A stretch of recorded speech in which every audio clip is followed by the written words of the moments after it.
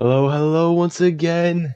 You all know what time it is, and once again, we're back with MCSR ranked playoffs. Oh, this is gonna be so exciting. Um, I'm so excited. We're here with day 3 of the quarterfinals. It's gonna be awesome. I'm expecting some really good matchups, and I'm expecting to see some really cool plays from these players. Um, I mean, you saw the upsets yesterday. Steez winning, BlazeMind winning. And I'm just really excited. This is gonna be awesome. Day 3 quarterfinals. Shade, what's going on? We're here with day 3.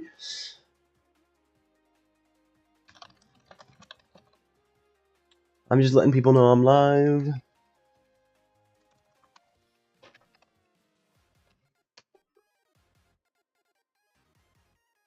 Yeah.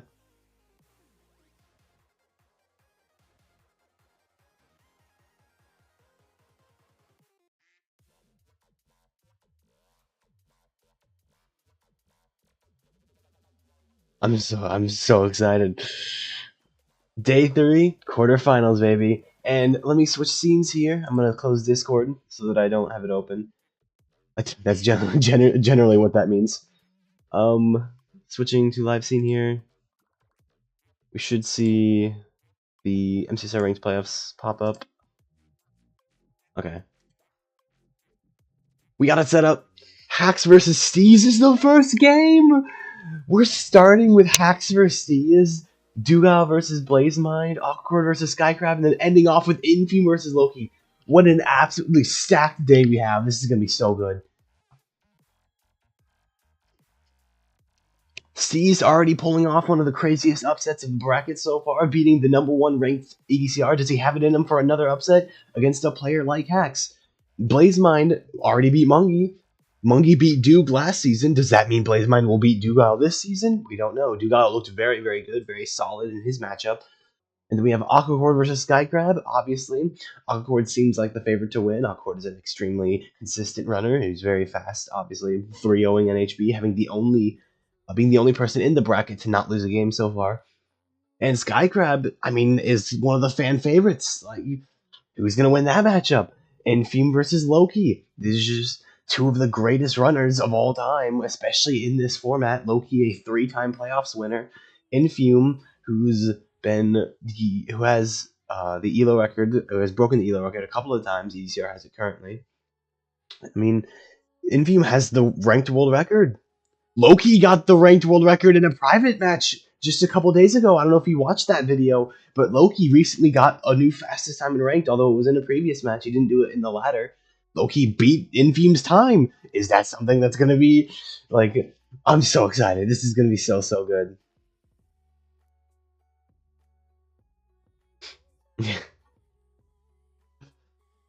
We have, like, about 5.5 minutes, allegedly. We don't know what's going to happen with the timer today.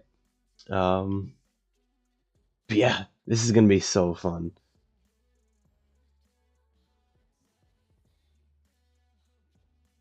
Because we're looking at this. So I'm thinking we're going to see, like, most likely, if everything goes according to how I think it should go, we're going to be seeing Hacks Aquacord in the semis and Infume Dugal in the semis, which is insane. Like, just an insane forerunners to have. I see Hacks and Infume winning, and, like, honestly, Hacks and Infume going to grand finals again would be absolutely nuts. Who got third last season? Was it was Mungie against Aquacord. So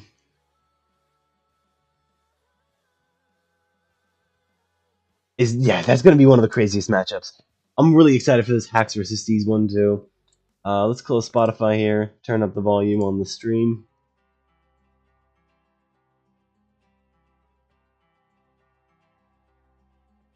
This is gonna be amazing. I mean, just look at this lineup. We got Hacks, Steez, Dugal, BlazeMind, Aquacord, Skycrab, Infume, and Loki. Just 8 truly, like, game-changing runners.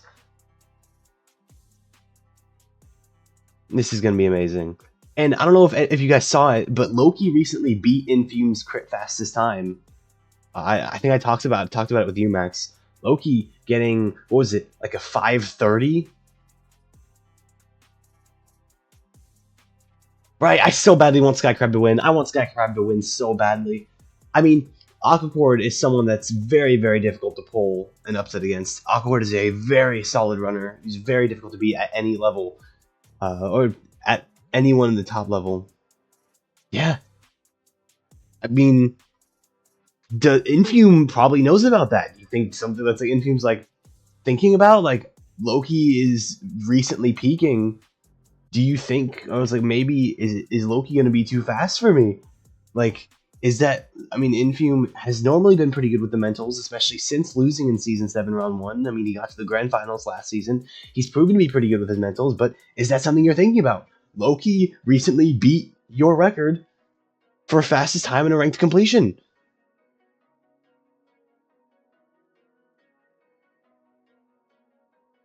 It's, you know, there's so much at play here, and there's always so many nerves, so many different kinds of nerves, as well as something that people don't always take into consideration. Like, obviously, there's people like Steez and Skycrab, Blazemind, who are new to playoffs and haven't, that's the nerves, is they're not used to this kind of pressure. But you also have to think about the pressure from people like Infume, from people like EDCR, why EDCR lost last season, why Infume lost round 1 of Season 7. The pressure to be at that level and the pressure to perform at that level consistently can be a lot. And like Infume, as someone who's gotten a lot better about that, he's talked about it, about how Infume has managed to stay calm, be able to more stay calm instead of faltering under the pressure. But Loki is a 3-time playoffs winner. Steez beat EDCR. Steez pulled an upset against EDCR. Does Steez have it in him for another upset against Hax? Who knows? Hax is a generally faster runner than EDCR is, but Hax makes a lot of mistakes. Steez could pull it in. Like, I mean, Steez is faster than EDCR is. I mean, we saw their peak time. Steez has a faster peak time than EDCR does. And that's the thing, is that's the best thing about MCSR, and that's what I think is really amazing about MCSR, is Steez is the 16th seed, EDCR was the 1st seed, and Steez had a faster peak time. And that's the difference, is that's the thing, is... and that's what I was about to say, is like, you wouldn't, it's never destroy, right? Like, it's never destroy. There's so much at play, especially considering it's Minecraft, that's such an RNG-based game, but it's also, even though EDCR was the 1st seed and Steez is the 16th seed, there's not too huge of a gap. Dude, Hax is so fun to watch. He's really fast. Hax is a really, really fast player. He just sometimes outpaces himself, if that makes sense. He goes so fast that he makes some overconfident plays, and he's not able to fully adjust. He plays so fast sometimes that he can't necessarily keep up with himself mentally. Just like from pure like muscle memory and speed, and he's just such a fast runner, Hax is. But we'll see. Hax is also really creative. Hax is someone who likes to think outside the box. He likes to make plays that are generally unconventional and sometimes lose him time, but he just, it's stuff that a lot of runners wouldn't think of, and that's what makes him one of the top runners. That's what makes Infume. It's fine. It's fine. No, they do that a lot. That was the joke last weekend too, is that we had enough time to go get stuff because the 10-second. Realistically, Hax could go against Dugile. Realistically. If Loki beats Infume, which is feasible, and that's the thing, like, look at it again. Loki is the 11th seed. I mean, does he truly deserve, out of, whatever, it's whatever. He's the 11th seed. Infume is the 2nd seed. Loki could very realistically beat Infume. Very realistically. And that's the thing, Steez 15th seed, EDCR 1st seed, Steez could very realistically beat EDCR, and he did. That's the thing, is there's never a destroy. There's never a clear winner. I mean, Aquacord versus NHB, there's an argument for that, but, like, look at it. There's never a destroy. You look at last season, we saw more of the 3-0s, the 3-1s. We didn't get a Game 5 until Grand Finals, because it's a Game 7. but it's all like, especially these top 16 runners, the skill level is so close throughout, even like the top 16, even like the top 30 runners. Like the skill difference between number 1 to number 30 isn't as clear as you think it would be. The number 30 seed could beat the number 1 seed several times. That's what happens. It's sometimes RNG, it's sometimes the number 1 seed just making a mistake, but sometimes, yeah, like the number 1 seed can make a mistake, the number 30 seed doesn't. And there's not, like, obviously ECR, obviously Infium, like, obviously these runners are faster and are consistently normally better than other runners, and you'd normally like be able to put runners over other runners, but there's never been a matchup where you'll look at it and go, that person will 100% win with no problems at all. Yeah, that's what I'm saying. V-Strid just plays like, I don't know, like 12,000 games of ranked for no reason. V-Strid just plays so many. V-Strid and Beef Salad both play like, if you combined their games, V-Strid and Beef Salad together alone, together, their games probably add up to more than the rest of the top 30. I'm not even gonna lie. Like, Beef Salad and V-Strid's games alone are more than the rest of the top 30. It's just, they play so many games.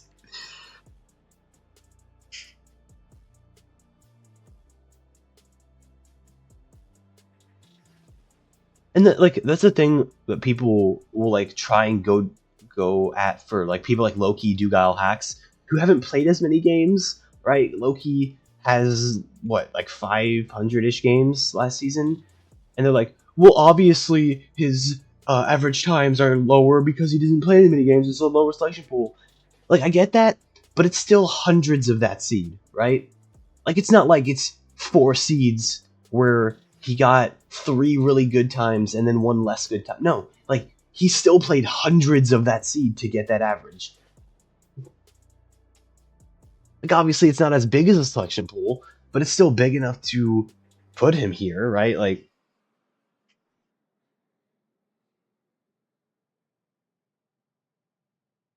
that's what I liked. What like Feinberg mentioned last weekend. It was like, he mentioned that that it's still hundreds of that seed, and it's still hundreds of that seed in RSG that we've seen as proof.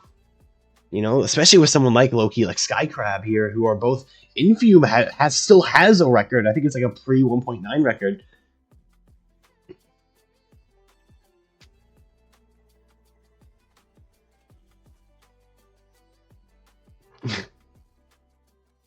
Hello, everyone, and Curryway Parker. MCSR ranked season 9 playoffs. Hello. Curryway joined here with RecRap. RecRap, how are you doing today? Are you excited for some fun Minecraft speedrunning matches? Here we go. We're starting up Hacks versus Steez. I'm also really excited for the media they're gonna have. A lot of high quality Minecraft for you today, so that's great that you're ready for that. I hope you're ready as well, chat. As you can see above our heads, the first match of today. Oh my God, Hacks versus Steez. A battle of the It's really quiet. reigning playoff champion from season 8 and a newcomer who upset the number 1 seed in EDCR. So this is going to be. I'm turning it up to 67% on Twitch. Look at the bracket first up. I just have it quieter so that like it's more, a little bit more background. Last weekend, Hacks beat Feinberg, a fan favorite, last weekend. And then we have some other matches later today. Coming up right after this one, we have Dugile versus Blazemind, followed by Aquacore and Skycrab. And then finally today, the last match will be Infume versus Loki. Parker, out of all these matches today, I don't think there's going to be a bad match. What was your favorite match from last week? And if someone missed the first weekend on Ranked Playoffs, what match do they have to go back and watch because it was just pure cinema? There were a lot of Game 5s. There were a lot of Game 5s. Everything was a game. I feel like there's not going to be a bad matchup. Like, you look at all these runners, there's not a matchup that probably just the Silver I can't like. Match. It felt like 2 different play styles battling it out. This two demon of players, but one of them never playing in playoffs before, Skycrabs, and making it past Silver. That was maybe. I so badly want Skycrab to do well. Skycrab said that he wants to get to at least semifinals, and I want Skycrab to get to at least semifinals. It was a great game as well. I mean, there were so many great matches, and the hope is that, again, this weekend, by the way, we didn't really mention this last week. $5,000 is on the line, by the way. Oh yeah, I don't know if you all caught that or if any of you read that, but the grand prize for this season is $5,000. We got money. That's the grand pot. Like on these players, kind of. Well, I guess they're like kind of just winning the money. It's not like where that's kind of. It's like they're keep getting the prize pool like bumped up. Let's not worry about the logistics or any of that. Because like this, Steez versus Hacks, round 1 today. This was 5,000 total.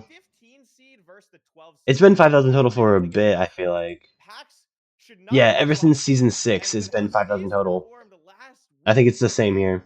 I think this could really go. Yeah, and that's the thing, is because MCSR ranked is getting so large. Like Feinberg probably has 5.1k, 1.8k, 1.1k.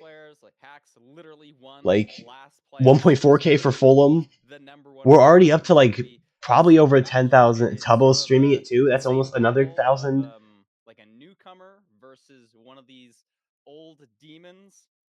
Yeah, you have so many so many viewers. Obviously played really well, both going to game 5. You know, Tenacity's watching it too, probably. That's true. Actually, probably not. But we're 17 minutes in and probably already over 10,000 viewers total. These stats are obviously we did see these last weekend. Isn't that crazy? It's nice to kind of refresh. And Parker, I'm gonna say the thing that stands out to me is Steez has a better 1.16 RSGPV and a faster rank time by nearly 30 seconds in both. So oh my god, yeah. Steez to keep up with Hacks, one of the best players in the world, is absolutely there. And once again, you look at it, Steez is a very fast player. If I'm recalling correctly, I think Hacks had a 6:43 in playoffs last week. So these players both have really fast top times, but it's interesting to see Steez actually just has a faster completion with less games than Hacks. Yeah, I mean that is really impressive. Actually, wait, they're really close. They are really close. I mean, no, you're. I mean, yeah. They got like the same amount of games. They basically the same. Okay, never mind. That much this season, and especially like in the best rank time is a bit muddled because Steez has 640 and Hacks got a 643 last weekend against Feinberg. So is his best rank time actually 643, making it a bit closer? Steez is still faster.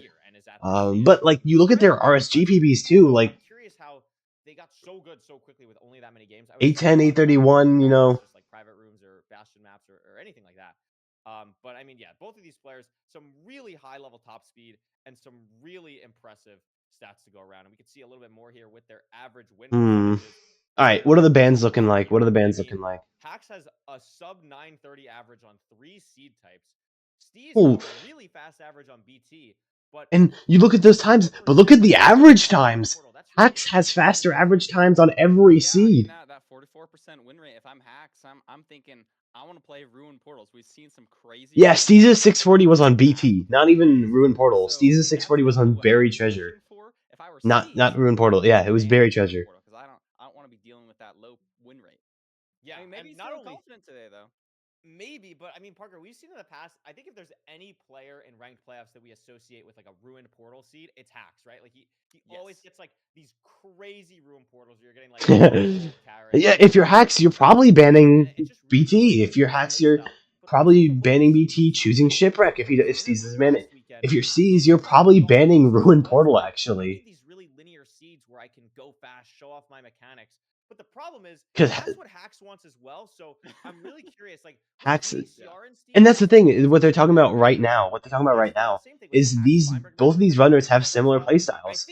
Both Hacks and Steez are very linear players. There are people who win a seed with Ruin Portal or Buried Treasure that are both very linear.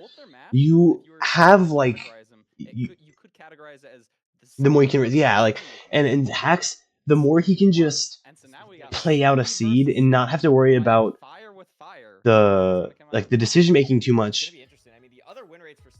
Shipwreck ban, Ruin Portal ban, so yeah, and Desert Temple pick for Hacks. But Hacks picking Desert Temple, Steez is banning Ruin Portal, Hacks is gonna ban Shipwreck, so that means it kind of makes sense from Steez on Ruin Portal, and I think as we've seen in the past, Parker, a lot of top players really don't like playing Shipwreck in playoffs, so that's not that surprising. Yeah, I agree. Desert Temple, just a pretty solid seed to play. Kick off the We're on it. We're on it, man. Get like a fancy notch apple or something. And like, Yeah, Wh- I mean, TNT is people one will of look at this those games a lot of statistically and be like, players kind of wait, why is express Hacks a banning love Shipwreck? That's his for highest win TNT rate. And they mentioned over the it. playoffs so far. So Players excited to see in kind of how playoffs don't like playing execute Shipwreck on because a that. lot I can would go say wrong with on the food Shipwreck. consumption, the way So that much people can go wrong on react to food Shipwreck. in Desert Temple We've season seen is players really miss the exciting. I'm Shipwreck. very happy We've that seen TNT has players not all banned the this. time I miss don't know about you, Parker. ravines. I was There's so watching much, Hax's especially at Playoffs the Watchparty beginning of today, Shipwreck, that can keeping up go and everything. wrong. I've That can seen a just set lot, the and I think rest a of your weird runoff. trend we see in And I feel like playoffs that's why a lot of is runners don't the like playing people, I Shipwreck, think, even though don't they have the like higher win rocks rate, recently. even It's though like they a very have recent the development. So crazy, very curious to average see times. if that It's shows just up a in a weird more seed consistent to Hax play in TNT a lineup later on such in the like a season. high intense That's a great point. That's pressure I didn't situation think like about that, but I this. think yeah, and was it Hacks last weekend? Maybe it was on like a death recovery. A very interesting way of getting blocks, and it seems like it works pretty well. I think you can get like half a stack of just blocks raw.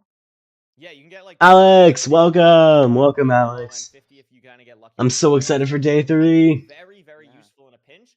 But in this first seed, it's going to be all about the TNT, all about what these players can do with this Desert Temple. And here we go, weekend 2 of Season 9 playoffs. Both of them doing the Underdog sand in play. Desert Temple to start. Beautiful. I don't know if I Both saw of them pushing lava. sand early so they can get to where they need to be. Maybe we'll see a cool TNT portal like last weekend. I don't know if I saw any lava just yet. Yeah, I don't know. I don't think I saw any lava. I did not see lava yet, but we did have the river, excuse me, right next to the Desert Temple, so that'll be really useful for gravel. We'd see the mechanics on Hacks or with Hacks on full display, clearing out the inventory on the buildup, looking for a lava pool. Not Yep, sure if we're seeing going. I'm anything there assuming he's just gonna go yet. blow up Looks like gravel it's gonna be and really nice the tree to get the here. gravel that he needs. And the trees from the acacia, it looks like there's a couple trees very close to each other. So really nice kind of start here if these players can find the lava pool. Yeah, look at this. Both of them doing the same tree TNT and the same gravel TNT. It's just so perfectly aligned right here. You're going to get everything you need. And yeah, and like this is. I mean, there's One, not much. the Oh, big Hacks question messing is, up his has he crafting. spotted a lava pool? If one spots and the other doesn't, this could be a massive game changer. No flint Yeah, on the absolutely. And TNT. we're seeing here, No, there is. Okay. Hacks in the river now, looking for the lava pool still. Like in F5, I'd imagine he's in F5 because he just doesn't see it yet. But pivoting towards the desert now, maybe sees it now. Crafts the flint and steel. Looks Steez like Steez again. Completely different directions from both of these runners, looking for anything. and Hacks finds it. Lava pool, Hacks finds it. jump here, and Stone crafting table. Stone crafting table. Yes. another one quickly, but But does look at thankfully. this. He does with a floating cactus next to it. Look at that. Lava cactus. And Very it looks nice. like Lava cactus. And he got those extra pork chops. Yeah, and That's gonna be big. another thing is Steez Together, does that's have the gonna extra food. He got pork super chops. linear right off the bat. Like there's no immediate bastion for Hacks. Wide macroing to see if he sees the fortress, the bastion, really anything here. But these blocks from the TNT is going to be super, super useful. And it also looks like Parker taking completely different terrain here. They're going. Different biomes fully going to this bastion. And it looks like Steez is gonna get there first. Totally made the wrong decision. Yeah, look, I don't see the bastion already for He's Steez. gonna have a really hard time getting to the bastion here, Curry. If this terrain up towards the top doesn't open up and let him backtrack, Steez. I mean, looking at Steez's screen, it looks Steez like is already in the he's bastion. going right, Hacks and just Hacks takes is the going left wrong and way. He Steez trusts is a different spike completely and. lost, and Steez is at the chalice. Yeah, this is a really bad for Hacks. huge difference. I'm not exactly sure of Hacks' Y level right now. We can finally see just the Soul Sand Valley on a stream. But watch this Hogland for Steez on the chalice part. Oh. Going down to 3.5 hearts. Has to craft a helmet still. Probably wants to maybe get a pork chop off. No, still going to force the rotten flesh, but that's risky because he's going to take damage from this Hogland down to 2 hearts. Steez is dead! Steez is dead! Oh my god! Steez gets there first, but Steez is dead! But plays slightly too aggressively, doesn't want to eat the pork yet. Oh my god, Steez is dead, he has to reset already. Wow, just one. And it's not too terrible because it's so early in the seed that like you can still come back. I mean, we saw Loki die early in the Bastion, and he was able to come back, but like, and it was just so unlucky on Steez's end that the Hogland was just there on the chalice. Hacks taking, and that's the thing. If you think about it, Hacks taking the longer terrain to get to the Bastion, maybe that allows the time for the mob to wander away from the chalice instead of Steez getting there immediately. The mob is there on the chalice. And like there's just that once again just so unless I mean the silver lining for Steez is like I don't know, you were ahead by like a minute, so maybe it's just like a full mental reset. Like I can do that again. And like Confident in my play, but it's gonna be just. tough to get back into this. I'm curious I how mean, Hax he's is just gonna fare. behind He's now. I had a mean, very he impressive got into the run Bastion first. so far in Hax playoffs, most was notably. I mean, in that low game, he was thinking leading what he by did wrong. 4 If matches, he won took it, just beat such a the hype crazy different after a path. crazy run back. So anything can happen, but against an opponent I don't like like Hax, how it's many tough. pigs Hax has. He doesn't have too many, It's tough. and the It's gas tough. here is We're going to cause seeing some Hax issues.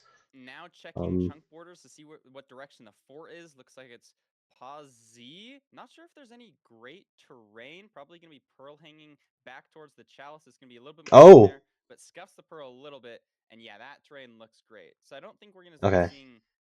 You know, that's not too bad of a mishap. Fortress The double sound good if pearl you're a hang. Steez fan.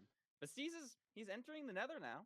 Yeah, I mean, It's we're not already nothing. back in the nether, like you said, like very solid, but Hax is gonna be leaving here soon. We don't And know Hax if has the stone sword for the fort as well. like this in the Bastion, because Hax in the overworld has What are we looking on? this 72 string? crafted a stone sword from his stone or his cobblestone from blowing up the temple, so has really everything that he needs to kind of go here, and is going to be raising for the pearl hang. We'll see where the fortress is. Still not on the screen, so again, This fort seems pretty far away. or any time of not seeing the structure that Oh, there, and he's on spawner. He's on spawner. at the spawner, commanding lead in this seed 1 of a best of 5. Yeah, like you said, we're not gonna have to worry about explosives. We got the TNT here.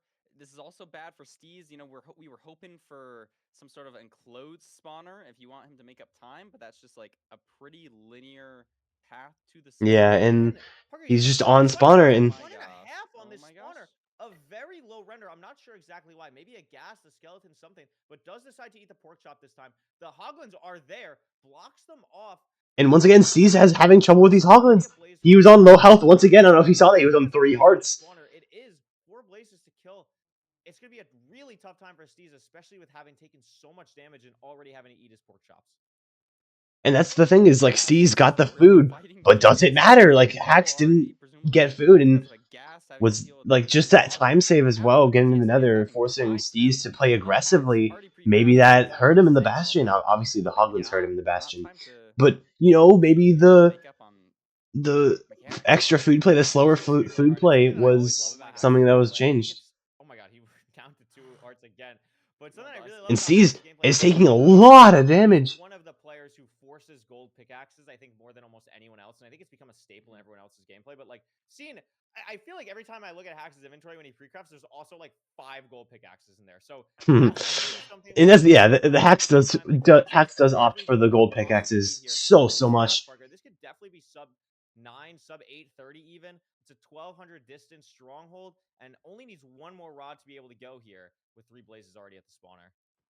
Oh my gosh, this is not looking good for Steez. He's fighting another piglin now. Ran into another gas. Oh my gosh! 2 guys dropped on him! The Mafia has come for Steez! Steez is having such terrible luck with these mob. Oh my gosh.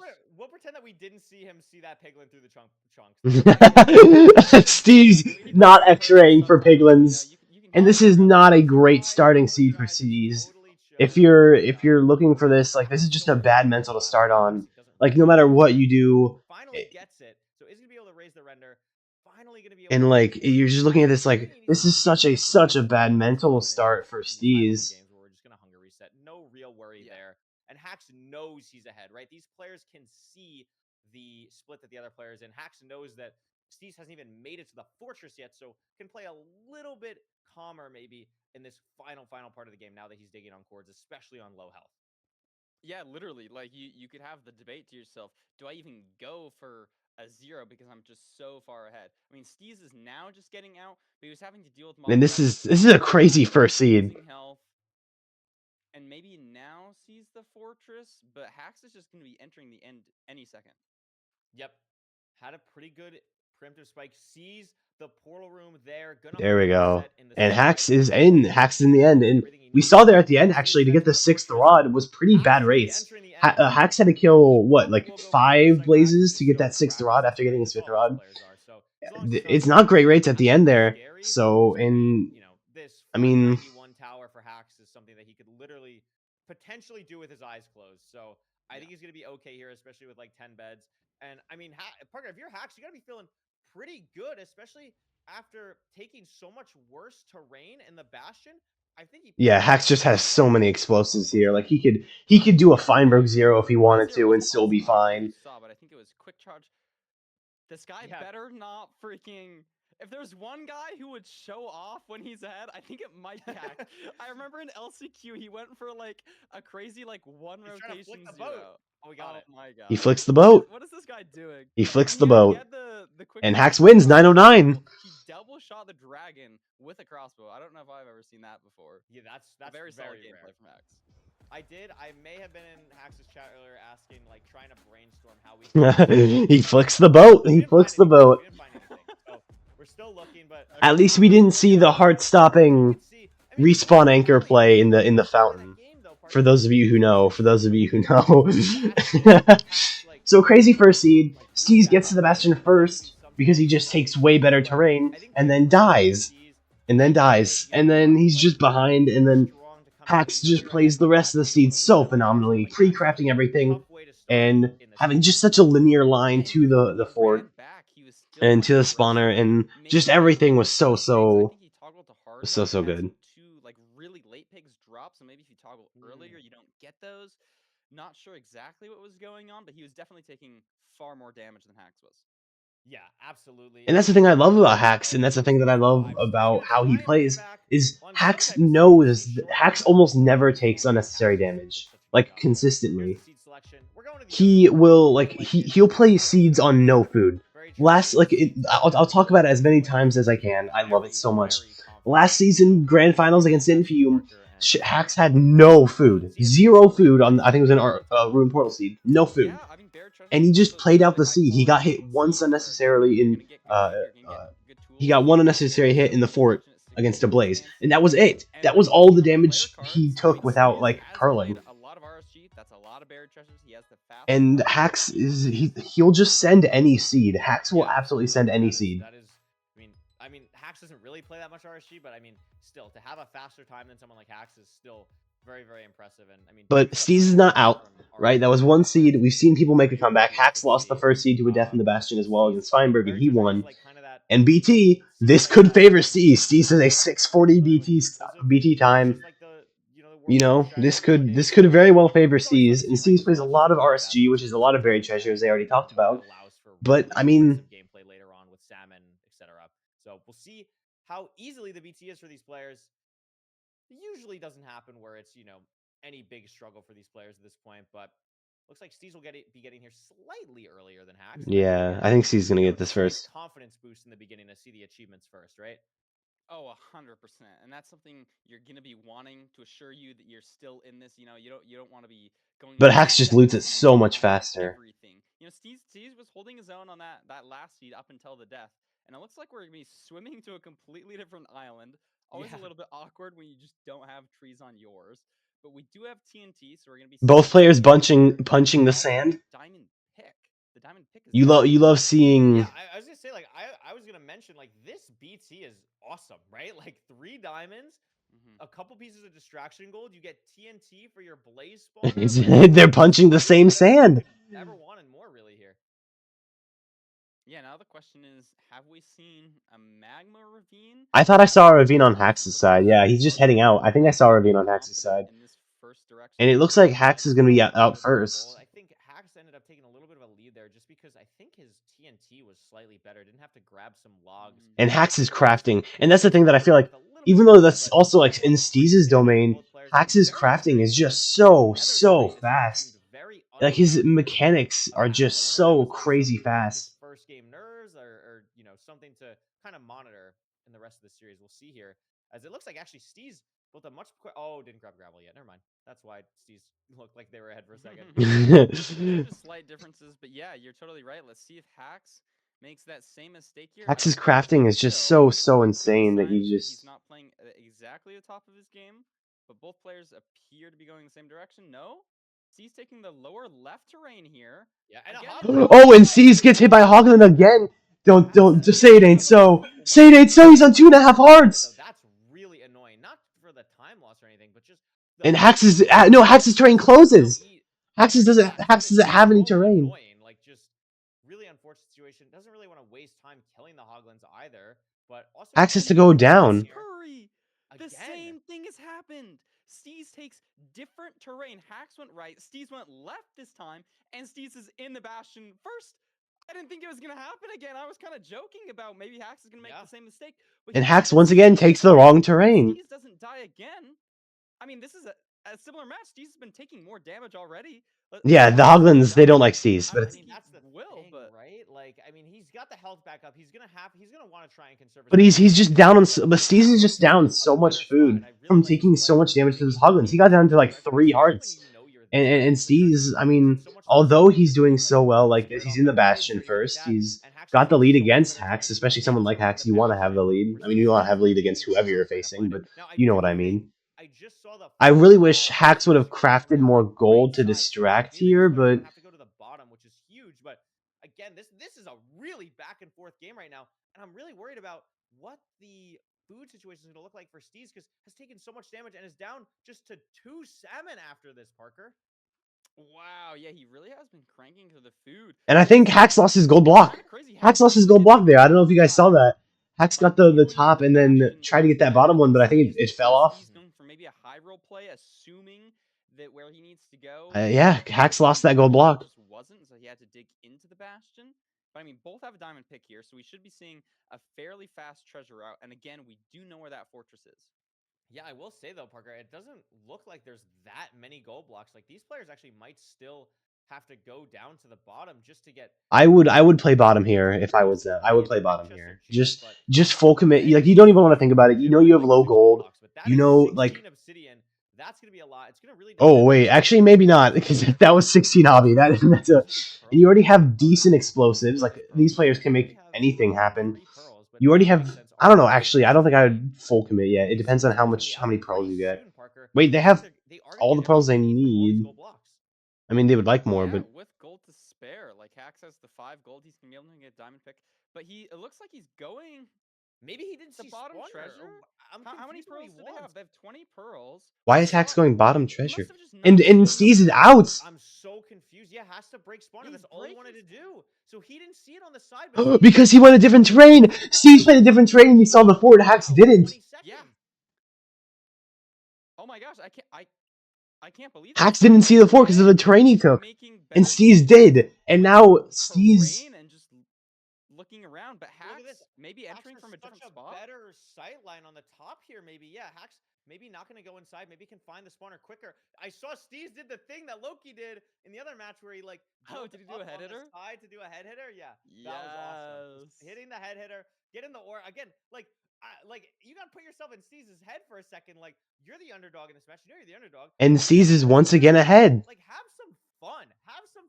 Farm the. Hacks forgot fire res for a second, but. Honestly, that was kind of, I don't know. I totally agree. You know you're low fire res. Honestly, I don't think that was a terrible play from Hacks. If you're Hacks, you want to get this blaze bed off as fast as you can. Oh, he has the TNT still. The more comfortable that you are, oh!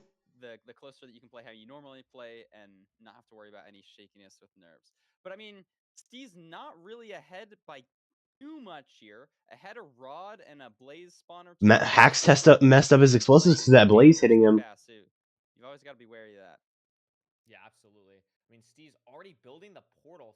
Steez is already going to blind. 6 rods so far. I was looking at the eye count and not the player inventory thing. So Hacks are crazy is gonna get probably gonna get his 6 rods here, but he's just behind. Steez has his rods. Gonna grab the eye head back and be heading to quartz. Hacks not too far behind. Only has 4 rods, but I mean, what a play so far from Steez. Again, just not. And Steez is playing incredibly well. So huge in this matchup. And once again, it's been like the whole decision-making thing for Hacks. Hacks on 2 hearts. Hacks is going to have.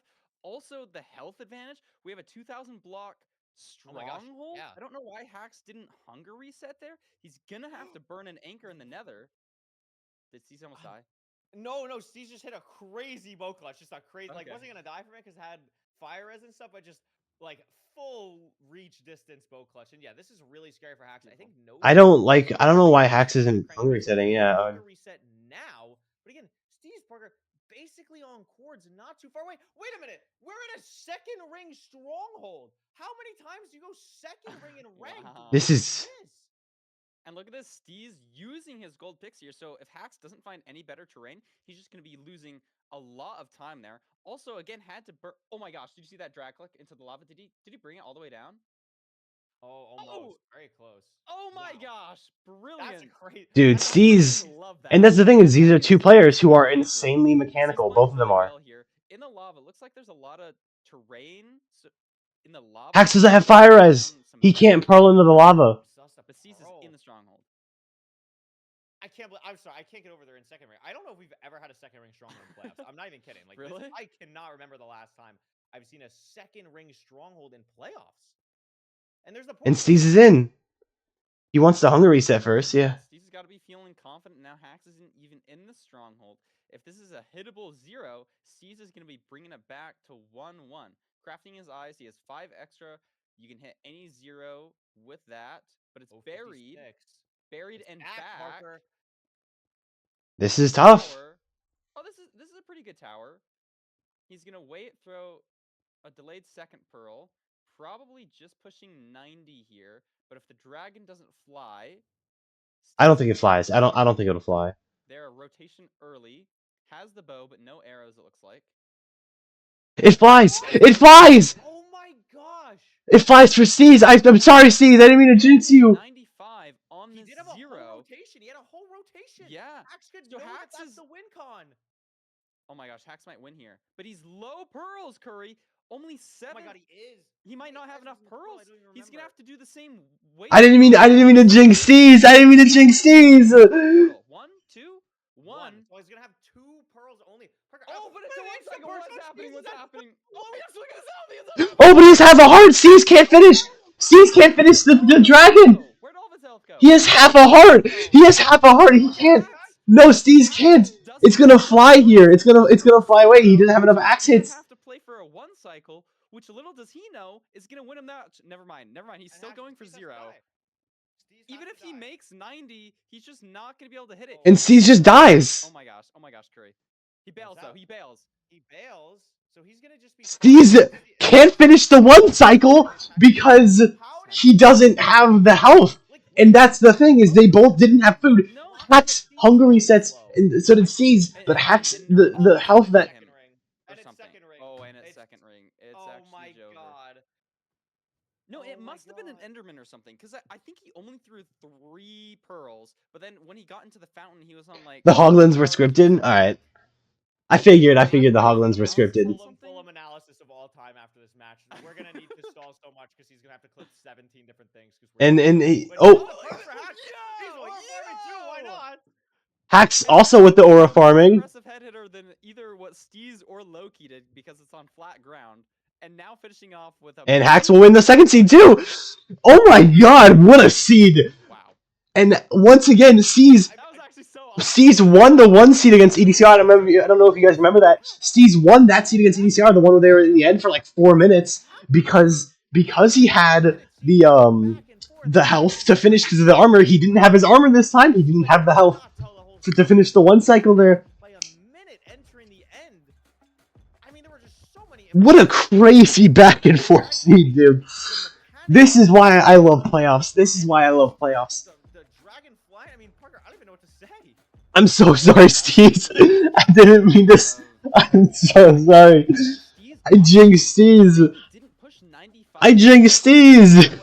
I don't think it flies here.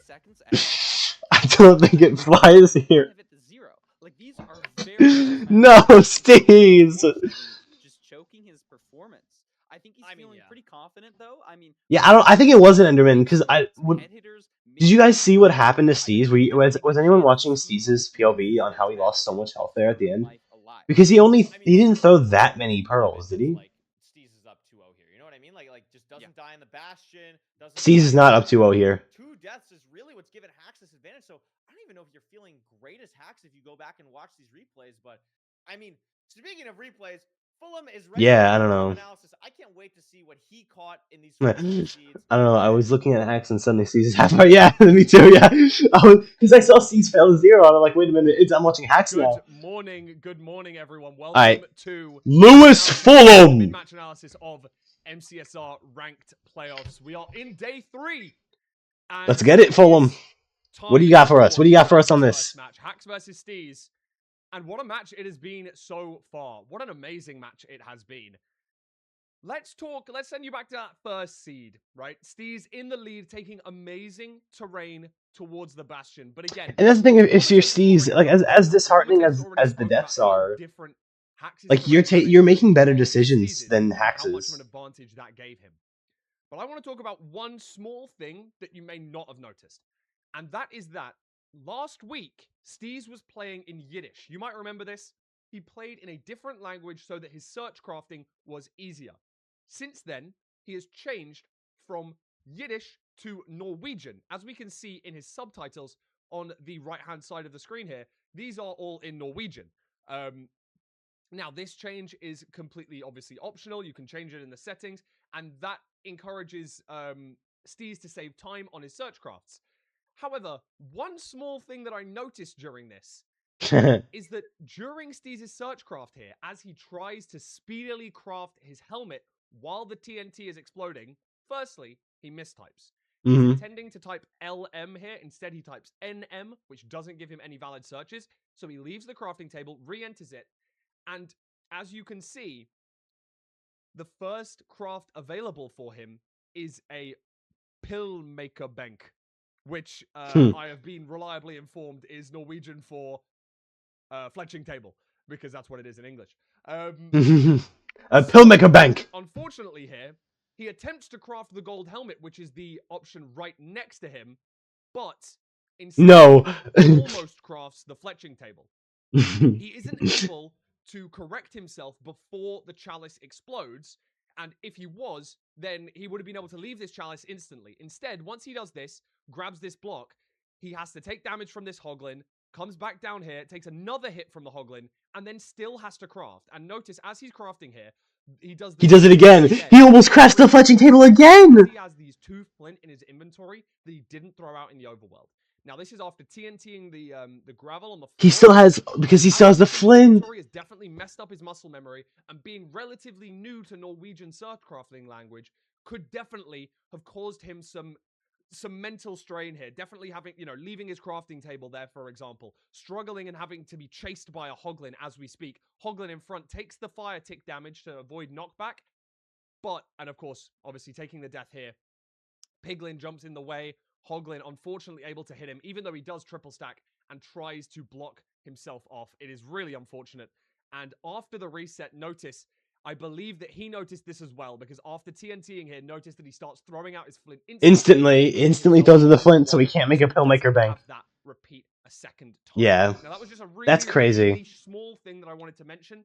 That was a big change, obviously, from last week. Changing your entire language that you play Minecraft in is a massive change. And midway through playoffs, maybe it wasn't the right time to do it. It's something that Steez can analyze.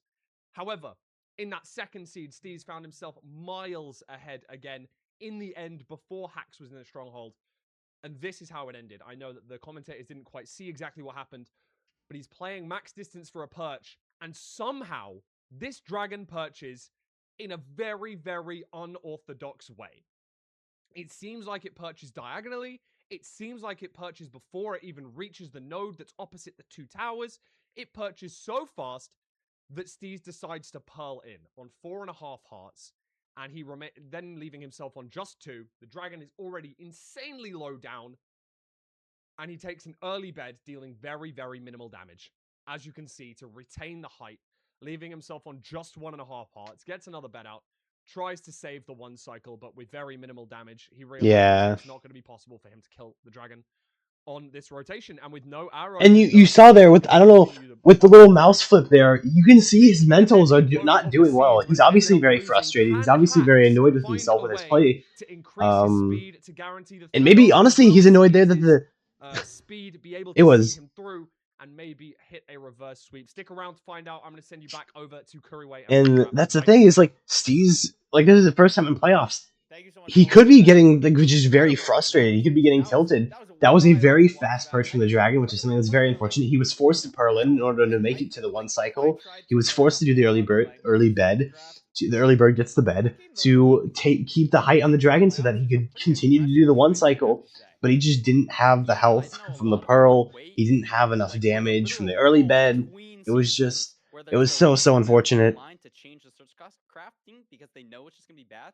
Maybe it's like, I It mean, was such just I like don't it was know. just I mean, been I so can kind of unfortunate for Steve's. respect The trying to scripted change the number language Poglins, just because you're like, I'm one of these players, these top level the players, I Pillmaker need to Bank adjust to this. I can, situation, and but I then just don't think it's smart in the long run. And we saw that really just kind of like butterfly effect into just a whole bunch of mistakes. And I think that's really the story of this high level gameplay is you can make one tiny little mistake, but that can cause you to, get hit by a Hoglin, then get hit by a Hoglin again, and put you in a bad situation where you die and you lose the entire seed. And maybe he lost the entire seed because he didn't get that first search craft off, because he chose to change his language.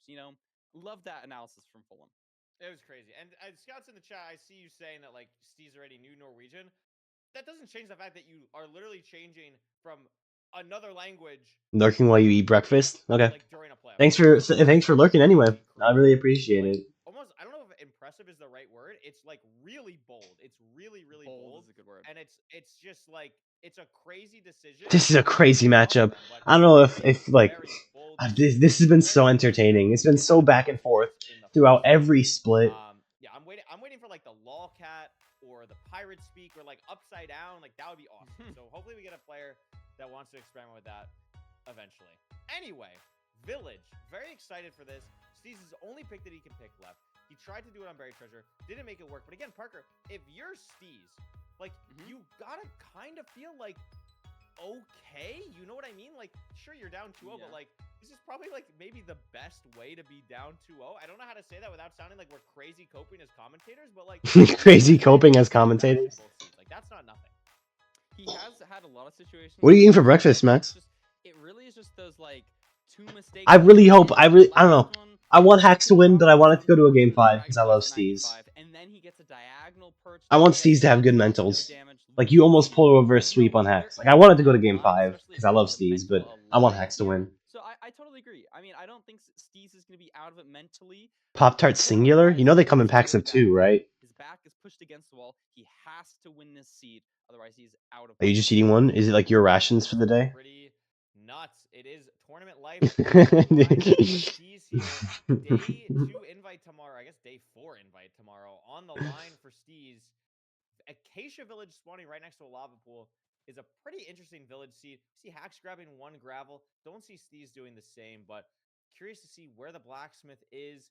Haybell's on the way as well. Steez will grab these, but in pretty linear overworld here, Parker. Just got to find the blacksmith. Yeah, having the blacksmith. Second one is gone. Who ate the second one? Did you eat it? Pool. I know we spawned on top of one, but if you can find a closer lava pool, that could potentially save you time here. Hacks is going to be able to grind flint on the way, maybe to getting his water or on his way to the lava pool. It looks like Hacks is running further into the savannah as well. Sees a ruined portal, so maybe. Oh, I don't like this play. I don't like this play from Hacks. We have a crying There's city another lava in the pool behind it. Another level behind it, but Parker, I mean, this is huge. You get 2 extra iron ingots. This allows for shears here. It also allows for just, I mean, really aggressive play here from Hacks. I'm curious. Steez probably not going to go for this. I mean, this is a really unique line from Hacks here, and I think it's going to pay off big time. Yeah, I was initially scared for Hacks because I didn't see any water, but there is a water pool right next to it. So I think Hacks is just going to be making up a lot of time here on Steez. Well, okay, I said I didn't like this play, but it does make sense. I think the difference is going to be, I mean, Hacks isn't even going to make shears because he's going to be able to do the gold axe and everything. That's the difference. The difference, he is going to make shears. So the difference is they're going to enter roughly the same time, but Steez, without really knowing it right now, is hoping that the Bastion is directly in his face because Hacks has way more blocks, way more resources. The shears are nice to have, but if the Bastion is legit right in front of you, it doesn't matter at all. So that's the variance. And they're going to be entering, yeah, like they said, they're going to be entering you at the same time. Steez is a little bit ahead. And there's the Bastion, Parker. It's right there. And it's bridge. A little awkward, though. Steez only has 29 planks left, so he's going to have to mine some from somewhere. Hacks, on the other hand, is going to get a little advantage, but you're totally right. We spawned on the Bastion. Doesn't matter nearly as much. No, it doesn't matter nearly as much. You also have the gold block falling there for Hacks. Hacks is having some horrible loot drop luck here. His gold, like all of his gold blocks are just jumping off the edge. Even realizing. So not going to run into the same problem here. Also going to make the gold pick here. I really like that. Just fully aggressive. Have as many blocks as you can. Save all the wood. And Hax is going to have to use leaves here in the sense of it can burn, Parker. It can get a little bit scary. There can be the unluckiness there. Seems to not be happening, but obviously scary. Steve's getting hit though.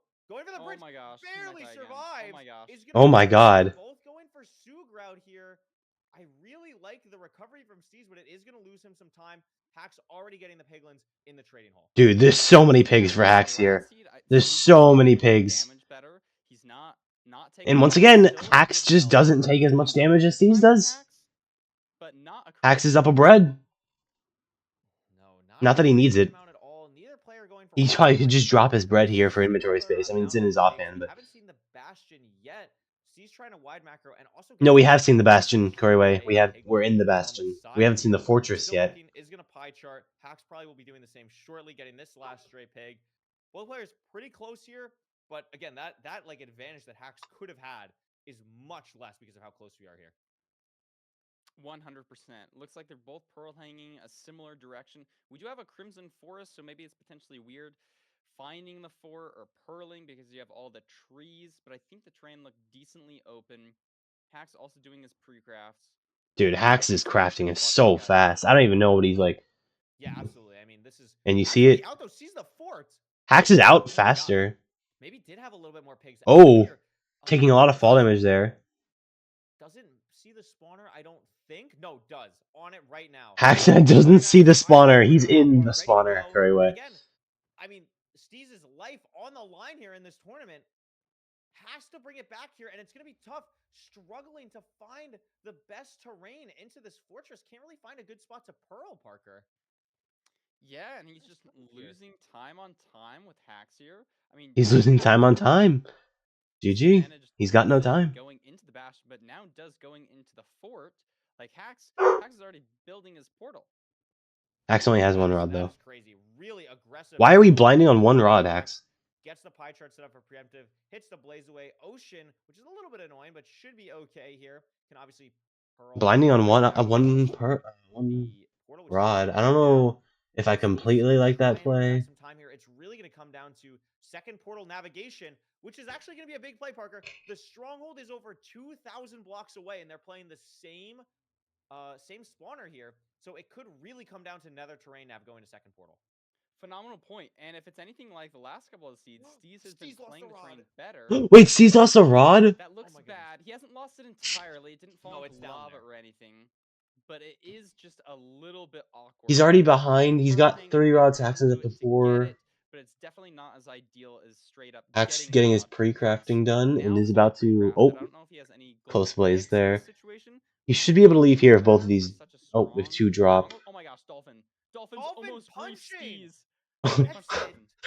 Steez has just been getting like a lot of really unfortunate things happening with the Hoglins to the Dolphin there, losing the rod in the fortress. And Hax also just with so many explosives, 7 bed, 3 anchor. You're just not failing a 0 unless you're Feinberg with that many explosives. Unless it flies. It seems rigged. It's just like the things like, yeah, I mean, it's those mistakes, it's those things, those unfortunate things that are happening. The quick perch we saw in the second seed. Yeah, and I don't know if either player really got any strays, so not a ton of variance is gonna happen. And Hax is out. Hax is out. That was a long fort split actually. Oh, Hax has to pearl clutch. No. It's got to be another cycle. He didn't get a single blaze rod from all of those. Wow. Still, this is now 1 cycle behind. There's the cycle. This will give Steez the blazes that he needs. Is going to have to drop down to get the last rod. Does. Hax low, though, in a ravine. So it's a weird terrain spot for Hax. Great bow clutch from Steez to survive. Oh my gosh, Hoglins. 7,000 Hoglins on his screen as well. Navigating the terrain. Hax, I believe, maybe even digging down on cords right now. This is crazy. This is crazy. Hax is at cords digging down to 40, Y40 probably. Blocks to still dig to get down to like Y40-ish. I'm not exactly sure where Steez is. Still 50 blocks away, Parker. Gonna be tough here. Steez is gonna need a miracle here. I like this Pearl. But actually makes a up really through good this- terrain decision. Is only like 20 blocks off now. And it's Oh, and Steez is almost caught up. So he made He it doesn't have to dig Hax down. is still in the lead. I mean, Hax is in first because of like the intense lead he had. Hax is not in starter right now. Wait, Hax? Oh my gosh. Matter maybe. That could be a huge difference maker. They could be on equal pace. Steez And is Steez in starter. Hax is in starter. Now they're exactly the same position. I think going different parts of the stronghold here. Oh, And there's a portal more, and there's the portal. Steez is in first. Steez is gonna be in first, Oh my gosh. but not by a lot. Having actually a little bit of trouble. Hax has the hunger reset. Steez doesn't. Missed the F3. I didn't see how high of a pro clip this is. This is at least 058, but it's front, so it should be okay for Steez. Has the pearl. Steez can win the seed now. Steez with once again, Hax might lose off of the terrain decision. The decision making has been the problem for Hax. Wow, what a zero setup. Crazy setup. Has the explosives, has the bow, and any nerves he might have had with an O2 deficit is gone. Wins against Hax, keeps himself alive. Hax doesn't hit the zero, and all of a sudden, Steez looks like an absolute demon. What a crazy performance. That was insane. Steez catches up. Behind in the fortress, made up so much time on the terrain nav, made up time on the stronghold nav, and hit the zero. That was a beautiful zero. You've got. That was insane. What an insane ending that scene. Steez, 40 seconds behind to the blinding, 23 seconds behind to the fort, and then just the nav that happened, like the nav difference between Steez and Hax. Hax has proven to be worse there. Hax has proven to be a little bit worse on the terrain decisions, and Steez has just been able to make up so much time, whether he enters the nether later and gets to the bastion way faster, or is way behind on the fort in the blinding split, but is able to get to the stronghold just so much faster because of the terrain decisions that he takes. I totally thought he was going to go for a side setup there. I thought he was going for a side setup too, but now he was like, nah, I'm hitting a regular top setup. Unbelievable. Oh absolutely unbelievable. Wow. Wow. What a seed. How do you even follow that up? Oh my god. I don't know. I mean, That's now the gotta feel bans are off so the board. good. It's a little bit scary though, because Hax can just come in here and be like, okay, yeah, that was cute. Now I'm going to pick Ruin Portal and sub 7 on your head. So that's like a little bit scary. That could happen. Yeah, Hax is probably going to choose Ruin Portal here. Do that, but I mean, that's kind of what we're saying. Like, Steez really had an argument of winning those first two games. Really shows why in the third. And I mean, if you're Hax, you got to be at least like a little nervous, no? And Hax will choose Ruin Portal. Who would have guessed? Steez's ban, one of Hax's favorite seed types, in a seed type that probably favors Hax because it can be way more linear. It can be way more like just a set pace throughout. And we've seen with Hax doing a lot worse on the terrain nav, on the decision making part. Compared to Steez, this could be a seed that really heavily favors Hax, and which is why Steez probably banned it before. But now we're in seed 4, and all seeds are open, and Hax choosing Ruin Portal. Major sub 7 potential here if it's a good seed. We've seen Hax already do a sub 7 in playoffs, almost get another one. I think he had a low 7 against Feinberg as well. Even though Steez's win rate was 44%, I think that's just because he's trying to just crank it. Maybe it's because of deaths. Like, we'll see what happens here. The good luck in the chat. The final day on the line, top 4 spot in the tournament, and what is that Ruin Portal? Hax is just like taking a look at like how to finish it. High quality. The only thing that could be better is like a looting seed curry. You're gonna have an iron pick. You have 8 Garrets. No, this is insane. This is insane. I was watching Hax's stream this morning, and he was warming up with Mungie, playoffs competitor this season. And I legit swear to God, they got maybe this exact seed. It was like 12 Garrets, 4 iron, and Mungie literally said, "This is the type of Ruin Portal seed that they give you." Oh my God! On the treasure bastion! On the treasure bastion! Steez on the chalice, Hax on the chalice. Excuse me. And then the fort's right there. It's a bastion. This is an unreal seed. This is like world record potential. What is this? Here, Curry. Both having to make a bridge so that the piglins can follow them. I think Hax doing it. Hax breaking the chest. Look at this, like they've started their route sub-minute, Curry. Hax breaking the chest instead of using the gold there. From like a looting seed, I guess. Because of how long it takes to mine the gold block with the iron pick. He has the gold axe, so he chooses to mine the chest instead. Insta aggro the pigs, and now his route's faster. gold block in his inventory, or like in his hotbar. So what does he do? He knows he has a gold axe, breaks the chest to aggro the piglin, then lets them in, has a bunch of gold already to like deal with that. Plays this incredibly well. And the food is the thing to really keep an eye on, because 8 golden carrots, they don't have to think about a thing. I think honestly, like, that was crazy. What is this seed? This seed's crazy. Like, just being able to play so aggressively here, not worry about your health at all. And then 2 gold blocks in the chest as well. This is such a high gold seed. I don't know if you guys saw how much gold they got in the top, but it was very good rates in the top. To the bottom of treasure. Shouldn't have to. Hack's already with 12 obsidian.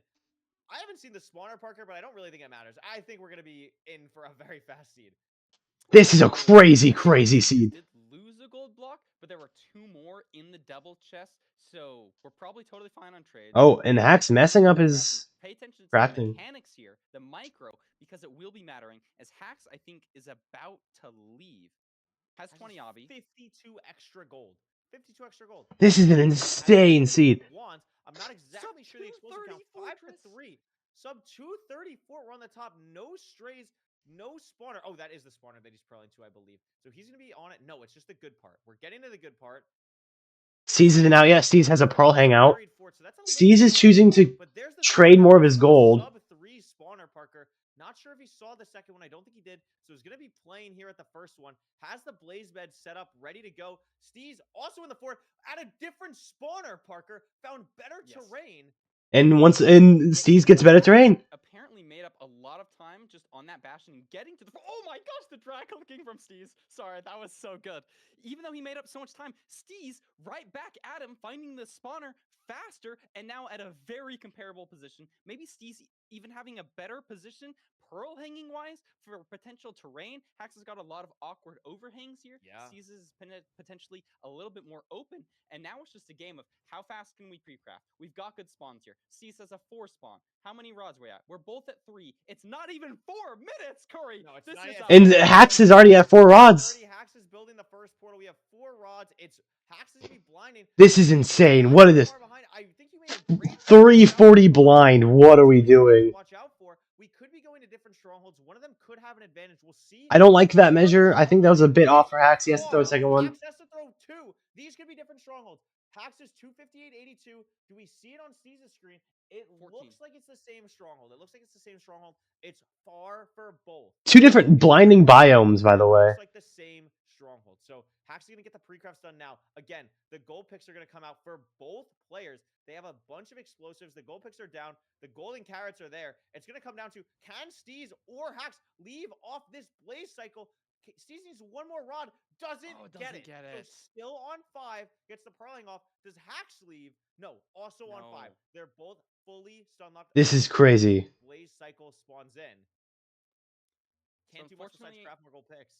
I think the potential for a ranked world record is out the window. We don't have good enough blaze rates, but both are waiting here, eyeing that spawner like hawks. Everything pre-crafted. Literally both. Steez gets it first. And one of these blazes should give them the final rod that they need. A little bit awkward for Steez though. Yeah. Hax is out. Gets it. There's the rod for Steez. Steez gets both it. leaving accords. Hax's pro way better. Hax's pro way better leaving. So what we thought could be a Steez advantage ends up being a Hax advantage. Both in lava. Both have to go a crazy distance. But Hax is on such better terrain. Has the gold picks as well. Steez just stuck under lava. And Hax can just blast through all this terrain. Oh my god, because of the gold picks. Steez has a good, I think. And Hax is already on cords. Steez on 2 hearts. Yeah, really just throwing a lot of panic. Hax is in the stronghold. It's just not working. Hax is in the stronghold. Looks like a good spike, and we could see a closeout to this matchup. There it is. Oh my god, and Hax is going. Hax is entering. Very fast seed. Oh, but he's having so much trouble with the silverfish. The silverfish body blocking him. Here, but it's just not fast enough. Pay attention to the Hax 0. It's back dragon. We had the gold picks though. Still probably going to be able to push 95 here. Yeah. Looks like a very low solid on this tower. though.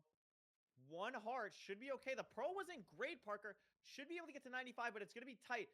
Does get there. Only goes to 94. So I guess technically Dragon could fly. It's going to stay. The explosives are there. And we're still very low. Did he get the eat off?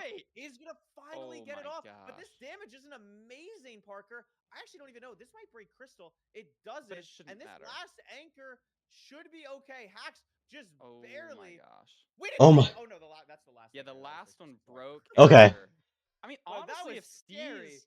So if it's the Steez fan, it is might have GG. been able to pull it back, but it What a was that sub 7. great What is this ball in time? there, and even though Hacks had a bit... W boat clutch. The Hacks boat clutch. Hacks pickup item boat clutch. 634. Very fast. Wow. 634 seed. Final match for the set. Yeah, I mean, what a seed. A 634? What a seed, dude. That was insane. Ruined Portal seed, 8 Garrets. You have what? It was a Fastion basically, almost, with the spawn rooms a bit further away. We're in the treasure bridge. Like, it was such a crazy seed. Going to be a sub 6. A crazy fast time, a crazy great performance from Hacks, and just a phenomenal match overall between two incredibly skilled players. And Hacks will take it 3-1. See Steez go, but shout out him for his first ever playoffs performance. Very solid performance, and Hacks now moving on, continuing his domination, still having that shot at a repeat title, which nobody has ever done before. That's true. And I mean, not only that, Parker, but again, Hacks has made top 3 6 playoffs in a row. Now is basically there. I mean, is guaranteed into the bronze match game. So has a chance, even if he loses his first match tomorrow, of still keeping that. But obviously, the number one thing on his mind, I'm sure, is trying to repeat. And now, after beating Steez, has a really And that's also the pressure on Hacks. Like, so, like, Hacks is someone... Let's talk to Hacks, see how he's feeling. Like, okay, interview first. Hacks interview. Here we go. In the top 4 for the 7th time in a row. You're going for top 3 for the 7th time in a row. How's it feel to make the final day of playoffs once again? I don't know. It feels weird because I feel like, I don't know. I'm seeing a lot of parallels between this season and last season. I'm just like the fact that I'm in like the same spot in the bracket. There's the bracket of death on the bottom. I was expecting to play EDCR like in quarterfinals last time as well. Yeah. And it's like, there's just so many parallels. I don't know. I'm like low-key getting nervous because it's like, there's like, I don't know. I gotta repeat the plot of last time and win, but that's hard. Yeah. I mean, the plot went well for you last season, so I mean, if it does repeat, that would be nice. How did you enjoy playing these seeds here? I know, especially for fans, it's easy to get attached to those really fast seeds. Are the really fast seeds like your favorite to play? Are those the ones you were most proud of today, or was it the more like technical, longer seeds that you had? I like the fast seeds when I'm winning. I'm winning, they're awesome. I'm crushing. I'm going so fast. I'm getting crazy times. But it's like, I genuinely, they are, the worst thing about them is since they're like most of the time so linear, most of the time they're so close. Like I get so stressed out when it's like you're in the stronghold at the same time, and it's like, I don't know. It's just like, it's such a fast seed. Those seeds are the most stressful. I can't lie. That's true. The fast seeds are the most stressful. You know, there's the good and the bad. Yeah. That makes sense. That makes a lot of sense. That was a 634. That's crazy. 2-0, but there were points in both of them. I think the first seed, it was like you were behind in the Bastion by like 20 seconds. The second seed, you were behind entering the end by like a minute. How do you keep your composure in those type of situations? Do you think your experience really helps you with that? You maybe like learned along the way to like not let those splits get in your head, or is there anything else that you really try and focus on to just kind of keep your own game as like the forefront in your mind? I think I'm good at like refreshing before each seed. Like I feel like I don't think about the last seed when I go into the next one. Yeah, and that's, I feel like that... It definitely depends, because I think on seed that 2, trait... the one that Steez was like way ahead of me, it's like I knew I was behind and I was trying to save pace, and I think I definitely got like pretty flustered trying to save the pace, because I made some like pretty bad plays and made some like mistakes. But I don't know, for the most part, it's just like I just try not to think about it too much, because like if you're worrying about like, oh, what happens if I lose, that it's like that detracts from thinking about the game, and you're gonna play worse. So you just have to like stay focused, I feel like. And that's something I think it definitely is a trial and error thing. Like, and that's why Hacks is so good, and why he does good consistently, is in stuff like this and in a lot of other stuff. Not even just Minecraft speeding, and at like any high level thing. It's never like nice. You gotta try and have that short memory. You can't think about, like you said, you can't think about what if you lose. You just got to play your best. You just got to Right, continue to yeah, like you've got like the treat reps everything there. like Yeah, you just got to continue to try and both Ben focus in and play he's your used those a best. lot, so that's good to hear. And you No, I can't like think that. about I what like happen that. if you're It's gonna very lose, smart to because play. then It was a really that's gonna great take your matchup for attention and last you're week. gonna The lose. last thing I'll say to get you out of here, I mean, you're gonna play the winner of Aquacord Sky Crab. I don't remember if it was you. I think was it you like a couple seasons ago that was like putting hexes on like the opponents that you might place? There was someone doing that. I don't know if you want to put like a hex or a curse on anyone, or kind of what's your vibe going into that matchup where you might play someone. I don't know anything about hexes. But like, I don't know. I'm not gonna lie. Skycrab is really good. I can't lie. Skycrab, like, I was looking at Skycrab stats, and he actually plays more rank than I do. Like, he plays more private ranks than I do. And I was like, Yeah. he's more of a rank player than me. And I was like, I low-key felt like I need to play more. Like, I don't know, because he plays like 8 hours of RSG or whatever, and he still plays more rank than me. So Yeah. I don't know. Skycrab is scary. Aquacord's also really good though as well. Like Aquacord is 4th seed or something. So he's definitely really good. But I don't know. Semis is scary. I'm just happy I got to the last day. I think like I really don't care about whether or not I get top 3. I only care about making the final day. I can't lie. So I'm just glad I made it to the final day. That's W. Well, congratulations. Show the website. What for? On you. Congrats on Hacks the win. moving on. We'll see you tomorrow, where you could potentially be the first ever to the final day once again. If you win. We're gonna be seeing that. We're gonna be seeing. Thank you. The next matchup I think is Dugal versus Blazemind. In the booth. That was a fun interview. This is kind of the bracket of death We got another below here. crazy matchup coming right up. If you want to talk about someone who's won Playoffs before, we got Dugal, who is a crowd favorite, a tournament favorite in this matchup here. I want to see Skycrab versus Hacks. I think that would be a fun match. Really well beat Mungie, who I think that was maybe a surprise to some people. Also, Australian playing at like, I don't know what time it is over there, like 3, 4 a.m. for him going into this matchup. So that'll be pretty crazy. I mean, any early predictions? Anything you want to say here to start off Dugal versus Blazemind? Dugal versus Blazemind. I mean, I'm a fan of the Steve skin. What can I say? We still got 2 Steve skins in it. Blazemind was looking really good last time. That's true. Like, Dugal's obviously the favorite, but Blazemind was looking really, really good last week. I'm scared of Duke. Duke has also said I'm scared of Blazemind. I think the stats definitely favor Duke, but I think Blazemind will definitely get a seed though. I'm not sure. I don't want to leak too much of the script. Whoa, you're already talking about the script. I mean, I was just gonna say, like, I've been watching. I try and watch a lot of the playoff competitors because, like, if I'm gonna commentate them, like, I want to see how they play and everything. And like, normally, I don't really get the time to watch Blazemind normally because, again, like, he's Australian, time zones, whatever. Like, I got my own job. I'm busy, but I've been watching some of his VODs. The dude can crank, Parker. Like, I don't know if you've been watching Blazemind. The guy is legit. Like, Blazemind is very, very fast and very, very mechanically good. Blazemind is someone who could give Dugal a run for his money. I could very easily see, I guess like very easily, but I could very, very well see Blazemind beating Dugal here. Or at least getting to that point. I think obviously he said in his interview like obviously it favors Dugal. Dugal's more likely to win, but I think I could easily see Blazemind beating Dugal here. Dugal doesn't make as many mistakes, right? Dugal is not someone who tends to make a lot of those like run-ending mistakes. But if it comes down to pure mechanics and it comes down to that, I mean, veteran versus a newcomer, sort of like our last matchup between Hacks and Steez. This time we got Doog and Blazemind. Yeah, no. So we'll see if it goes any different. I mean, it's gonna be interesting. I think I'll put a pred out there because I don't have the script, so I'll put a pred out there. I think Dugal is gonna win. Now, I don't think Blazemind is gonna like lose 3-0 or anything like that. But I think my pred for this matchup is gonna be 3-2. But enough speculation. Let's start over to some stats. Let's see what's going on here between these two players. We got Dugal 636 best rank time, Blazemind 618 best rank time.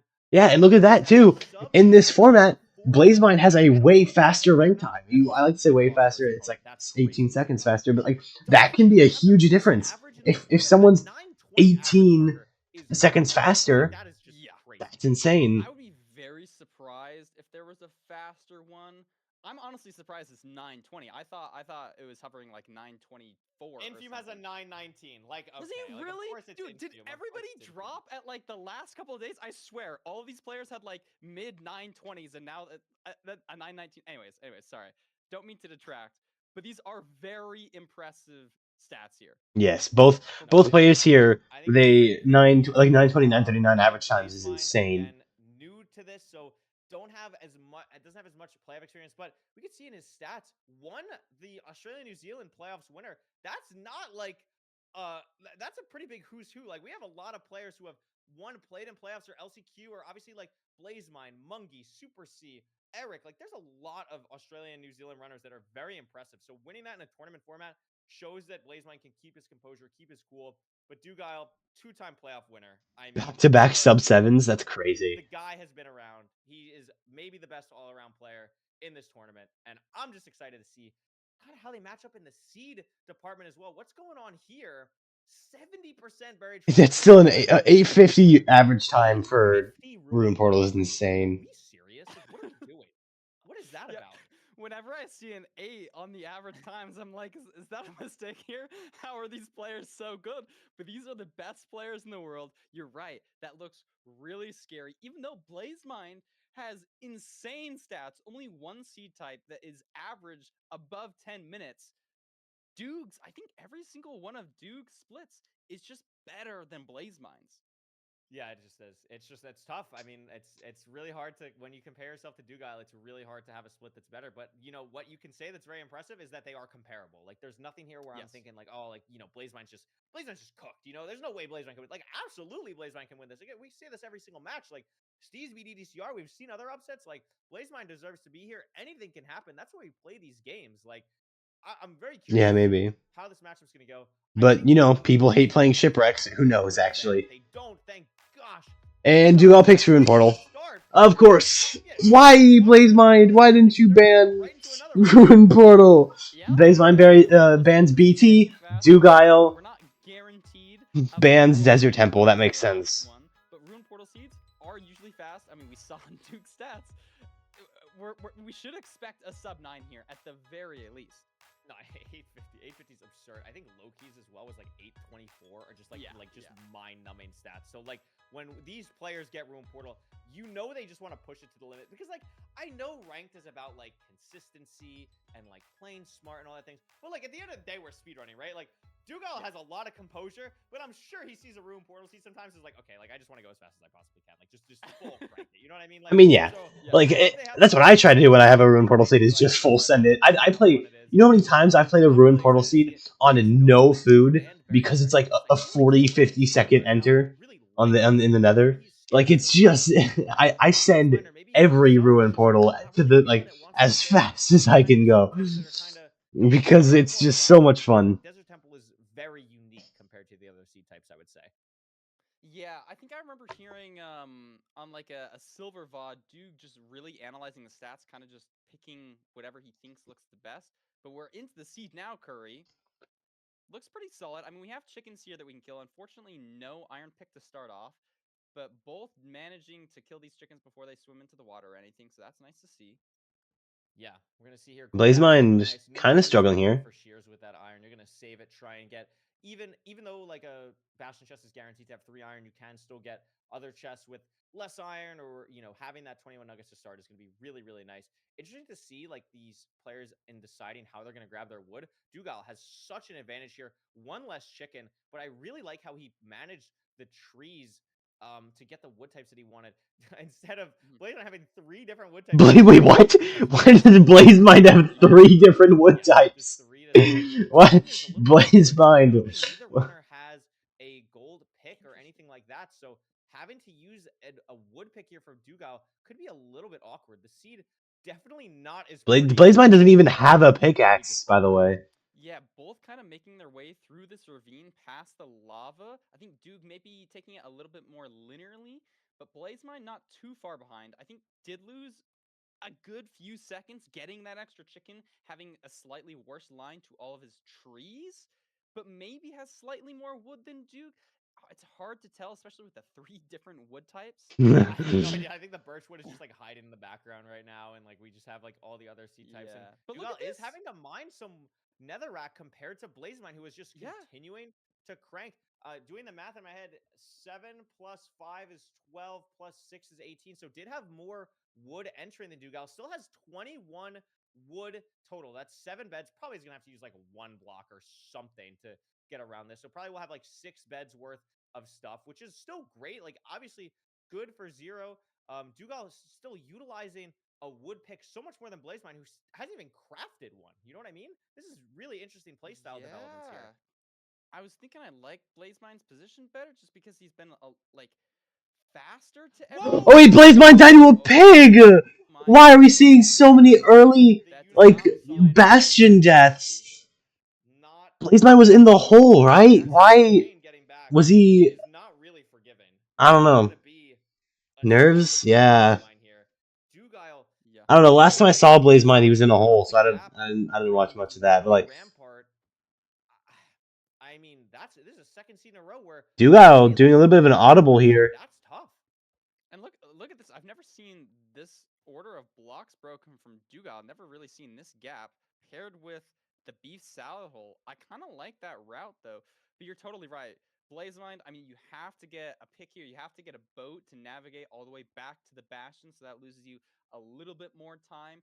And you haven't even started your trading hole or anything, too, so you're not going to have gold overlapping. This is just raw time loss from Blazemine here. He's going to have to hope something really bad happens to Duke, or he can just play lights out. I mean, Duke is checking for where the fort is. He's got a scan. The terrain looks pretty good in that direction. Oh my god. Well. He still has that 2 chicken curry. Force him Like, has Duke ahead. even taken any damage yet? That's crazy. Sorry, I thought you meant like chicken curry, like the food chicken curry, but you're talking about me, and I was like, wait, what's happening? No, but that makes a lot of sense. The 2 chicken here is nice, but also you have a stables, right? Like if you want to get food, like kill a hoglin. You're in a crimson too. Like there's so many things where like if the food management really became a problem, like I think it's gonna be okay.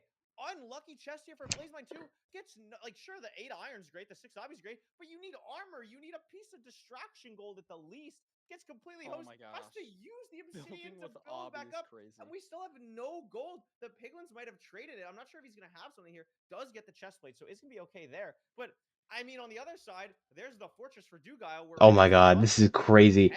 Dugal already. out here. This is the consistency that we've come to know from Dugal. Yeah, the consistency is a great point here. I mean, even though Blazemine has made it back, like he had to place the obby, he's having to do. Dugal has no more food though. It's important to note. More damage than Duke, and he's been in here a second time, waiting for these piglins, and Duke has just got his blaze bed off, and it just so commandingly in the lead here.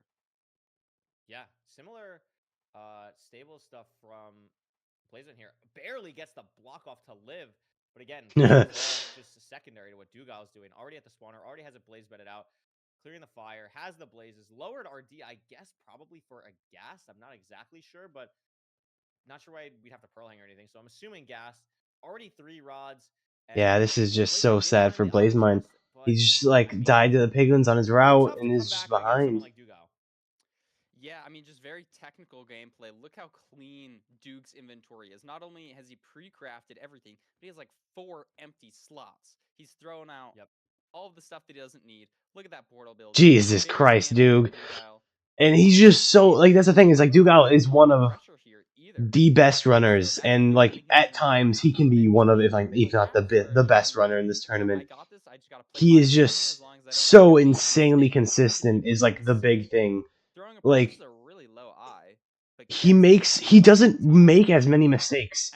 Infume will make mistakes. Hax makes a lot of mistakes. He doesn't make those same mistakes. He's so insanely consistent and so fast. He's just, I don't know, he's so insane. Something crazy. I mean, you're ahead by a lot. You know you're ahead by a lot, and you're just ready to He's out. He's out. Raising render, going to second portal chords, has everything he needs. Is a little bit lower than he might like, I just realized. He can't pearl again. 2 hearts, I mean, should be fine. Obviously has done this hundreds, if not thousands of times before in this similar situation. So just has to be a little bit careful here. As long as Dugal crosses his T's, dots his I's, should be fine getting to the portal here. And that is quite What a the portal. I must say, enter the stronghold. And Beefs and Blazemind is on 1 heart. Only on 1 heart, so he's gonna be trying to get his first rod here, do a hunger reset in the overworld. Oh, Half a heart for the Blaze bed. Please do not build out a soul sand. If a blaze spawns on him here, it's just actually over. I mean, he's got to kind of do that, though, right? Like, you're just behind by so much. It's so... I saw Dugal die. I was watching Blazemind. I saw Dugal die. I was like, no! As far away as he can to make sure he doesn't get hit, but a Blaze can basically spawn, like, 5 seconds from now.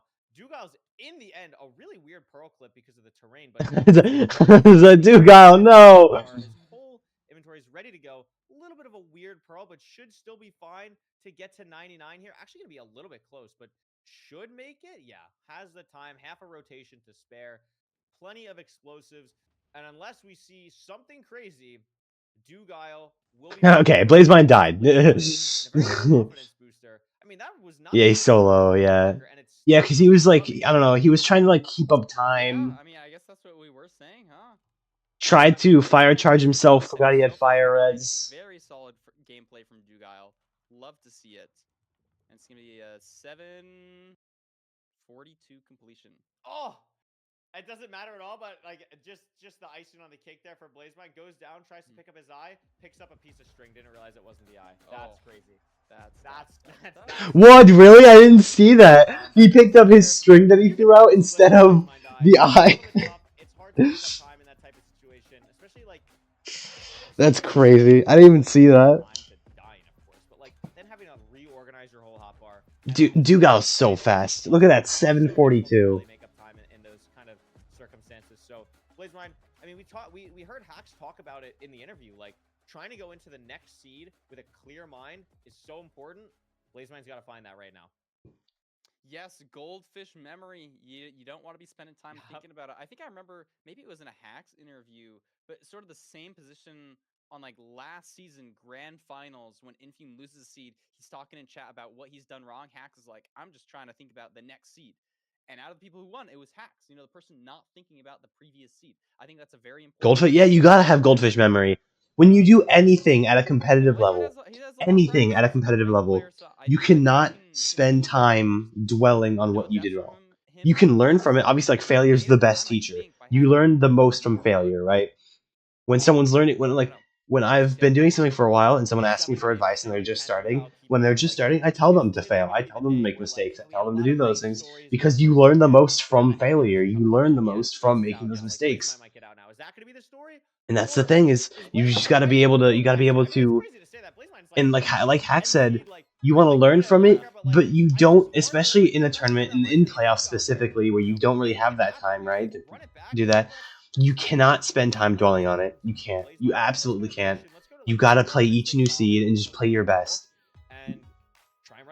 And that's the thing is you can't think about why you lost, how you lost, if you lose this seed, because that's gonna take your mind away from playing the seeds. And you just gotta full focus and play your best.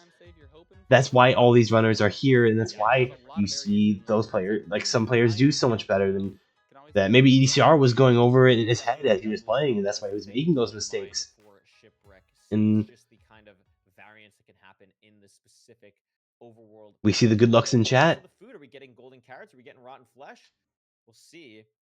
Shipwreck pretty close. The island does have trees. It's right side up, but it's warm ocean, so we definitely want to be aware of grabbing our grapple, and if this ravine right next to the boat is real. I'm looking for the bubble particles on Dugal's screen. I see them on Blazemind's. That is a phenomenal food chest, Parker. 7 bread, 7 carrots, and a TNT for good measure. Jeez. Iron leaves a lot to be desired. That's a little bit annoying. Yeah, that's 8 iron. You'll probably have to punch a tree to detonate your TNT. That's what? Pickaxe, bucket, shovel. Blazemind didn't grab the stew. Probably doesn't matter a whole lot because you can make golden carrots in the bastion if you have extra gold, and you have so much bread. Yeah, absolutely. I don't love the TNT spot there from Blazemind. I think hesitated a little bit and just wanted to get it down. Looking for the wood counts here. We see 8 for Blazemind, 11 for Dugal. Both are going to expose stone, going to craft, I'm presuming, a stone axe here. Blazemind a little bit ahead on the crafting, but I think Dugal... Oh, Dugal going for the wood axe. Really interesting. I guess going to just play for crafting later in the bastion, I think makes a lot of sense, especially because the difference here really, Parker, is Dugal doesn't have to grab any more wood. Where Blazemind, because the TNT. The Steez is coming back. More wood and is going to make a stone axe to do just that. Phenomenal point. I totally agree. I think that's the major difference, which is so interesting. Just having the better TNT allows you to like. And Dugal's in just several seconds faster than to mine your crafting table. So very micro Blazemind here, and Dug is in with not an insane lead, but maybe struggling to decide where to go here with the terrain. He decides to go left. Let's see if Blazemind decides to do the same thing, and he does, slightly faster, potentially handling this terrain a little bit smoother. But Dug's still ahead. Dug is ahead. I think Blazemind took a little bit higher terrain. That makes a little bit of this time up. Only behind by 3 or 4 seconds here. It is going to be a housing. Both are going to be able to enter. This is so insane. Rampart, do some type of top-down route here. Plenty of blocks from the TNT, which is really nice. But again, a little bit of difference in the terrain. Dugal going all the way up to the top, while Blazemind is on the What is that looting from Dugal? A little bit lowered render to 2 because saw a gas, which is a great play. Great heads-up maneuver. Gets 5 obsidian in this first chest. Gonna have a little bit of a tough time getting to this other triple, especially with the gas there, and is gonna build up just to buy himself a little bit of time, maybe heal up a little bit before going. Isn't gonna do that. My Down gosh. to 3 hearts, Parker. Oh wow. Blazemind 3 hearts. Like, while all this is happening, a skeleton could have easily just spawned down here or something. Very scary. Is not gonna get punished though. Is gonna be okay. And again, about 3 to 4 seconds behind Dugal in a very scary moment. But yeah, not only is he behind by a couple seconds. What I didn't like there for Dugal's side, even though he's ahead on health and is just ahead in the route, ahead on food.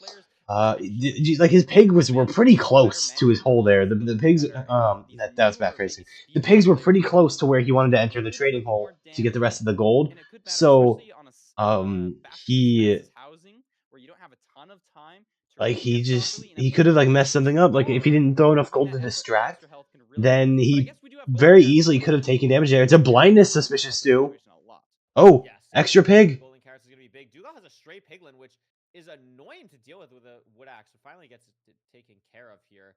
Organizing his inventory. Blazemind now doing the same. I don't believe we saw a fortress for either runner, but I Dugal, pie chart yet. Yeah. Maybe they did see it just out of our. No, Dugal already pie charted. Dugal, didn't he already pie chart? Iron axe gets crafted for Dug. Iron sword gets crafted on the other side for Blazemind. While Dugal actually doesn't have a sword, that could matter a little bit towards the end of the Blaze Rod kills. Looking at the inventories for both runners here, and we can see again in the player inventory, a bunch of explosives, a bunch of pearls. These runners have everything they need to leave, and Dugal throwing a pearl out. Steve's not too far behind, but leaving from different spots, Parker. Wait, what? They're in completely different spots right I don't. Wait, Blazemind, why is Blazemind taking this? He sees a ruined portal. He got distracted by the ruined portal. He saw the obsidian. No, I have no idea where Blazemind is. Where is Blazemind going?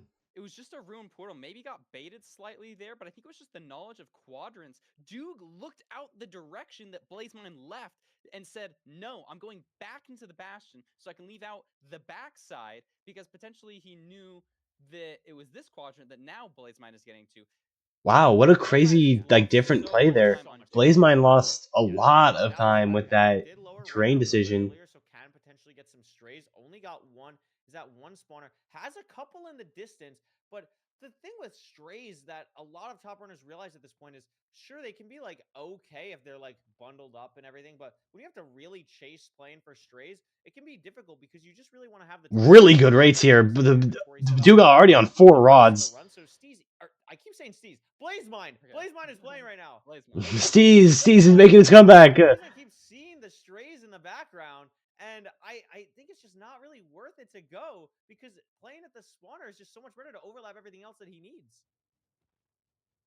Yeah, and I mean, I guess the faster you can overlap and the faster pre-crest that you have, maybe there's more of an argument for it. Dugal misses his portal. Mistyping just a little bit. Maybe we're seeing some nerves potentially. This portal build looks solid, but Dug is just still so ahead here. On 5 rods, only needs 1 more. Blazemind still trying to catch up, now on 5. Dugal purling to his next eye. He has to throw 2. 20 seconds behind. He still needs to measure his eyes. Dug having to throw 2 here, so waste a lot of time having to throw 2 and hesitates a little bit picking them up. If Steve, oh my god, I'm gonna lose my mind. Steez, Curryway, no, it's not Steez, Curryway. Is does get the 6th rod, though. And BlazeMind has the blazes right here. Gets it as well. So he's going to be leaving. Made up a ton of time. I mean, Parker, BlazeMind lost literally 30 seconds to just going the wrong way. Oh my god, was on half a heart there. Half a heart. Dude. Oh my gosh. But does he have the same gold picks that Duke does? I don't think so. So Duke's going to be making up more. Oh my god, and then Duke's just back in the league because of the gold picks. He's going to be entering the stronghold right now. BlazeMind left behind in the dust, even though it looked like he was making up time. Duke looks like potentially a spike bottom right. No. Yeah, I liked bottom right. Does he like this spike to the back right? He does. There's only one path that goes this direction. Is it exposed here? No, this could get a little bit scary. If the portal room is not here, it's not going to be... This spike might be fake. Has a good spike. BlazeMind has a really good spike. Same location. Really forcing this aggressively compared to Dugal. And here's Silverfish, I think. I think this is... Oh my god. No.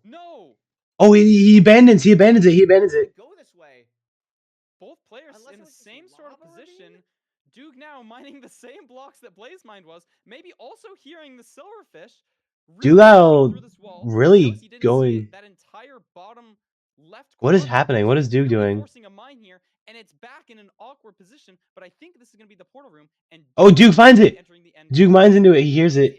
And still no portal room for BlazeMind. That was a weird stronghold. Dugal's going to enter the end. I mean, that I feel like BlazeMind had to hear something. I mean, for the audience, we can't hear anything. We have no audio. So I was just looking at sometimes it seemed like BlazeMind was really happy with something, but doesn't force it. Builds up for the 0, has plenty of time. And Dugal can close it out here and be up 2-0 again. Yeah, for a second. There it is. Really good 2+2. 2+2 from Dugal. That's crazy. Like double bow or anything. Yeah, that was crazy. BlazeMind not even getting the chance to enter the end. Wow. I mean, for a second there, I thought BlazeMind was going to dig into the portal room. I think he did. I really thought so too. I'm really looking to see where he ends up going in spectator here when this game ends. I want to see where it is. Did he hear it? No, it's not even here. Oh, it was above and behind. That's such an awkward spot. That's why Dugal forced it. He heard it. I'm not exactly sure what happened there, but Dugal That's crazy. Close it out, gets up 2-0 in the series, and similar situation to last match where BlazeMind, the underdog of this match, I would have to say, is down 2-0, staring. This is crazy. Dugal is so insanely fast. It's an 823 as well. I mean, Dugal hasn't had a slow seed yet. Looking very solid, very consistent with his gameplay. All green splits on his end. Even though he lost a little bit of time, potentially to measuring eyes, he still was just ahead on every single split. Yeah, he was just so far ahead going to the fortress to the terrain nav. Has a chance to close it out. We only have one seed type left, Parker. So even though it's BlazeMind's pick, it's not really a pick. What do you try and do in this situation? Like, do you focus on maybe the negative of like, I entered the fort way later because I made a silly 30-second mistake. If I just don't do that next time and have a consistent nav, like, I can win this. I'm in this. Is that how you have to look at it? Like, almost by focusing on the mistake? Or do you just fully block it out and say, I don't even care. I'm just going to play how I would play and hope for the best going into the next season? I don't know. I feel like I would block it out. I feel like I would block it out. Just play your best. You can't think about that mistake too much. You got to block it out. Firework has 7,000 viewers. Mainstream has 2K. 6.6K, 2K. Okay, whatever. It's fine. Absolutely.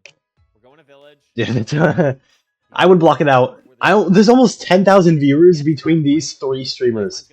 MCSR ranked, Hacks, and Feinberg. There's like 10K, almost 10K there. Dreams alive. Knocked out his own. That's fair, yeah. Australian in the round of 16. That's fair, yeah. Wants to try and move on. Dugal 260, Fulham 633, 1K for Tubbo. 3 in this matchup. I like the good luck. I'm glad everyone still does that. Here we go. I agree. Blacksmith, Plains Village, pretty standard. I love Plains Village. Dugal opting for this chest for actually both. Apples. In the famous words of President Poundcake, doctors are going to be terrified of this. Doctors hate this seed. Doctors are gonna hate this seed. Gosh, even more. Doesn't even grab them though. Now it's a little bit awkward. Like, do you grab The bread. I mean, I guess you have 6 bread, so it doesn't really matter. But like, even though you have so much food, it's not the highest quality of food. You can kind of just chug it through whenever. I know Duguile from like watching and talking to him, like he doesn't really like grabbing food in chests. Like he'll grab bread, but he won't grab anything else. It's very rare that he's gonna grab apples or something like that because it's just like maybe he'll grab some, but like the variance play, I'm surprised he's doing it in playoffs. Maybe this is something that's changed of him. I used to vividly remember him just like not grabbing. So I'm curious if that's changed. Duguile hates apples. Carrots, or golden apples, but I know Duke has been very intentional about what he keeps in his inventory a lot of the time. So and Duguile is committing to the Woodlight here. Blazemind going to get gravel in this river, and we're gonna see that difference. Oh, actually, is Duguile?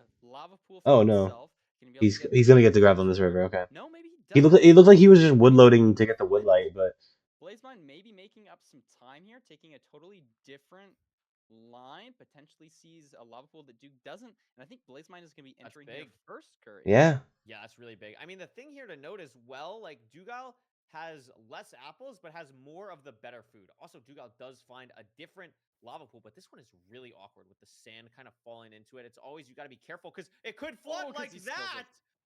Barely. Oh my god, this is really weird. I think it's going to be okay. It is completable. Not what you want to see in a closeout match. Yeah, this is weird. Gonna be able to finish it up, make sure he's able to enter the nether, but Blazemind in the driver's seat on a and really needs to be on. Once again, I mean, it looks like it's housing. Duguile, good bow clutch there. W drags. Maybe we see Duke play a manhunt here. Not sure what these players are looking for. I think Blazemind is potentially confused, thinking this is stables. Yeah, maybe he got turned around. I thought it was housing as well. It is. Fully thought it was stables on his end, I guess. But he's gonna be Duguile. He's gonna aggravate the piglins just by seeing him. Gonna break this chest. Holy Obsidian, not gonna get punished at all for not checking the single chest there. Duguile taking way different terrain, gets up here a little bit quicker, but Blazemind just with such a commanding lead that is still gonna have a 10, 15. Holy obby. Yeah, and as we saw where the fortress is. Duguile messing up a little bit. You can just he's not as clean. Duguile is making a lot of little micro mistakes that he wouldn't normally make. But we probably aren't going to need to get backups or do anything funky. We got 11. He's going to need to mine some wood too. Duguile is low on wood. Yeah, it's going to be really quick here. Especially not having a pirate for that fortress like we're talking about. Like seeing that right off the rip there is going to be so nice for the pace. And another really cool thing about he got shot. You already have your beds crafted, right? It doesn't matter. This is a high food seed. This is a village. You're probably only going to worry about pre-crafting a sword if you want to go for that. The apples are if you're Duke, I would try and pre-craft a sword if you can. 13 bread. Blazemind deciding to eat apples now, almost treating it like a rotten flesh thing. Normally, what you want to do in seeds is eat your worst food when you're not pearling. So he's doing that, eating the apples while he's just kind of sitting around doing nothing, and then saving the bread for later on in the seed. But only 6 is a little bit annoying if he ever takes a huge amount of damage. Duguile, way less concerned about that, having the 13 bread. Yeah, and both players also have the option to craft golden carrots if you need to, so potentially maybe saving a bit more gold. I think Blazemind kept enough for a golden apple. Oh, wow. Going to be pearling out, going to be in the fortress first, and Duke taking a lot of damage. Doesn't matter, he has a lot of food. And Blazemind's just already in the fort. Needs one more, probably going to get it here when checks trades. 22 obby, 21 pearls, gets another pearl trade at the last moment, is going to leave here. Let's see how the pearl hang is. It's incredible. Wow. Right on the floor, but 3 strays for Blazemind, and I think I see 2 spawners, Parker. This could be really quick here. Duguile on the spawner. One hard position. I mean, you have bread to heal up, but it's not the fastest. Blazemind has his blaze bed off. Beautiful drag looking from Blazemind here. This is crazy, and Blazemind's just still in the driver's seat of the seed. But also very low still. Like has to get the spread off. Was still a one-shot if a blaze just spawned right on him, which is always scary and can happen when building out from the spawner like this. So knows that that's a possibility. Standing far away, basically just making sure that he's not going to be able to get hit here. So watching the spawner, making sure that doesn't happen. But Blazemind doesn't have to worry about that. Has the rods already up to 2 now. These rates seem a bit slow, but while that's happening, has the time to organize anything he wants to. This is crazy. These rates are awful. Duguile still doesn't have a rod, by the way, because of the strays that Blazemind got, the 3 strays on the way there. Yeah, those really But Dugal still does not have a rod, to play very a Blaze Rod yet, conservatively, literally just and waiting. Blazemine 5 to 10 has seconds for those 3. Blazes spawn. Could have spent time pre-crafting. Maybe Blazemine, the more aggressive playstyle here, is making up even more time on Duke here. We're measuring Dugal just doesn't. He doesn't have the rods are not helping him here. Gonna have to throw another eye, but one offset looks like 3 digits. Could be very close, and it is 200 blocks away. This is only 200 blocks. A pearl away in the nether. Has to get one more blaze rod, but has blazes sitting here. Oh no, has to get actually quite a lot more blaze rods. I am very wrong. Has to get a lot more blaze rods, but with it being so close, it's going to be really nice. Oh, Blazemine does a quick pause to make sure that he's going to be okay. 200 block blind is going to be really nice. Dugal going to have a very similar situation there. And Blazemine just chugging away with these apples, clearing the fire, has everything he needs to beat the game. Once again, just kind of a spot where we and Dugal chooses not to go for the eye, trying to save time. Yeah, it's literally just a waiting game. I mean, we saw a little bit of waiting. Both vendors on 2 rods. These the Blaze Rod rates have been absolutely abysmal. I like seeing Blazemine break the portal. The portal blocks do give off a light level, and so breaking that allows for more blazes to spawn. And it looks like Blazemine potentially even looking for a pearl hang when it's only a handful of blocks away. Maybe not. How many more rods does he need? He needs 2 more rods. 1 more rod. If this drops, he's going to be out. But no. He is? He is. No, he is out, yeah. Pearl's down here. That's going to be too far. He's going to have to, bridge it back. It's so close. Dugal looking for maybe a spot to pearl hang or just kind of, think about where to pearl to. Blazemine double-checking chords.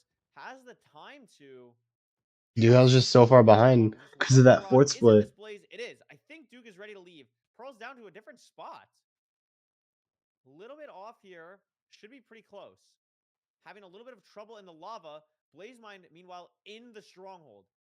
Looking down. Double staircase. Library. Not the portal room. And this is giving Dugal time to crank a portal, Parker. And all of a sudden, they're in the same splits. Yeah. Wow. Duke time to make it up. We'll see if Duke goes top right here as well. If he goes down mid, that's going to be his advantage. Or if he even goes a different direction. He decides not to go where Blazemine has gone, so potentially makes up time here. Oh my chest, altar chest. Is this the portal room? Library, again for Blazemine. They both have to dig out. What is happening? There's so many chests in that hallway. I missed chests in that hallway. That was crazy. Still trying to get any spike. This is where Blazemine had already been on Dugal's screen. Another pathway. This is a different spike from Blazemine. Doesn't get it. It's dead. Just running around the stronghold. What? Like a cartoon, but oh, the Blazemine has it. Blazemine has it. Can Dugal find it? And this is a big play, actually, Parker. Blazemine not hunger resetting. Is going to eat through the portal, but that's not going to give him enough to fully regen. So he's going to have to eat again. If this is back, it's going to be really weird. Has to regen a lot. Going to throw a pearl here. Is going to get enough health. Dugal's still in the stronghold. To be fine here. 4 hearts is chill. Also has apples in the inventory. Is going to have just enough time to get to 95. A really nice setup. And Dugal's still lost in the stronghold. Blazemine has a chance here. A nice arrow. 1 more bet will do it. Are we seeing another 3-1? Are we going to see? Not yet. Survives. Now down 2-1 in this matchup so far. Once again, Hacks won the first 2, then lost the third. Yeah. Dugal won the first 2, just lost in that stronghold. Then lost the third. Are we going to see Duke take the next one? He's going to lock in and take the last seed. What was even the big difference maker on this seed here? Was it just entering the nether and then Blazemine just sort of kept that? Have faith in the script. Are we going to see a reverse sweep from Blazemine? The rates really made it a tough thing. You could see this is going to be crazy. This is already slower. Blazemine did get a little bit of a lead back, mainly because Dugal was having a tough time getting to the exact coordinates for the stronghold. But Blazemine having a 26-second advantage entering the stronghold into finally finding the portal room where Duke just could not get it. A really weird stronghold. So many chests. Looked like potentially a mine shaft as well. Just not really anything that was looking great there. And Blazemine able to capitalize. Yeah, that was a really, really weird stronghold. By a fake spike. Not exactly what it was composed of. Maybe there was a spawner. Jay, can we bet on this? No. No betting. Crazy to see. Crazy for sure. No betting. Jay, how's it going, Alex? We missed something, so okay, Jay. What's going on? What do you got for us? Beautiful. Wow. After the third seed. All right, mid-match analysis with Dugal in the driving seat, but losing that last seed. yeah. And Rekrap asked a beautiful question as that seed finished. He asked, What? where did BlazeMind gain his time? Or alternatively, where did Dugal lose his time? Yeah, What was the Lewis difference Fulham. maker in that seed? And now, I don't know what exactly the difference was. Of course, BlazeMind did enter the Nether a little bit earlier, but I did want to bring up one small point here. Okay. Just one. And that is this. Dugal double blaze bedded the spawner after getting to the spawner slightly behind, getting to the spawner ever so slightly later than BlazeMind. But watch this as we go. Of course, he kills this wither skeleton here, this stray wither skeleton. He takes a little bit of time, wastes a tiny bit of time there. But notice, kills this blaze. Did you see that it dropped the rod? Oh my god. It perfectly. Here we go. You can see the rod just out of the corner of the particles just here. The rod indeed was dropped here. But notice, as he walks over, no into fire achievement. He has no room in his inventory. And now this is quite ironic because at the very start of the seed, Kuriwe was talking about how decisive and intentional Dugal was with exactly everything that's in his inventory. But right now, his inventory is entirely full. And as he places these blaze beds, he does not pick up the rod. As you can see, it's still on the floor.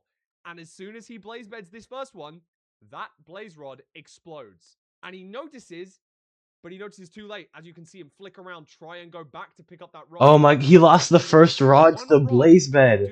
I didn't catch that. I can't believe I missed that. Dugal had to save for one extra cycle, kill one extra blaze at the end, letting him leave to the stronghold later than BlazeMind. And that is probably where that extra 10 or 15 seconds comes in from after the Bastion. Like Dugal knew the rod was there. He probably knew without any further ado, it is yeah. still 2-1 to Dugal, and it is still anyone's game. I'm going to send you guys back to Curry and Rekrap right now. W analysis from Fulham there. We totally did not see that. We're watching that in the booth here, and we're like, oh my god. No and by that, I mean I read chat who noticed it, yeah. Don't grab apples. Actually, I don't know. Maybe do. BlazeMind ate a lot of apples that run, so grab the apples, but be aware of what's in your inventory. That's be aware of your inventory. That's so interesting. Inventory management is like one of the most important things I mean, in speedrunning. These like tiny micro mistakes, like not having, and like that's what I noticed like throughout that seed. Like Dugal just wasn't. I don't know. He seemed to be making a lot of little mistakes that Dugal would normally make. Thank you, Fulham, as but maybe is he gonna lock in for this seed? Make it the last seed of the matchup. Last match. Hax won the first two against Steez. Steez won game 3, and then Hax was like, "Yeah, that's cute." 630 room portal. What is Dugal gonna do this time? Like, maybe is it gonna be like a buried treasure pick? Are we going somewhere else? Buried treasure, yeah. He chooses BlazeMind's ban. He chooses BlazeMind's ban. It's time for me to win 3-1. Is that gonna be the case, or is BlazeMind gonna say, "Hey, let's take it to a seed 5," and then it's really anyone's game when we get there? So this is the seed of this match, and really of today so far. I think I don't know, cause like see if some cinema comes out of this. I don't know. You know, I'm always hoping. I think it'd be awesome if BlazeMind beat Dugal. As much as I love Dugal, like Dugal is obviously one of my favorite runners. He's obviously one of the most skilled runners in the tournament. At times he is the best, right? But I think I'd love it if BlazeMind was able to move on. Well, and it's just such a I guess to me as someone who doesn't play ranked, like it just seems like a very consistent seed type. So maybe BlazeMind was trying to focus maybe less on the consistency and more on just like aggression, where this is just having all that food is just gonna be really nice for these runners. But it is only gonna be 5 COD Parker. Rooting for Hax? Yeah, like I think like Hax, I want Hax to go back to back. Like imagine that. Imagine Hax goes back to back. Pretty solid seed. BlazeMind having a in this playoffs. Hax didn't gain all of his wood. He left some of the wood there. Diamond Sword. Yeah, he is really funny. Hax is really silly. Leaving for their lava. Weird ravine here from Duke. That's not the ravine. BlazeMind getting Flint on the surface. I really like that. Oh no, Hax. Dugal didn't get all of it. Fast, and I think I like this ravine better.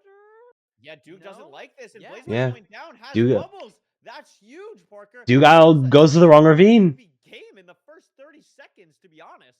This is Dugal does not see a single ravine he likes. BlazeMind here. Yeah, it's such a high echelon of play. these little decisions can matter. This is at least a 20-second advantage here. Dugal still has to get the gravel. Also has an iron shovel instead of gold.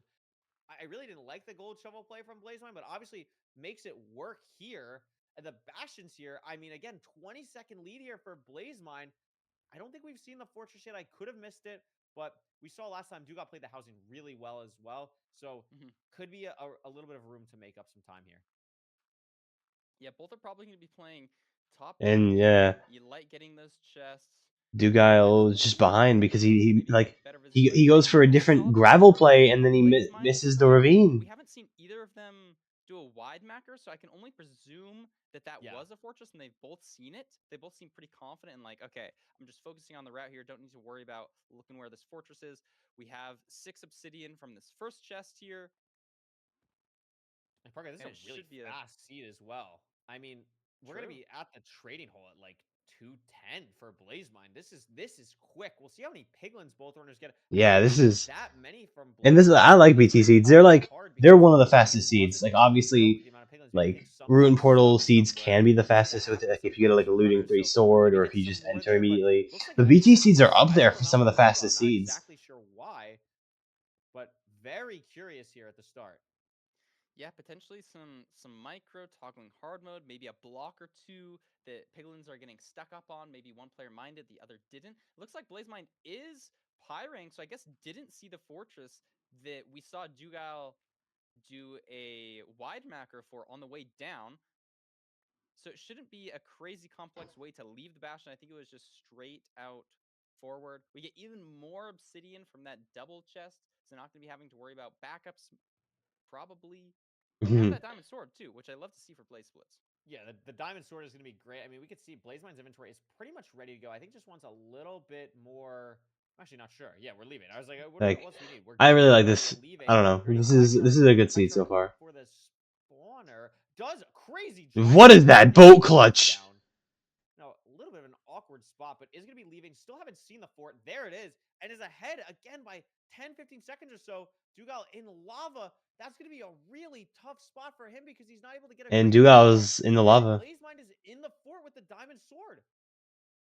Yeah, a little bit awkward there. Duke just didn't have any regular blocks on his hotbar, so couldn't clutch on the side, missed his jump a little bit, so maybe losing a little bit of time there. Taking similar-ish. Yeah, like having someone like Duke out of the bracket would be insane, but like you also have to compare that against. Do we want to go against the version of BlazeMind that beat Dugal? Like, do we want to go against the version of BlazeMind that is able to beat Dugal? Like what? He's someone like BlazeMind, obviously, like in the lower bracket, came in through not LCQ. I think he auto qualled, but like. If for some reason he's not a bad runner by any means, and if he's confident enough and is playing well enough, for gold pickaxes as well, a ton of space. Losing some time on that wither skeleton. Down for more here. I mean, Dugal is playing okay, but the time loss. But that's the opening for Dugal. I don't know if you saw it. BlazeMind had fire on the spawner. Maybe lost a spawn or 2 there and might have to wait an extra cycle, but already at 7 rods. So on the wither, yeah, he lost time on the wither. Why does BlazeMind have 7 rods? It's going to be a sub 5 blind, so this is a fast seed. Duke maybe losing a bit of time to trying to deal with a stray wither skeleton on worse health is 7 rods as well for. 11 now, but doesn't have the pre-crafts off yet. And another close stronghold curry. 200 blocks. Wait, why is BlazeMind picking up the eye? You have 7 rods. True. That's a little bit of time lost there, and has plenty of pearls. I'm not quite sure why we did that. Yeah, it could have been way more punishing if the stronghold was further, but because it's so close, he's literally just 1 pearl here, and he maybe it's honestly a time save. He doesn't need to throw an extra pearl to hunger reset. Is in the portal. Maybe Duke really pushed against the wall here, though. Just now a split behind. Yeah, and now like Dugal makes up time because of the extra pearl throw from. Again, this is fast. This is sub 7 pace. If BlazeMind can find the portal room here, doesn't love this spike, but sees the portal room. He sees the portal room. 1 pearl for a hunger reset here. Gets the bed down. Gets the pearl down. He's gonna be entering the nether or the end. Excuse me. He's gonna be entering the nether. And this could tie the series. This could take us to a game 5. Dugal getting a spike now, but it comes out to BlazeMind on this 0. It's top 103. This is going to be hard. Hitting top 103 here is going to be hard because the Pearl was not great. Has the time, plenty of time. Wow, what a great setup from Blazemine. Made it look so easy. Duo gets the hunger reset down, but as long as Blazemine finishes up here, some great beds. Yeah, this is insane. Blazemine's taking to a game 5. Game 5 in our second match of the day. Wow.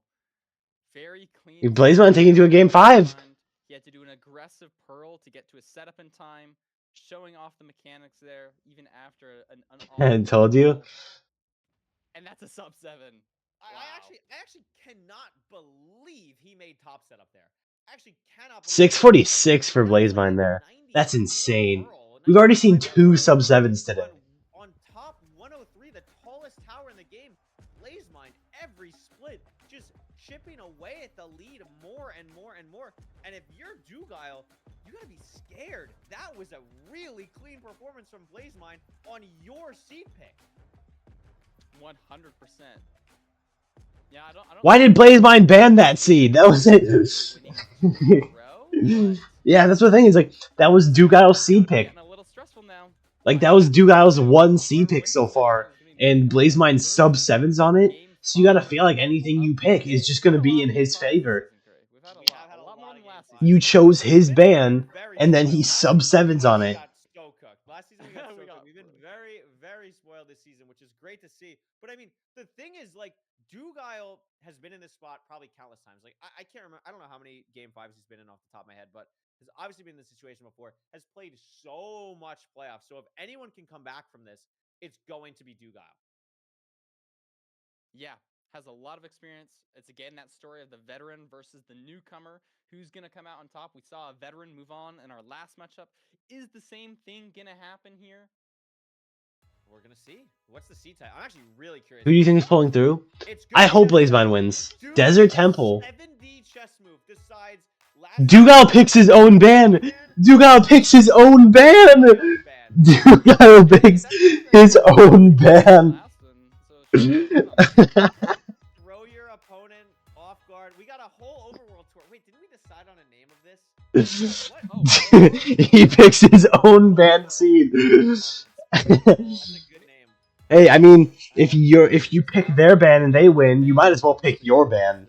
Overworld tour? Is that what it is, or is it World Tour? I think it's just World Tour. I think World Tour is cleaner. World Tour? I mean, a reverse sweep against Duguile would be crazy impressive, but again, for Duguile to keep his composure and make it to yet another, because then you'll win. Yeah, it's tech.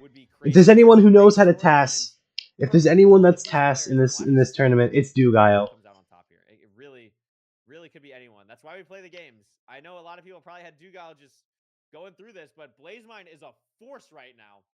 We'll see how it goes. He's a force to be reckoned with, you know. And if I remember from his match against EDCR, he managed the lava pool a little bit better. So maybe we'll see a similar thing happen here. Don't see a lava pool just yet, but we have a river. Trees are potentially a little bit far away. Both going to be mining the single block of sand to get into the temple just a little bit faster. Yeah, absolutely. Don't see a lot of people like grab an extra piece of sand to like negate the fall damage as much anymore, like Blazemine just did. So curious to see that coming out. Yeah, this is. I mean, it's a Desert Temple seed. It's going to be tough to see. Like, it's like the big thing about Desert Temple seeds is the decision making. Where do you get gravel? What do you woodlight if you don't have gravel fast enough? Where do you go for your lava pool? We've already seen in the Hacks vs. Seas match, they went to 2 different lava pools. So. 2 golden apples. Food not going to be really an issue here as well. Oh, there was, but they both missed the gravel. So you have some eagle eyes there, Parker. Oh, thank you. Honestly, it might be better to just save overlapping getting the gravel like in the river, because it's just like on the way to your trees, on your way to the lava pool, instead of like having to stay back down in the temple.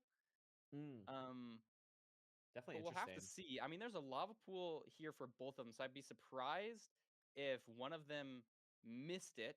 I like a little bit awkward from Duke having to backtrack to get his the line overall just was better. Wait. And it looks like Blazemine has missed the lava pool entirely. Oh, and Ghost Bucket is water. Heading into the desert. I mean, this is you. This is. Wait, why is Blazemine going? Blazemine didn't see the lava pool. Is he just going into the desert, or does he see one? Oh, he does see one. He has one. This is gonna be a 15 But Duguile is just into the nether way faster because Blazemine. A lava pool that you see early in the Oh, tries to go for the TNT That's my to portal interesting- and But if there's a better one like what Duguile found, it's not. yeah, like that's Blazemind. now and Dugal's just in the Well, lead. so this is going to be a little bit awkward. Duguile doesn't have the Bastion on his screen yet, so maybe we could see something where the terrain really comes into play. Great bow clutch from him. Dugal with the bow clutch. Curious to see what Blazemind really decides as the terrain here goes way lower. This is a very different decision. I love That how was fast. boat clutch has become so much more implemented. In the speedrunning, drag clicking. Scary from Blazemind. He almost fell in the lava. But Duke is It's gonna bridge. be where is he entering this spot. This bastion is the from? right This is rampart. crazy. But yeah, this is really weird, but does end up working out. Has the TNT from the temple, so we'll be able to blow up this chalice very cleanly. Have everything he wants to do done. Crime table down. Pick blocks the gold to get it in his inventory. That was incredibly phenomenal micro from Dugal. Oh, and Duke's dead. He's on 2 hearts. He's on 2 hearts. He's on 2 hearts. Remember, he has 2 gapples. Yeah, he's gonna have to gap here. He's gonna have to gap. We saw Steez deciding not to eat the better food in a very similar spot in a And oh my god, Dugal took so much damage there. That's a lot of time lost there, but at the cost of a gapple. he's still slightly in the lead. I think it's But he has less food because of all that a damage. little bit awkward. It doesn't feel good to be taking so many hits, especially so early in a bastion route. But he's healing up well. No, like the fire tick. No, that's like that was a really good fire tick. They do that to not take KB. Doing the same route. It's not about the damage. Like you'll still take the damage. Oh no! And but it's for the KB from the Hoglins. That's tournament life on the line. Day 4 on the line. and Gets the golden apple off. and both of them taking major damage here at different parts of the route. The piglin counts are probably going to be similar. There's a ruined portal here as well. I don't think it's going to matter. But the auto funnel for Blazemind might get some more piglins. This ruined portal's not going to No, because you're still gonna take the damage depending on it. Honestly, like, there are times where it helps like that with iframes. You can do it, but it's mostly like it's the most consistent answer is for the knockback. Is there good terrain out this way? There's some terrain. He's gonna be purling. 17 obby. The obby is a little slow. Maybe Dugal just doesn't have as many pigs. I mean, seems like he has a lot. Still on 18. Has the gold or the stone sword pre-crafted. Blazemind doesn't. Does not have the sword pre-crafted. And Duke's out. Up to 17 obby. Also still waiting. But Dugal's leaving. Doesn't see the fort yet. Purling this could get away. Awkward. If he doesn't see it here to his right, he's gonna have to force this new quadrant through this lava lake. This is ugly. This is really ugly. Here. Oh my god. Salt way in this direction. You're on low health. I mean, he's on half a heart here. Blazemind maybe is Blazemind going to take the same terrain that Duke did, or really try and force a wraparound? This is just really awkward. I think Dugal is making the right play. I think the fortress is here. Like, I haven't focused too much on quadrants, and it is. We see it on Dugal's screen. Amazing terrain decisions from Dugal. Did it look the prettiest? No, but it got him exactly where he needed to be. Blazemind eating the second golden apple now, and I think he's just going too far forward, but lands directly on the fortress. The bad part, though, so Dugal's in a way better spot, but doesn't see the spawner either. It's just going to depend. Oh my god, this is insane. Blazemind has slightly better getting there, but he's in a bad part. And there's a skeleton. Oh, scary skelly. Skeleton! The Blazemind's on a heart! Blazemind's on a heart! The skeleton! The skeleton! The skeleton just... Oh my god! 3 shots on Blazemind! The skeleton just owns Blazemind there! Lava ocean. Some might even like resetting the seed. I just don't know what he's gonna do, Curry. Just absolutely... Like, that skeleton spent so long aim training. That skeleton radiant on Valorant. Like pearl trades from the Bastion? I just don't know. That is just an absolute catastrophe for Blaze. He's valid, like he's skeleton in like the worst spot ever, gets knocked off, gets hit 2 more times afterwards to die. Just the worst. That's so unfortunate for Blazemind. Not a care in the world. Not a care in the world. Crash the bow even though he has a crossbow. I guess it makes sense since he just had 3 string. You can't craft another rule with that. Yeah. Keep your on Blazemind, he's really just going to be in the back rooms for the next couple of minutes, I think. And another Getting shot by skeleton. another skeleton. Oh my gosh. Blazemind is having some trouble with skeletons Only here. afford a handful more hits. I mean, this is really not looking good for Blazemind. We're gonna have to see a mega throw from Dugile, I think, as he's An Omega throw. Only needs one Omega more. evolved throw from Dugile here in order to. Has to throw a second eye, but it just doesn't matter. But knows he has the time, Parker. He already checked. He already checked. He knows he has no into fire. Yeah, I mean, I guess there's more terrain than I thought here for Blazemind. He's gonna have to really force this upper terrain. I think it'll probably wrap around, but it's just gonna take so long to get back to where all of his items were. He has low blocks here, not the greatest health. He's literally doing parkour on all of these islands. Like only 13 blocks left. I might even. I don't know. Maybe this is better than fully resetting the seat. It's just so hard to get back to it. Does a little boat clutch. It's but so Duke hard, is just yeah. on his Yeah, way. it's just Blazemind. I mean, it's like can happen with Rotten Flesh and low fire res. Like Dugile does not have a fire res right now, so that is scary. True. Has to head back to the Bastion. Pretty much at oh no, it does have a fire res. I don't know. I just can't see. It's okay. Is gonna be heading to the courts, very close at this point. Blazemind. I mean, Can just basically home portal. I mean, this might be the most work a wood pickaxe has put in a playoff seed before. I'm gonna be really goated wood pickaxe on Blazemind to get closer back to his stuff and takes a bunch of damage, but should be okay. Again, Dugile just digging down here. Assuming this nav is not disastrous, Dugile should have a pretty clear path here in a crazy set that ends in this game 5 with the Blazemind. At least we did get to a game 5. At least. Like, yeah, I mean, unless Dugile dies on 0 here. Like, does he get a spike? He gets a spike. Looks like a pure spike down mid. Oh. Whoa. Almost got door trap. Almost got lava trap there. Brother. Is this... Oh, wow. Is the portal room above him? I think he not hit starter? Him, yeah. Interesting. Maybe some weird thing here. Digging up for it. Oh. Lava there. Scary. Blazemind getting close back to his stuff. But Dugile's going to be able to hunger reset here. Knows he's ahead by a ton. And should be able to go for either the 0 or play it safe here. He heard it. When you hear lava and silverfish at like the same time, you know you're on the portal room. Yeah, don't need to do that. I think I like this play. I mean, you kind of know you're 2.5 minutes ahead here, so it just shouldn't matter. Don't even want to risk it. It looked like a tall tower on back. Maybe he hears the lava and the silverfish. I guess not full half bow off, but shoots down a couple of crystals. So now it's just a waiting game, Curry. I feel like it's been a while since we've seen just like somebody waiting for a perch.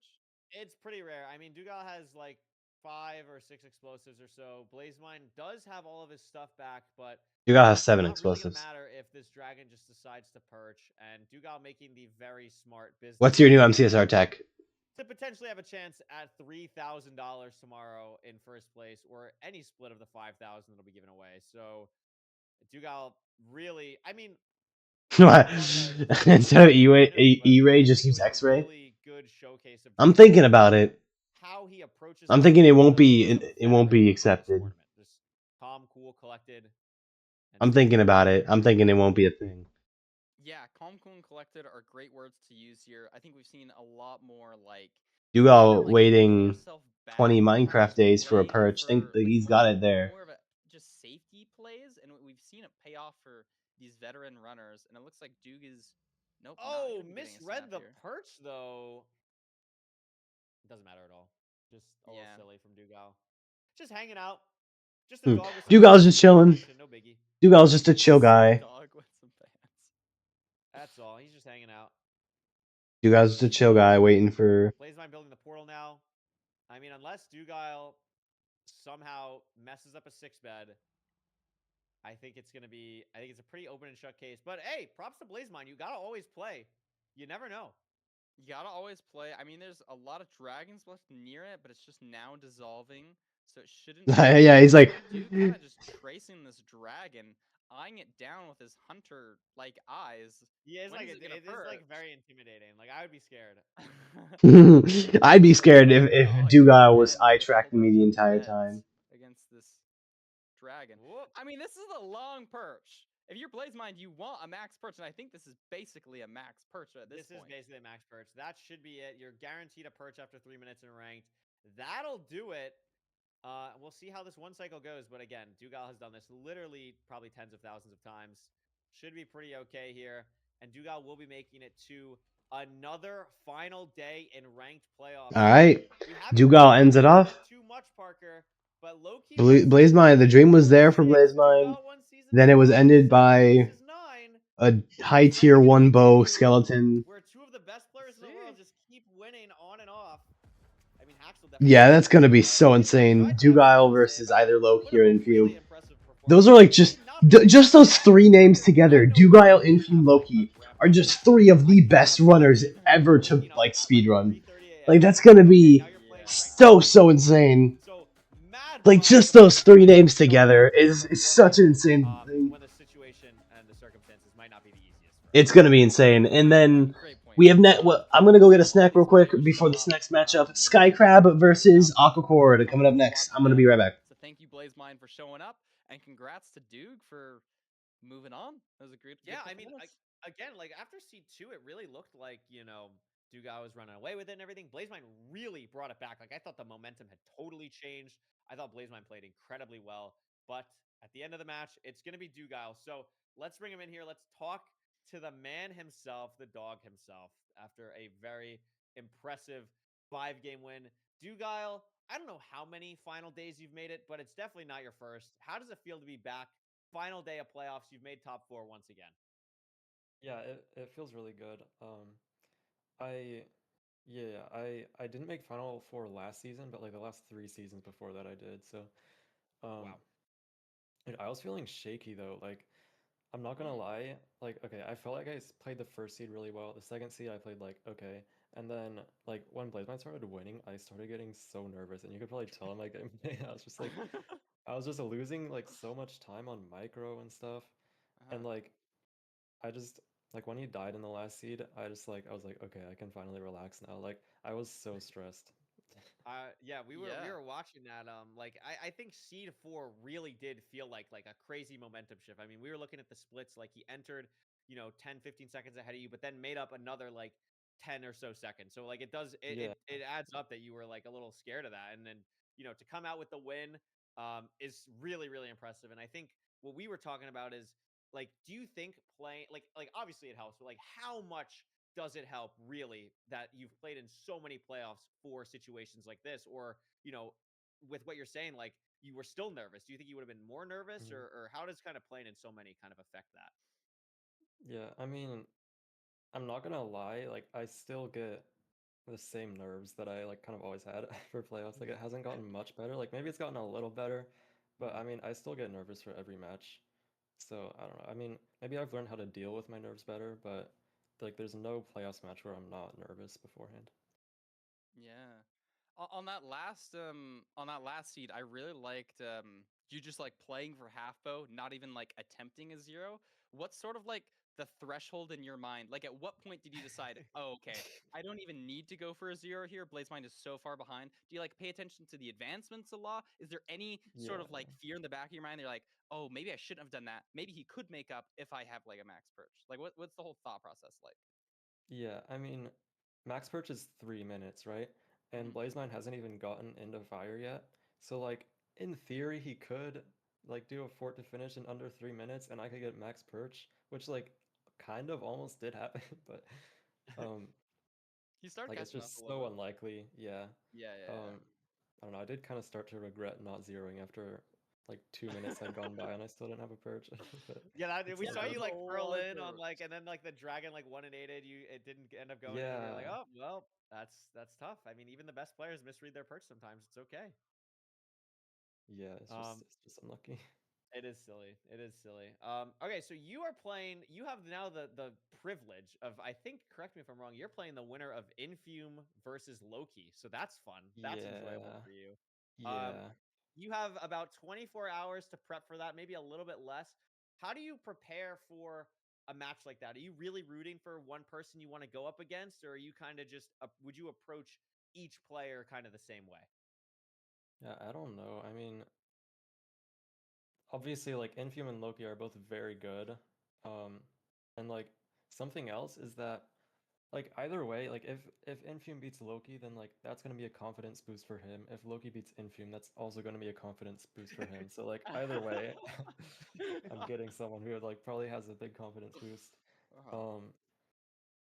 I don't know, like, if I were to pick, I would probably rather face Loki because, like, I've faced him before, I've beat him before. Like, in my opinion, Infume and EDCR are like the two best players right now. They're like in a league of their own.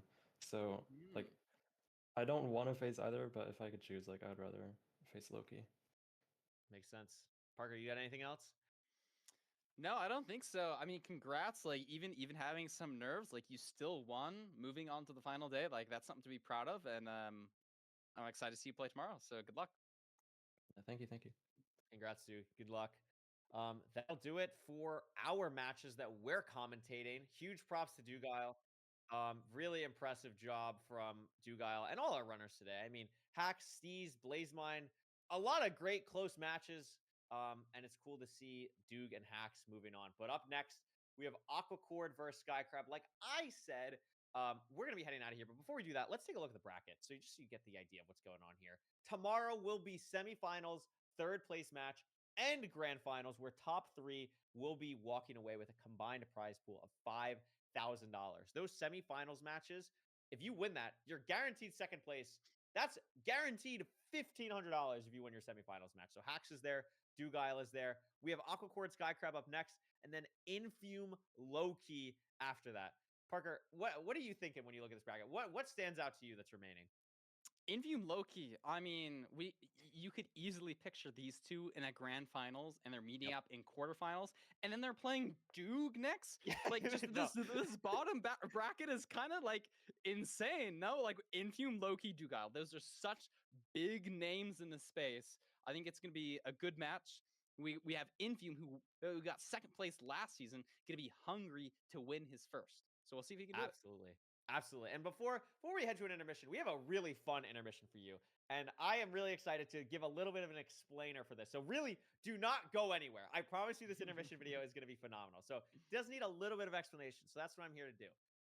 What you're going to watch is a 2v2 game of Gasketball between Duguile and Steez versus Infume and Hacks. Now, if you don't know what Gasketball is a mini game. It is basketball with ghasts. Cubfan, the creator of the game for Hermitcraft, was kind enough to commentate alongside me and watch watch four players who are absolutely incredible Minecraft people take a game created on Hermitcraft and really push it to the limit. So I'm really excited. A huge shout out to Laura as well for editing this video. This was a bit of a rush to get done because we had to organize the schedules for everyone. We had to get Cupfan in, we had to get me in.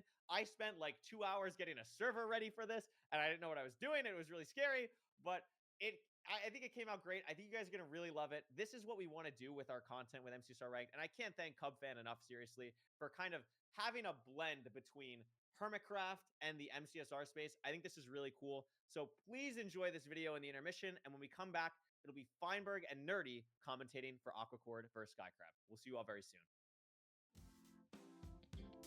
Simplest explanation is it's basketball, but with ghasts. You're going to start up at the top, the platforms at the top, and your goal is to get across to the other side, score either 1, 2, 3, or even 4 points on the opposite side of the arena. The game's 8 minutes long. You get snowballs to attract ghasts, and once you score, you'll go through the doors, and then you'll drop down a bubble column, and you have to run across the arena and up the bubble columns to get back to the top to make another go. It's a great day for Gasketball. Grab a snowball and 2 slow-falling potions. Gasketball starts in 5, 4, 3, 2, 1. All right, here we go. You're underway. Ooh, You have any predictions? I'm gonna say blue team is gonna win this one. Oh, okay. I think- Duguile and Steez. Hacks and Infume They both have on the the- ground already. Wait, you can punch by the way. How did I fall? How did I fall? We have to go back up the column. Oh, Duguile going for the punch Oh, on Infume PvP. knocks him off. Dude, oh my god, dude. Gosh, they're so low. Hacks is kind of stuck in the middle here. Oh my god. They're surrounding me. I don't like this. Dugan PvP on- Infume. Infume wins the battle. Not to punch that. Oh! Get skill diffed. Okay, I'm just gonna hop on this ghast. Okay, never mind. It pushed me off. GG. Infume has a really high sight Here we line go. right now with hacks. This looks good for them, maybe. Oh my god, I like. Oh, I like. where go! you're going. Wait, can you say? Can you say? Cheryl, move! Let's go three. Let's just go three. Three is good enough. Just wait for me. Oh, wait for the doors to close first. Wait for the doors. Okay, yeah, I got just- three. I got three. It's always funny to see somebody plummet. Oh, Dugal! dude gets knocked into 3. I'm gonna die to hacks. Wait. Oh, hacks just helped me. Let's go. Infume has very huge high damage, up yeah. right now. Go up, my young ones. Come to me! Come to me! Come to me! Dugal was looking to potentially play some defense here. Oh, dude coming across. This is, this could be a Oh, line no. for 4 for Infume though. Go away, Dugal! Oh, Dugal! That's not how you Nice, score nice, nice. Oh my points! god, go four. Oh, I'm you so can. sorry. I didn't get 4. 4 is like impossible to get. I got 3. I got 3. Oh my god, there's so many gas surrounding one person in the middle. Who is this? Infume is bringing every gas to him in the middle. On the same spot. I am. Let's just make Oh, it. that's you. Oh my Sorry, God, sorry, I sorry, just got sorry. pushed off. Okay, That was okay. me. Sorry. I don't know what to do. I don't know what to do. I don't know what to do. They're all No, on it's me. okay, it's okay. I'm No, stuck. just let go of the snowball. I Let can't go, just jump. let go. I can't jump. Let go, just let go. It's okay, just let go. Yeah. Wait, this is like, Steve can just go right across. Here we go. Oh my 2 points. goodness. It's good. Okay, we're not that far behind. Wait! Oh my god. I can get 3, I got 3. Nice. Okay, we have a 6-point lead. We can just play full defense if you want. It's up to you. Yeah, I'm just holding them all on me. You can just hold them. I don't know, you can just hold them. No, this is honestly a good strat. This strat is actually so good because you give me such a good hack. Wait, you're actually you're actually making this is actually the best play. No, just hold there, I'm farming so many. This is so good. Okay, hacks is just like farming us right now. Yeah, if it's getting carried. 9. Yeah. Could come down is to the final Infume bit. doing again in the middle? I can't move. I can't. No, just stay, just genuinely just Okay, stay because I okay, can just okay, outfarm them. okay. I can outfarm them. What This he's is going a for. strategy. It usually just makes a platform, and you can just run straight across. So the team that's winning usually doesn't 9. want to do this. 8, But here we go. 7. End of the game. 6.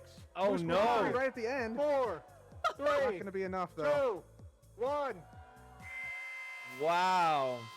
GG. Well done to all the 31 to competitors. 28. Red team is gonna take it.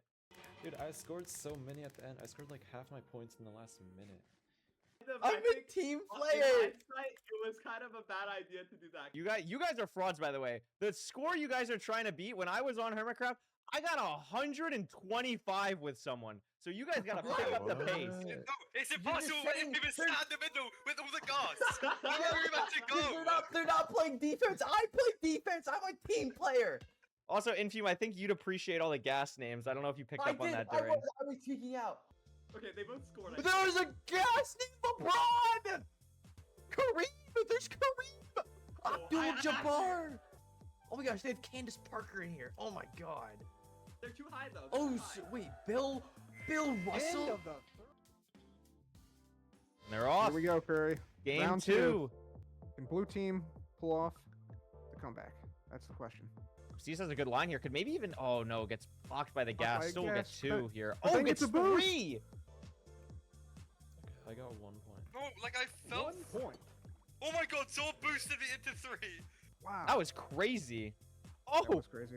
and Dugal hit the gas away from hacks there. Oh my gosh, so he fell all the way down. A brawl is happening at the bottom. Okay, I boosted him. That's bad. Oh my god, dude, why was that play from Dugal? No, I'm actually griefing his game now. He actually just had a crazy play. I almost got 4. Okay, sorry, we need to go back. Sorry, I was really mad because Dugal made a really good play. I was gonna fall and then someone hit me and I went into 3. Bro, what is Sax? I don't know. You know what? I'm just going 2. It's okay. Oh my god. I'm just going 2. You trying to go for 3 maybe? Duke. Oh my god. Duke hit me off. Oh, midair battle. Let's go. Oh my I need him god. To go up. I need him to go up. Go up. Go up. Why are you blocking me? Let's. Oh my god. No, I got too greedy. Wait, I'm going the wrong way. I'm curious, Kurt. Do you think there will be a 4-point play in this game? I think so. I think so. Like, I think Dugile could figure it out. I'm looking at Dugile, maybe even here potentially. End of the Has a good first line. quarter. Oh, Going in, just barely misses. the end of the first quarter. I almost got 4, dude. How do you even get in there? I'm stuck in the gas. I can't move. Forcing 2 is honestly just fine. Just force 2. I feel like it's good. Oh my god, Dugale is... Steve's stuck in the gas. I'm stuck in the gas. Seriously? Yes. Anyone's game. That's actually though. super unfortunate. I've had that happen to Dugile me. again. I've played I'm really basketball noticing before. Dugile's just hanging out on the top right now. Bruh. They have all the gas. What? I can't do anything. Where we went. Oh. I'm just holding them so they can't move. So they can't move. Oh my god. Okay. No, you should probably try to score. Oh my god. Or okay, up the because they're getting the bridge. They're getting the bridge, I think. This is what I mean. They gotta just, I think, go for something. But again, Infume has 1,000 gas surround him. I'm sure Dugile and Steez are really happy about this, and we'll have some choice words for Infume after the game. No, it's fine, Should it's I fine. not do this? Should I not No, do this? I don't know. It's up to you. Okay. I think you just win. I can't. Slowly but surely, red team's starting to run away with it. 23-18 now, 5-point lead. But Duke and Steez both going to get 2 points here and make it a 1-point game. Oh, and here's a brawl in the top. Dugile gets bested by Hax, and Hax gets 3 very quickly. I should have just not moved. Oh my god, I'm just trolling. Okay, I got 3. Don't worry. It's okay. I'm It's okay. trolling, I just got 3. A lot of height here for red. This is going to be an awkward situation for blue. Hax getting another 3 points. Might be able to get something going on here. Duke just missing the 3, but Steve should get it and does. So that's a really big swing that they needed to stay in this game. Gonna need to see some defense from blue Hax here. going from a deep 3 gets denied though. And Hax Has only to gets settle for 1, one. and Envu gets knocked off fully. Wait, I just boosted you. Hold on. Yeah. We should be boosting each other. I got Infume off. Bro, oh my god, they just punched me and we're only getting 1. That was actually a good defense. Yeah, I was gonna get 3. They punched me off. Wow, this could be Incredible play Blue's from chance. Steez. Oh, and Dugile. They're down by 3. Can they get the 4? Oh. Oh. Steez again has to play Three some from great defense here. Oh, But the does look at defense. the defense. Look Envu at gets that nothing. defense. Wow. Oh, what? How did he reach? Actually, try that. I denied Infume so many points. Oh, but Steez has a line, has a bridge across, gets the 2. They're down by 5 though. They need another 3. Oh, it's going to be 7, close. Dude, it 6, has to rush 5, across. Send it. 4. I don't think it's going to be 3, enough. I don't think he's gonna make it. 1. And that's And it. that's game. Red is 40 to taking it again. 37. A Wow. 2-0 victory for Hax and Infume. Hax and No, Infume. Infume, you're Hax my actually goat. disgusting. You're actually... Dude, I wanted to play that is defense. So cringe. I wanted to play the defense so much more, but I felt so bad. I felt like such an asshole. Yeah, dude, you guys were just farming us, and there was nothing you could do. There was absolutely. Bro, there's nothing on the line, by the way. Nothing on the line, and Infume sat there in the middle. It's only won by 2 points, by the way. It was 5 Check that out. actually.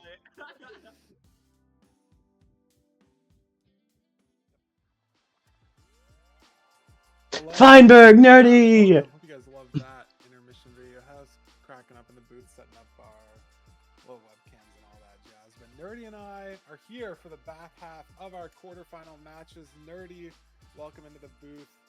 We have Aquacord versus Sky Crab. I mean, wow, what a match. Nerdy, what are your thoughts? Yeah, I mean, it's good. We've got a... I was thinking about this one where it's like... Nerdy likes to hit that emote a lot, I've noticed. Whenever Nerdy's commentating, he'll do like the absolute cinema emote a lot. Gonna be a great match. I mean, these are two Like he sits back in his chair, he just does it several times. Hype around Sky Crab, obviously being more of the RSG, never been in playoffs and has gotten far already into playoffs. Will he be able to continue that, or will Aquacord, obviously last season, getting to the 3rd place match, which is very good. So a good performance last season, but you know, not quite making it to the very end. So Aquacord definitely hoping for a bit of redemption there. I don't know. I think this is gonna be an exciting match. These are two runners that have a lot of hype around them, so I can't wait.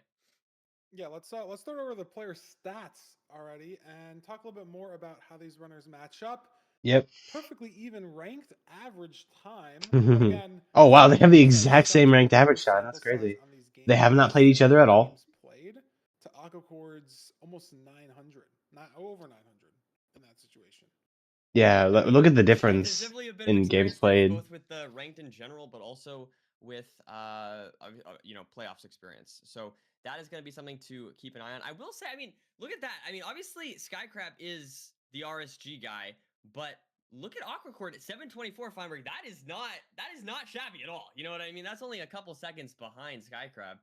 So I think it was definitely top 5 when he both experience. got it, or maybe top. I don't know. It might be still top 10. There's Also, look at that. Like, Skycrab has the most sub-8s and the most sub-9s. That's wild.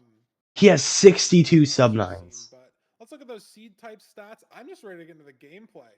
And again, these are not going to look the best for Skycrab, like, or in terms of like the accuracy here, just because there's such little sample size. And when you're a player like Aquacord and you're playing at 2400 elo for a majority of your matches versus Skycrab, you're playing 70 games.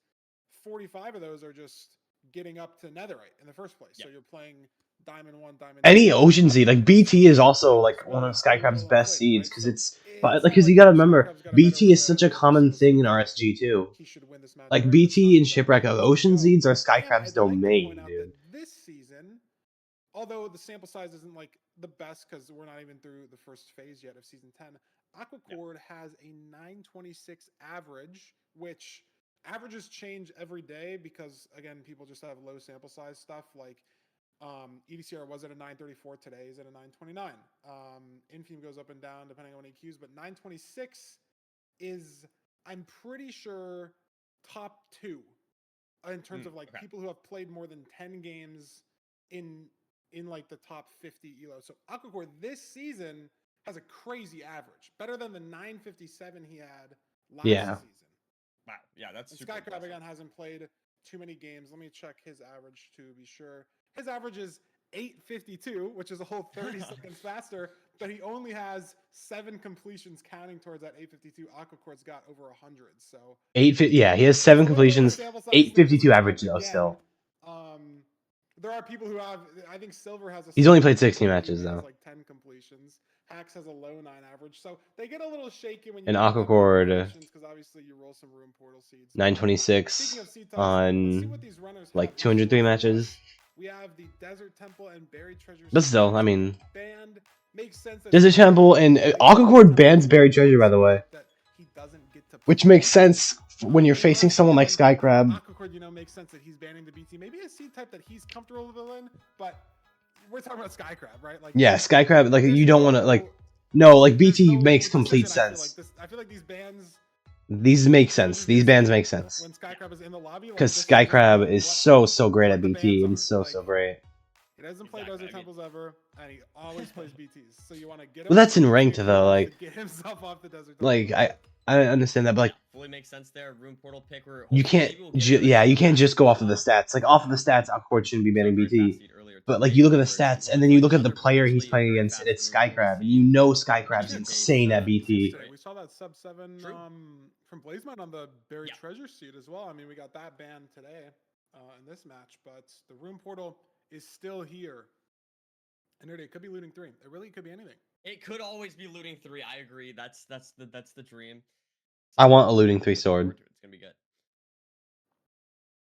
Yeah, and I think it's crazy storylines going in this game. You know, like you said, Nerdy, Aquacord last season 4th place might be the most depressing finish that you can have in playoffs.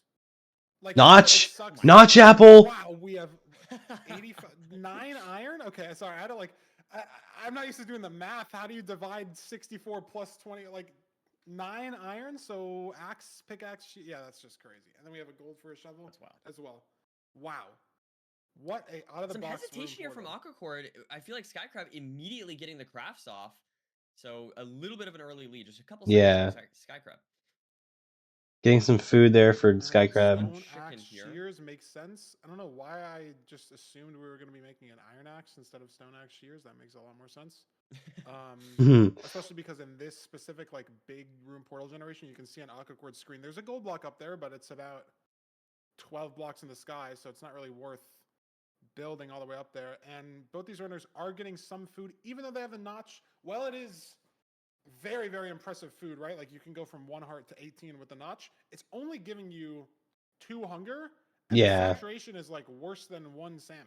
So that's the thing, is like the you saturation might of just run a out of sprint. Like it's a genuine problem if you're playing the seed like well enough on the notch or saving to the fort. You can run out of sprint with no other food and like be on 10 hearts. And so them getting just these couple extra chicken obviously gives a little bit of. And look at the portal that Skycrab built that Aquacore opted game not to go off for. of sort of the ruined portal itself. And Skycrab looks to complete it instead of building his own portal that Aquacore went for. And even though Aquacore started first, Skycrab is able to complete it first. Barely had enough to get in. Looks like he doesn't have a lava bucket, so yeah, maybe just had one or exactly the amount needed in order to get into the nether here. But we do see Skycrab now heading over towards the Bastion. I don't see it yet, so definitely a little bit of a trek here. They're both going this way though, so I think it's treasure and the fort is to the left, so shouldn't see either runner, get lost on this terrain. Looks very open. Just going to be about how do we scale this basalt, this soul sand, this nether waste. Three biomes on the way to one. Yeah, he statistically he's an upset, but I feel like I don't think anyone would really consider him an upset, right? Like obviously he's like not in the ranked scene as much, but like I don't think if you asked anyone, like they would be like, "Oh yeah, I think Skycrab is a complete underdog," because he's just such a good speedrunner in general. Let's take note on Aquacore's screen. Could be a difference maker in that treasure bastion, right? You have a couple piglins just sort of decide to jump off. That could slow down your trades by a couple cycles. That's 12, 18 seconds. And Aquacore doesn't look like he lost any pigs directly on the bridge there. But obviously, who knows where they're wandering, what they're getting their heads stuck on, all that good stuff. Skycrab's lead continues here as we continue to route this bastion. I don't know. Did you see the fort? I didn't. I Yes, might have saw it. It is but like it was a little 2 bit. pearls. It's 2 pearls directly behind. You can see it on Skycrab's. Oh, there we go. Yeah, yeah. I see it now. Yeah. So we definitely don't need to break spawner necessarily, unless we might need to go down there if there's not enough obby, of course. But we don't need to break the spawner. Yeah, and I feel like Aquacord maybe gained a little bit of time on just mining these gold blocks. It's hard to tell. I feel like he was more behind than he was, especially after looting that one chest. But let's see what the obby looks like, Nerdy. Like you said, we could have to go bottom treasure if there's only 5 obby in chests. If the trades don't work out, there's 6 obby in that chest, and that's it. So Skycrab on 7 obby has to go and check the trades. Could get 20, but it's not guaranteed. We're on 24. Oh, we're 24. Okay. Trades coming in clutch for us. Not going to need to go down. As Aquacord checking his trade. Not a whole lot of explosives though. Gold on the ground. Skycrab also keeping 3 gold. Aquacord very intentional about keeping gold for this gold pick. We've seen runners, try to adopt that more and more. 1 gold pick. So what a pearl, even just compared to for a Skycrab there. The amount of time saved, obviously, like the difference between 3, like I guess my point is that 1 gold pick saves so much time compared to like having 3. Like just saving that 3 gold, you don't need like 4 gold picks to have a crazy impact in the seed. Just 1 gold pick for a buried. Yeah, that's true. A little bit of terrain heading towards. But as I've been sort of yapping over this split, I don't know what Aquacord is waiting for. I guess string. I was thinking string. Yeah, I mean the string count is a little low. Skycrab decided to leave there a bit potentially early, but there's glowstone on the spawner, right? So if the string was low, I don't know what our crying obsidian count looks like. Obviously, you do need 6 crying for each respawn anchor. It doesn't matter how much glowstone you have, but we're getting this glowstone in excess right now at the spawner. I mean, he blaze bedded maybe half of it, but there's still so much glowstone just buried around here that the explosive situation should be fine. So something I would honestly take time to mine this glowstone just in case because of the light level, but I don't think it matters too much. But he's got the glowstone at the spawner that Aquacord notably is not at right now, so he's not going to have this glowstone. So the explosive count, honestly, in Skycrab's favor, even though Aquacord waited longer on the trades. Yeah, and just tons of crying obsidian, so having all that glowstone, super nice. Getting those 4 anchors and 2 beds, so not the worst situation at all. Skycrab taking some unnecessary damage there. That was just basically effectively raw time loss for him, unfortunately, meaning that now we see Skycrab blinding and with a pretty significant lead at this point. Yeah, and he hasn't even eaten his notch still. There's so much like weird. And Aquacord has actually. All at the same time. And Skycrab just now getting his first rod. Skycrab finally on and 2 rods. When's he going to decide to eat this notch? I mean, surely he's not going to hunger reset. I'd imagine you eat it soon. I'm just thinking that he's going to be too low on hunger to, have any sort of natural healing, but I guess it doesn't really matter. Has to throw another eye. Notch, right? Like you play off the absorption, maybe saving it to get to chords. A Skycrab did measure 2 eyes. Oh wow, that was actually interesting. It was the I think it was the 7% split, so it's a good thing that he measured a second time. I think it was 700 at like 93% or something like that. So definitely good he didn't risk it. Aquacord only having to measure 1. I mean, this could come down to random, differences in these specific spawners that they're playing. Like, do these runners decide to start, mining out the side? Yeah, and like Side of the Netherrack to get that just 4 versus 3 rods. Skycrab. Skycrab's trying to get a Pearl Hang off from the Pearl Hang out to a Wither Skeleton, by the way. But again, I don't know exactly the terrain these runners have to take. They are at different spawners, which just makes it a little weird, but it's the same stronghold, so shouldn't be too different. And Aquacord's out. He has 6 rods. Is leaving? What? How is he up on rods? He's now ahead. Up on rods? In the same spot. How did he? I don't Wait, know. how is Aquacord ahead? Better drops, I guess. I mean, it looks like Skycrab is a little bit like he's just only a few seconds behind here, but still, you're right, Farmer. I mean, I thought once again, I just thought Skycrab was dominating the seed. I think Skycrab took way better terrain. Look at the chords that he's at right now. He's 30 blocks away. I mean, but he's digging towards Aquacord right now. Aquacord on 2 hearts. To, match chords in the middle here, but Skycrab first to put the obsidian down. So immediately. Oh my god. Once again. Back in took better terrain because he is at a different spawner. No advantage for Aquacord. He has 1 chicken, but that's not going to matter. The spike looks a little too big to be a silverfish, but Skycrab's going to send it. Let's get a gapple in that chest. For a better spike. And there's the corner room. It's the big spike. Oh my god. Here, so we don't need hunger reset. So don't need the hunger reset because he's on 6 hearts. Aquacord will, but it's too little too late. Can Skycrab hit the 2+4? This is a hard 0 though. Look, his side set up 2+4. Pearl. Yeah. Oh my god. Super low. Yeah, I don't know if he hits the 0. Let's see if he can hit this. Aquacord up here. could hit. Honestly, take this. I mean, this is scary, and he's committed. He's committed the anchors down, right? So if this dragon flies, it's over. Yep. It's a good double bed. It's gonna wait a rotation on this anchor. Oh, he blew it up early on accident. That's I don't even know. Damage, though. And flies. Breaks the crystal and flies. So Skycrab on a chase down now, but Aquacord, is he gonna feel pressure to go? Oh my god. Could be a very similar situation. He's in a 2+3, and he's gonna send the 2+3. Why? I don't know. I don't. Oh my god, he's gonna try to recover it. He places his anchors down. Why does Aquacord place the anchors? I mean, with disgusting damage, I think he can get this off. That's not disgusting damage. The dragon can get really low. Aquacord could kill the dragon here, but it flies again. It's not that it breaks the crystal, it's that the dragon gets too low. So both the runners now in a life or death chase down. Oh my goodness. But notably, Nerdy, Skycrab has saved 1 anchor. Because the dragon flew early, he didn't pre-place all of the ones that he had, and he also just had an extra. This dragon, yeah. So even though Aquacor's dragon's a little bit lower, I don't think he's going to be able to kill the dragon before a perch. Skycrab hasn't been able to do that, but he has an anchor, and he's got all the towers down. So I don't know how Aquacord is in a situation where he can win this seed. Yeah, this is going to be really tight. I don't know. I mean, yeah, it looks like Aquacord.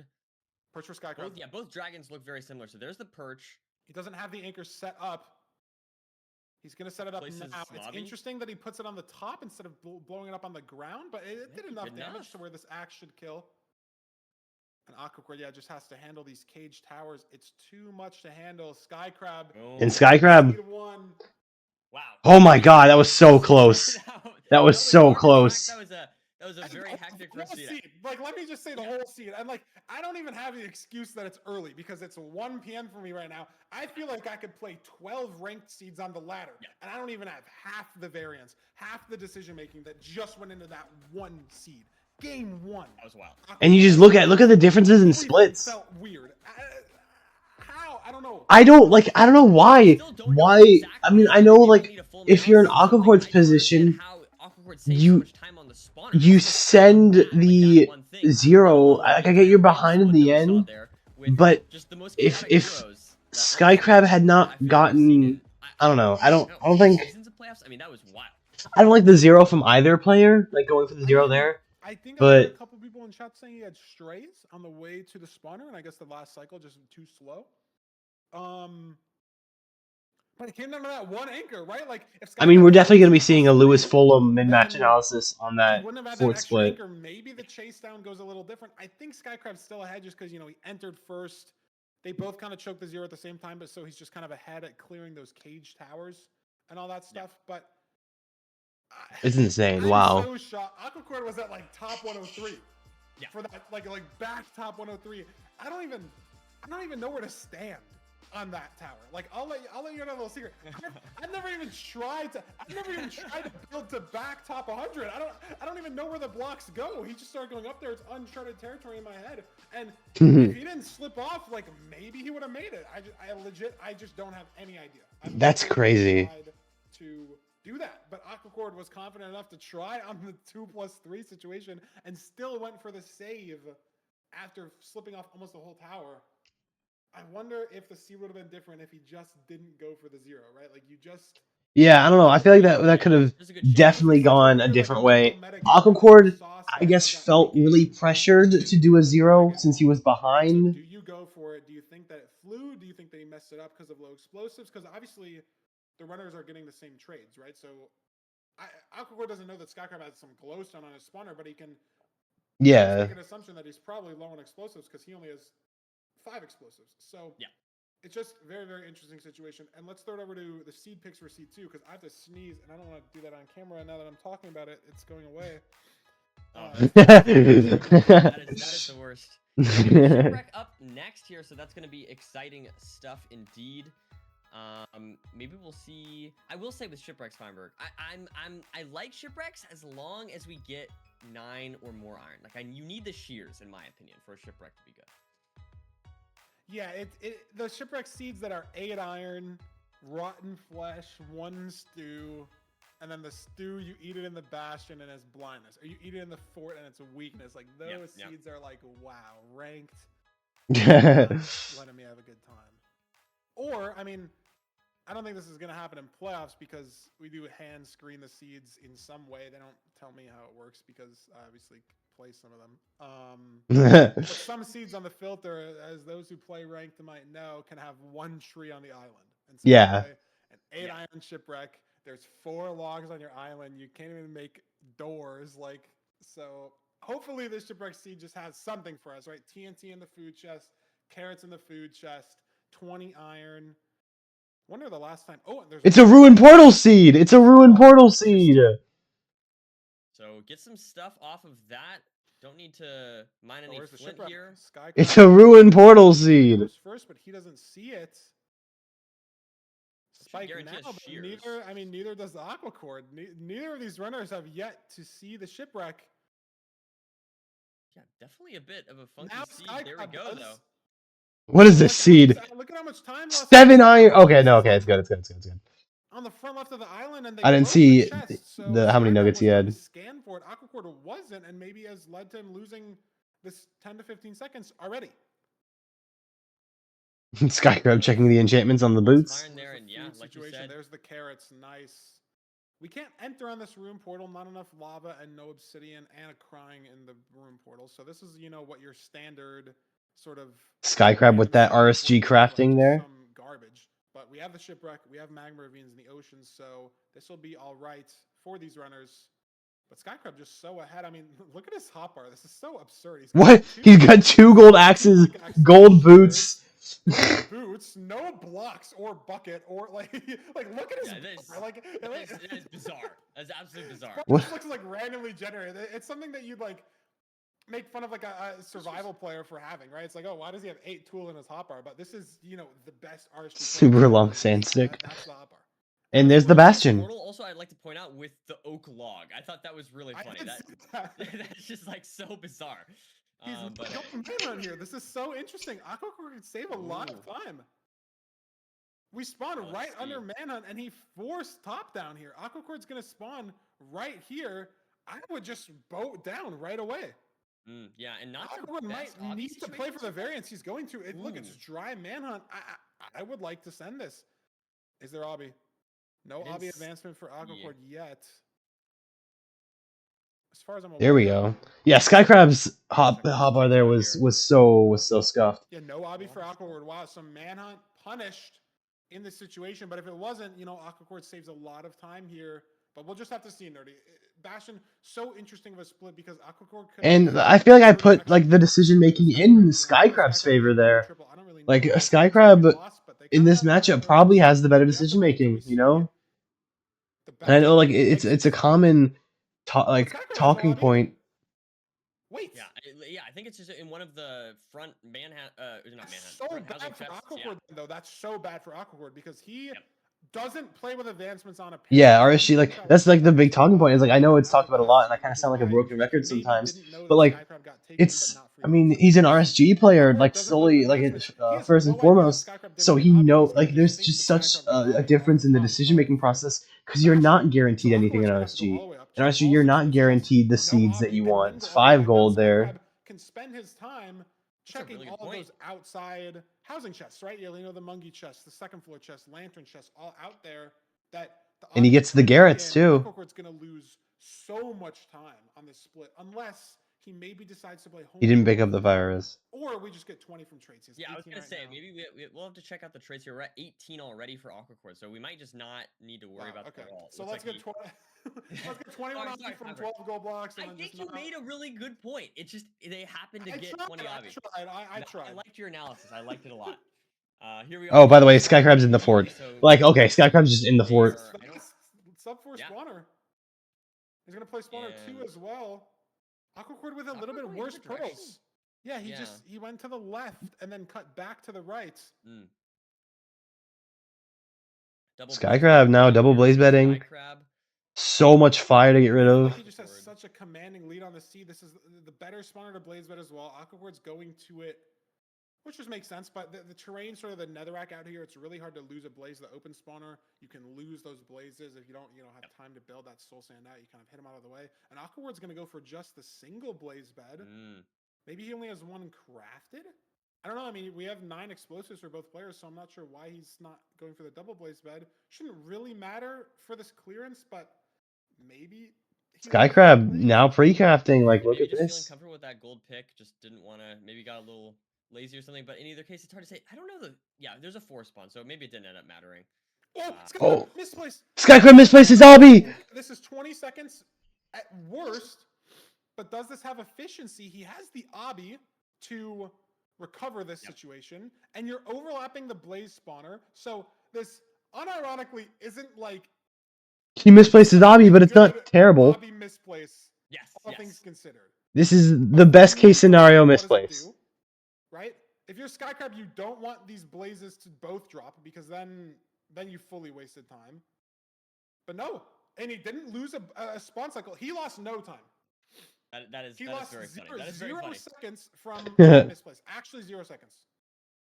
Wow. That is wild. And the slow spawner split, 0 time loss. Wow, I can't believe he didn't get punished for that. But he has to throw another eye. Unless you just have like 30 obby. No, but even then, it's like it still is time loss usually. So hey, there you go. Yeah, he didn't need to rebuild another portal at all. There's basically nothing he can do to like help overlap. I mean, I guess he could get a pearl hang off. Maybe he doesn't have time to pearl hang. Yeah, because the blaze spawns right now. But gets the rod and he goes. So literally lost almost no time. And he's just out first still. Yeah, I guess just like spawner cycle. I'm not exactly sure what happened there, but time loss. I thought he was pre-crafted. Maybe he's not pre-crafted. I think he is though. So he is. Lower terrain from Skycrab sending, but Aquacord higher above chords. So if this is good chords for Aquacord, he is about 20 blocks away and going to be building this portal first. Wow. I'll be down first for Aquacord, but it's so close. That's wild, yeah. Both building the portal. No, Skycrab just a few seconds behind, like you said. Yeah. And now Aquacord's back in front. It was that obby misplace. Not loving that, but he likes the top right. Skycrab's going to go mid. Yeah, this is interesting. There's light source mid. It's gonna work out. Skycrab has it! It's mid! Wow. Wow. And he So only has a despite golden carrot on 5 hearts, but it's open and he's got 4 bread to spare. So the fact he's on 1 heart here isn't going to matter as he heals up so much from the golden carrot anyways. And compared to last seed 0 Nerdy, this is like level 1 in the tutorial. Back 85. We have 9 explosives. Last seed back Sky Crab, 82. come on! Sky Crab should be very, very fun. We have Sky Cracked and Lock-In Fume as different MCSR players. Arrow goes through the dragon. Stuff can get awkward. He knows he doesn't need to. We have Sky Cracked and Lock-In Fume now. On the end, and that's Sky Crab up 2-0. Sky Crab up 2-0 now. That was again another great seed back and forth. Ultimately, That was it did come crazy. down to the nav, and I don't know. That's very impressive stuff from Both Sky players Crab. shot their own anchor. Lead. Both players shot their Again, own anchor. Sky Crab's first ever playoffs and might be headed to the final day, Feinberg. I mean, what a story! Like, we have to finish this. We have to finish the match, right? Yeah. He's not there yet, but Aquacord, 4th place last season, gets to final day, and everyone on the final day gets to play 2 games, right? Because we have the 3rd place match, and only 1 out of the 4 players loses twice. And unfortunately for last season, that was Aquacord. You're the only player in the entire playoffs bracket that gets to lose twice. You have the massive privilege to, you know, be 1 game away from getting money twice and lose twice. And so, yes, you did get 4th, right? There are a lot of people that got 9th. They're like, you know, in the That's true. That's true, actually. The only player in the entire playoffs, in the entire bracket, to lose twice in one day is 4th place. I imagine it feels great to, you know, lose semifinals match, lose out on $1,500. Then right away have to go play the 3rd place match, lose out on $500, end in 4th. You don't get the trophy on your low profile. It doesn't get immortalized on the website with your name on the what is it called? Like the podium forever. So Aquacord had that happen to him last season. He was our luckiest unlucky player. And Sky Crab now stopping him from getting back to that final day at 2-0 right now, Dirty. I mean, what a game. Yeah, I mean, Looking great for Aquacord. besides Sky Crab placing the obby, he didn't really make a lot of mistakes that time. I mean, the first seed, they both made a ton of mistakes and it went into Sky Crab's favor, but like that last seed, Sky Crab just didn't make as many mistakes besides like the main obby misplace. And then Aquacord had slightly better I don't terrain. want to get ahead of ourselves here. Like, Aquacord is a very scary opponent. I feel like even if you're Sky Crab, it's not going to be an easy win necessarily. I mean, obviously, you know, there's a good chance you just have to win one of the next 3. I just started yelling, yeah. Aquacor's a dangerous player. He can lock back in, you know, shift the momentum in his favor. Nerdy doesn't yell. I don't know. He does I don't wanna sometimes. underestimate Aquacord here, Feinberg. But if Feinberg or Nerdy, if I had to like, if you asked me if which one would be louder on average, I think Feinberg's louder on average. Like just he's screaming way more often.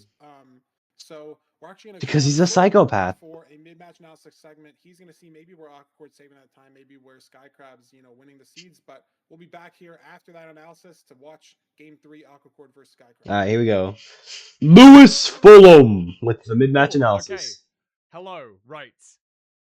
I am going to try and do this as much justice as I can. However, I understand that this is an insanely niche mechanic that I'm going to try and explain as best as possible for as wide of an audience as possible. During that 2nd seed, I discussed with a plethora of amazing top-level speedrunners about this exact thing right here. We'll watch it through at full speed first, just to try and talk you through it, and then I will try my best to do it justice and explain exactly why Sky Crab's Pearl doesn't go where he's looking. As you can see, this Pearl jump seems as though it should be flying straight up that tower, going very high. However, his Pearl lands at Y74. That is definitely not a normal Pearl. It's not something that is expected, that is, you know, that we're going to really see from these top level runners. And I spoke to specifically Silver Run's playoffs participant this season. And I'm going to try and sum up what he said exactly, not in his own words. So if I mess this up, it's fully on me. I'm just trying to, you know, give a summary in a very quick and digestible format. But notice that his Pearl is kind of a little bit limp here. It almost doesn't look like he's jump thrown. And the reason behind that is, as you can see, as he looks down after this Pearl, you'll notice there is actually a block edge here, effectively like a cliff. There is a 1 block fall there, and if you sprint jump on the edge of a block, it can limp your pearl occasionally because of client-server desync.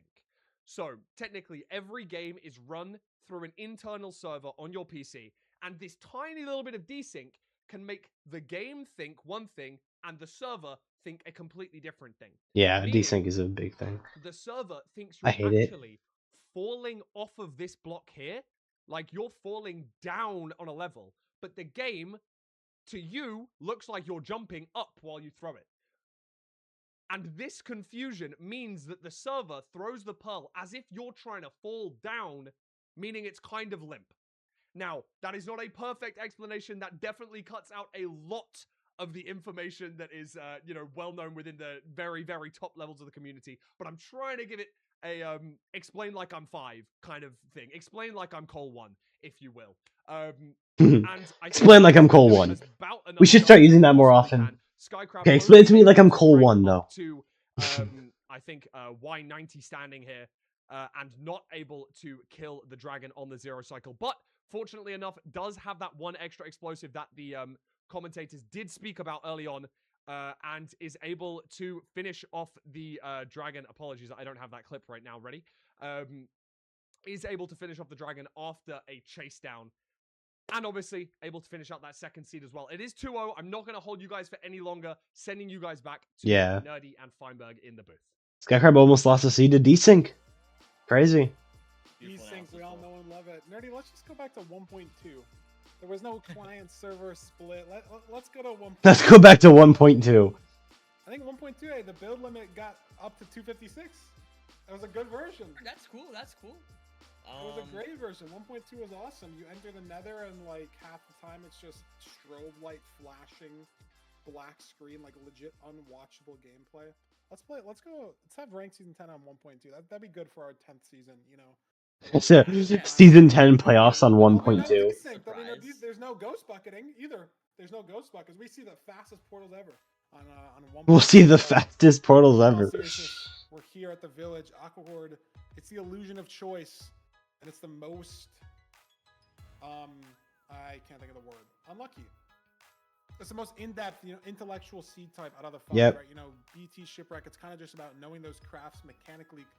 Sometimes TNT placement, we've seen matter a lot in the Dugal versus Blazemine game log situation, and it's about finding the ravine village. So many moving parts, right? Yeah, there's so much. There's like different villages even that you have to play differently if it's different parts, and then if you have early flint or early lava bucket, where's your enter? How many lava pools are there on the seed? Where's your gravel? Are you wood lighting? Where's the golem? Where are the beds? So much movement versus a BT seed where there's 1 chest and that's all your loot, right? Shipwreck 2 chests, all your loot. Room portal 1 chest, that's all your loot. So village seed could see go in anyone's favor off of just the overworld. The most interesting part to watch on these seeds, for me at least, as we're in classic Plains Village, right behind these runners, blacksmith in front, food chest to the right. It's getting interesting already. Skycrab will get to the Different routing immediately. 2 emeralds. That's so sad. If we have 3 emeralds, there's that 2 and 3 chance for the iron axe trade from the weaponsmith villager. But 2 emeralds, you're too broke for that villager. You're too broke. Here anyways, so and Skycrab going early for the stone sword. We do see, immediately some slightly different routing here, Feinberg. Not too much different, but just a little bit different. It is always interesting to see how different. With the bed there as well. Doesn't make that mistake. This is such a micro thing, but in his last match, he had a gold axe in the overworld. He broke a bed with a gold axe, which ate 2 durability off the axe, and then didn't have enough in the bastion. But I looked at this with Silver after the first match. We were very interested in the gold axe because it happened in his match. It was gold axe, stone sword versus stone axe, gold shovel. And gold axe, if you break 8 logs, you kill the golem, you break a crafting table twice in the overworld, you have 2 durability for the bastion. So you can break 2 chests in the bastion quickly. Yeah. Durability, assuming you can get blocks other ways. This seed, it's not going to be impactful because we don't have shears, right? So we're using the gold axe for the blocks, so the stone sword play makes sense. But if you optimally use your gold axe, you have enough durability to just kill the golem with the gold axe. But we have no shears, so this discussion doesn't matter at all. Skycrab and Aquacord both heading towards this Flower Forest lava pool. Skycrab's still holding on to the emeralds here. Yeah, and a little bit of a lead here once again for Skycrab. We'll have to see if he can maintain I think it's a lot of a lead, right? Aquacord hasn't even started building his portal. And now Just the Skycrab's just in. Aquacord is just now a lot of hesitation here. Hasn't even crafted his bucket. So this is a massive lead for Skycrab.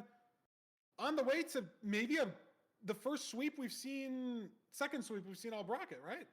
Yeah, I mean, Skycrab, I mean, I think a lot of people would say Aquacord was the favorite in this seed, but Skycrab just absolutely setting aside his lack of playoffs experience and playing very well so far, looting this chest and continuing This on is to the triple here. Look at the terrain that Aquacor's taking. He's so low here. Skycrab was so high. Aquacor's going even lower. Why is Aquacord going so low? But I don't think you can commit to mana at this angle, and he's just so low to this bastion. He's going to use all his blocks to go up. Skycrab's going to save even more time from this terrain. Oh my god. Yeah, no, absolutely. I don't know if Skycrab saw the fortress. I know that Aquacord did. So that could end up mattering, but it's like 5 chunks away, so I don't really know. Yeah. It's not like it's crazy terrain and it's treasure bastion. It is just literally right here on the housing.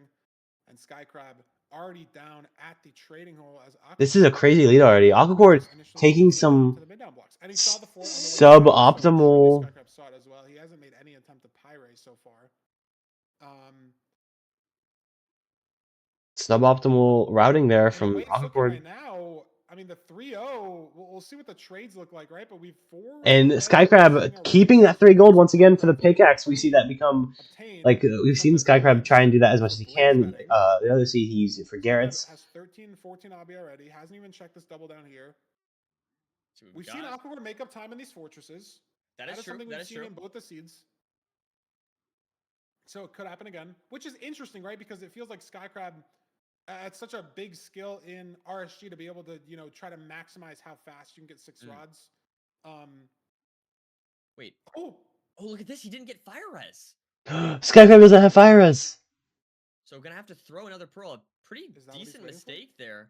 I'm pretty sure that's what he's waiting for. I'm pretty sure that's what he's missing. Well, he just didn't maybe fully check his tradle or something. It's interesting that he's going back. Is there even everything filled his inventory and he didn't get any fire res?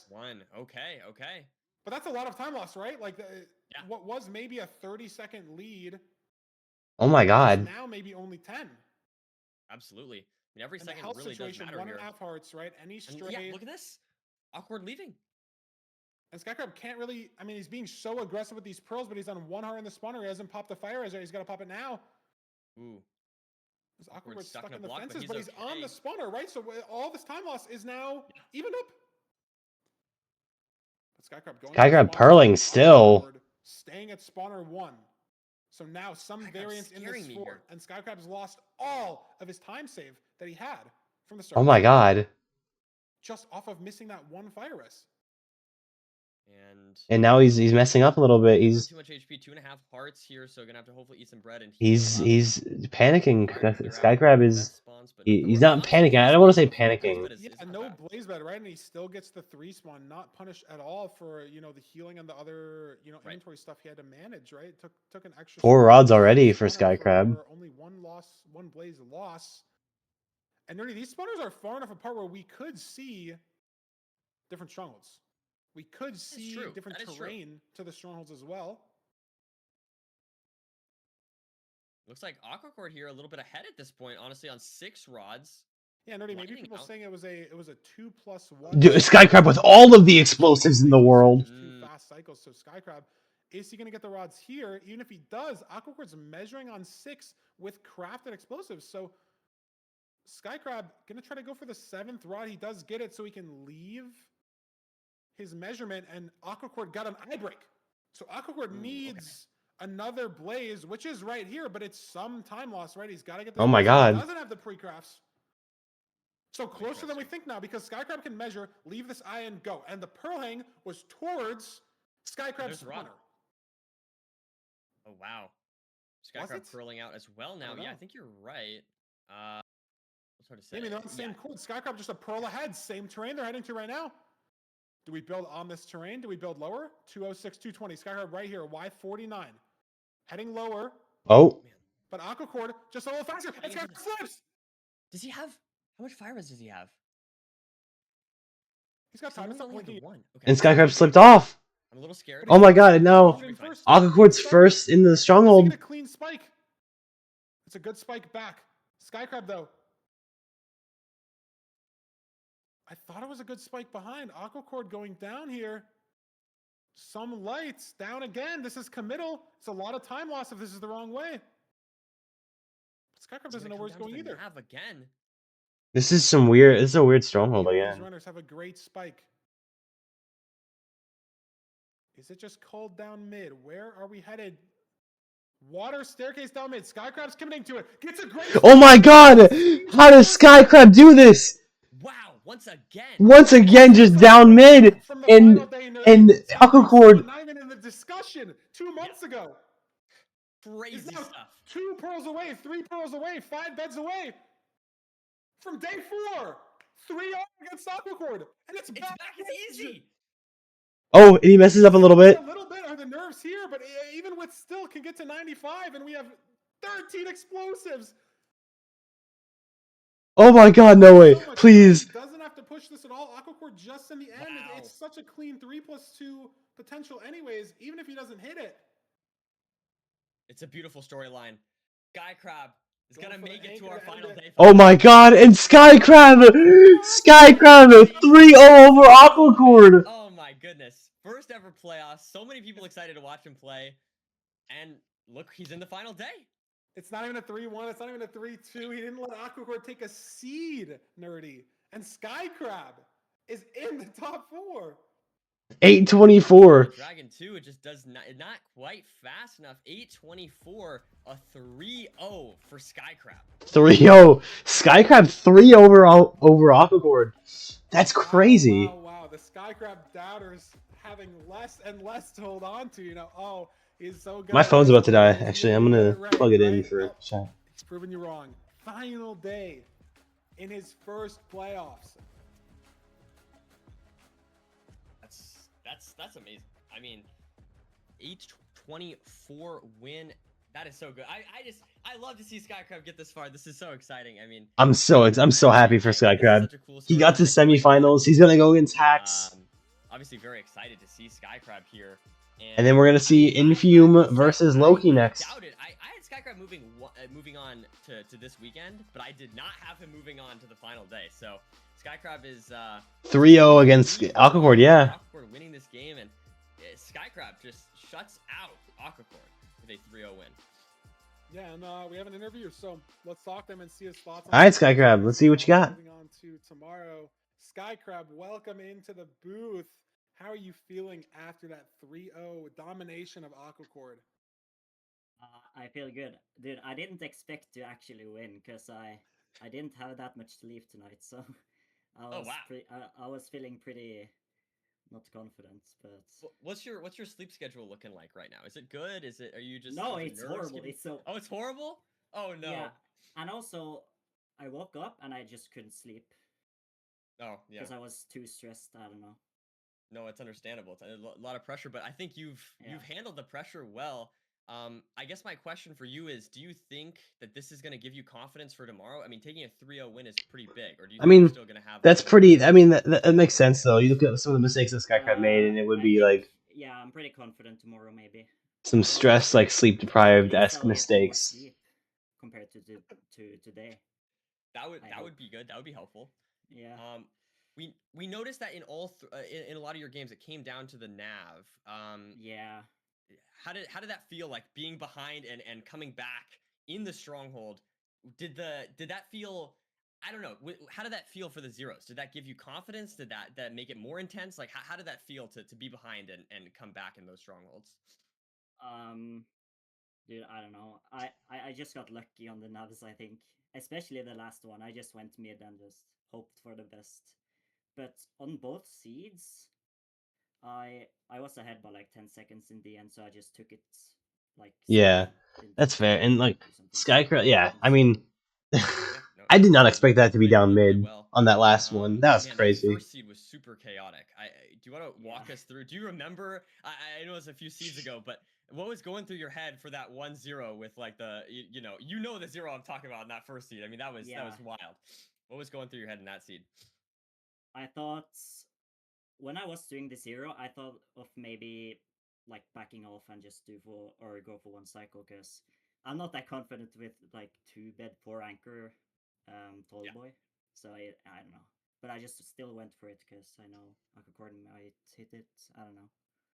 Yeah, no, that's great. That's all. I mean, that's all I got here. Farmer, you got anything else to ask Skycrab here? No, I mean it's hard to ask questions because a lot of them you ask questions about how you lose a seed, how you bounce back, mistakes that you made, but it's a 3-0. There's not that much to ask. Yeah. It's just the dominant win over Aquacord. I'm Only the excited to second 3-0 of the entire bracket so far. Against the person who has the other 3-0, by the way. I mean, Aquacord we got 3-0'd things to go NHB. through first, the winner of last season. Like you said, hopefully you get some more sleep tonight. Hopefully this 3-0, like you said, gives you some confidence. And I'm just excited to watch you play some more ranked tomorrow. I mean, it's just some great stuff and see the storyline continue. I don't have anything else. You got to get some sleep, man. It's got to be a good game tomorrow. And we'll see you back, hopefully in the winner's booth, and maybe on the podium as well. So, great Minecraft. Thanks for joining us here, and we'll see you tomorrow. Yeah, thank you, man. See you. Bye-bye. Bye. Alright, up next, Infume versus Loki. I had no questions. Like I was even trying to remember. I didn't remember the 0 on the first seed until you. And look, we're like almost way on schedule now. Like we're almost on the 1 minute mark that we're supposed to, not the 1 minute, the 1 PM mark. I'm so excited to see Skycrab take, like, I feel like that's such a, that's a statement, Fiber. I'm stuttering on my words here, but that's a statement, I feel like, you know? It's like, it's not like you're barely making it through, you know, just squeaking by or whatever. It's like Skycrab's dominant in that last seed. I mean, that's fantastic, or that last series. I mean, I guess all 3 matches were pretty close, but still, very well played to Skycrab, proving his Yeah, it's been so good so far. I don't know. I feel like you said it's luck, but like you're playing the same seed as your opponent, right?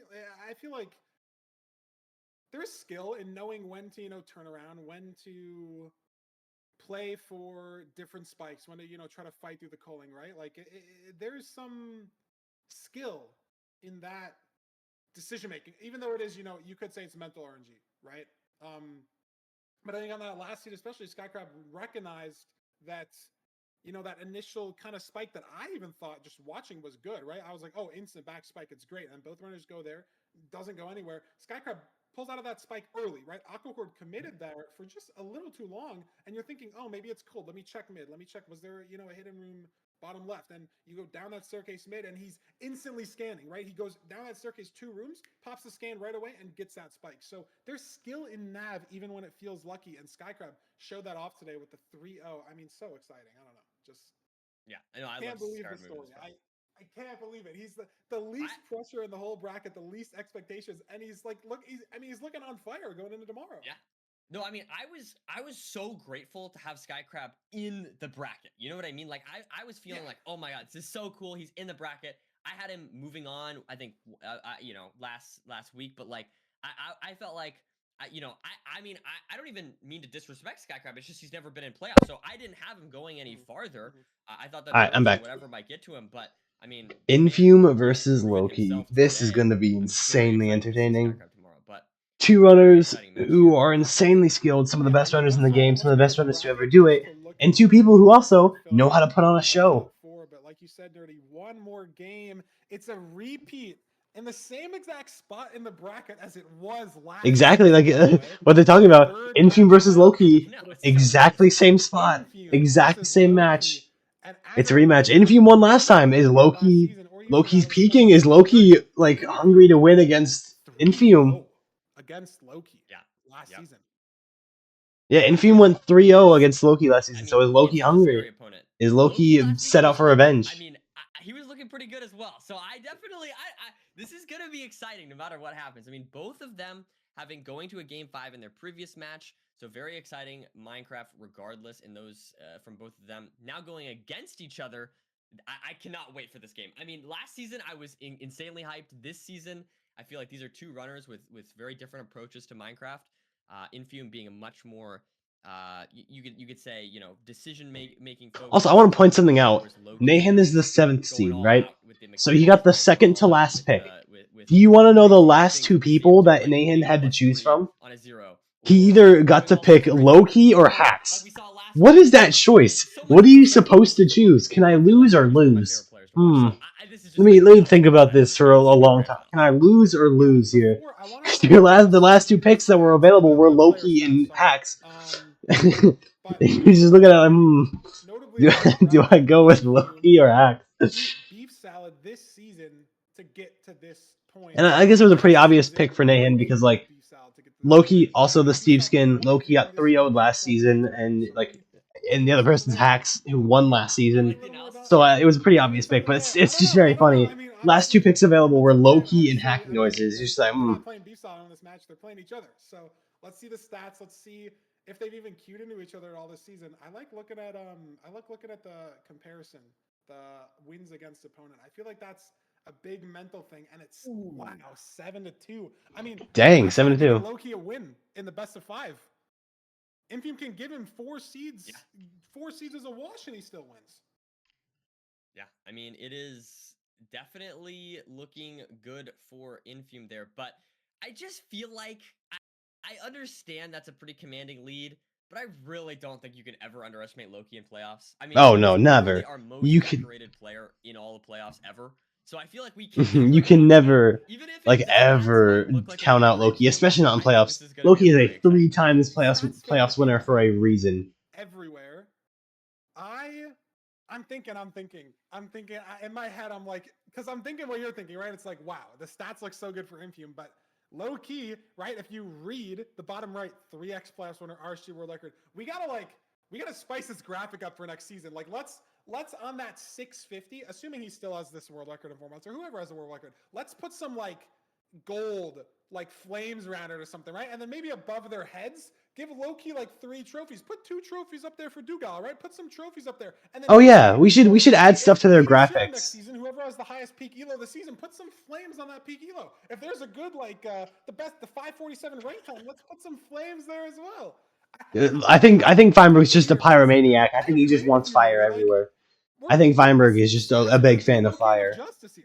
Yeah, no, that is fair. And also getting the 530 private room we saw recently. I mean, obviously that's a private room. You know, a lot of people don't necessarily count that for a specific category, but I think I mean, the point is he can go very fast, Feinberg.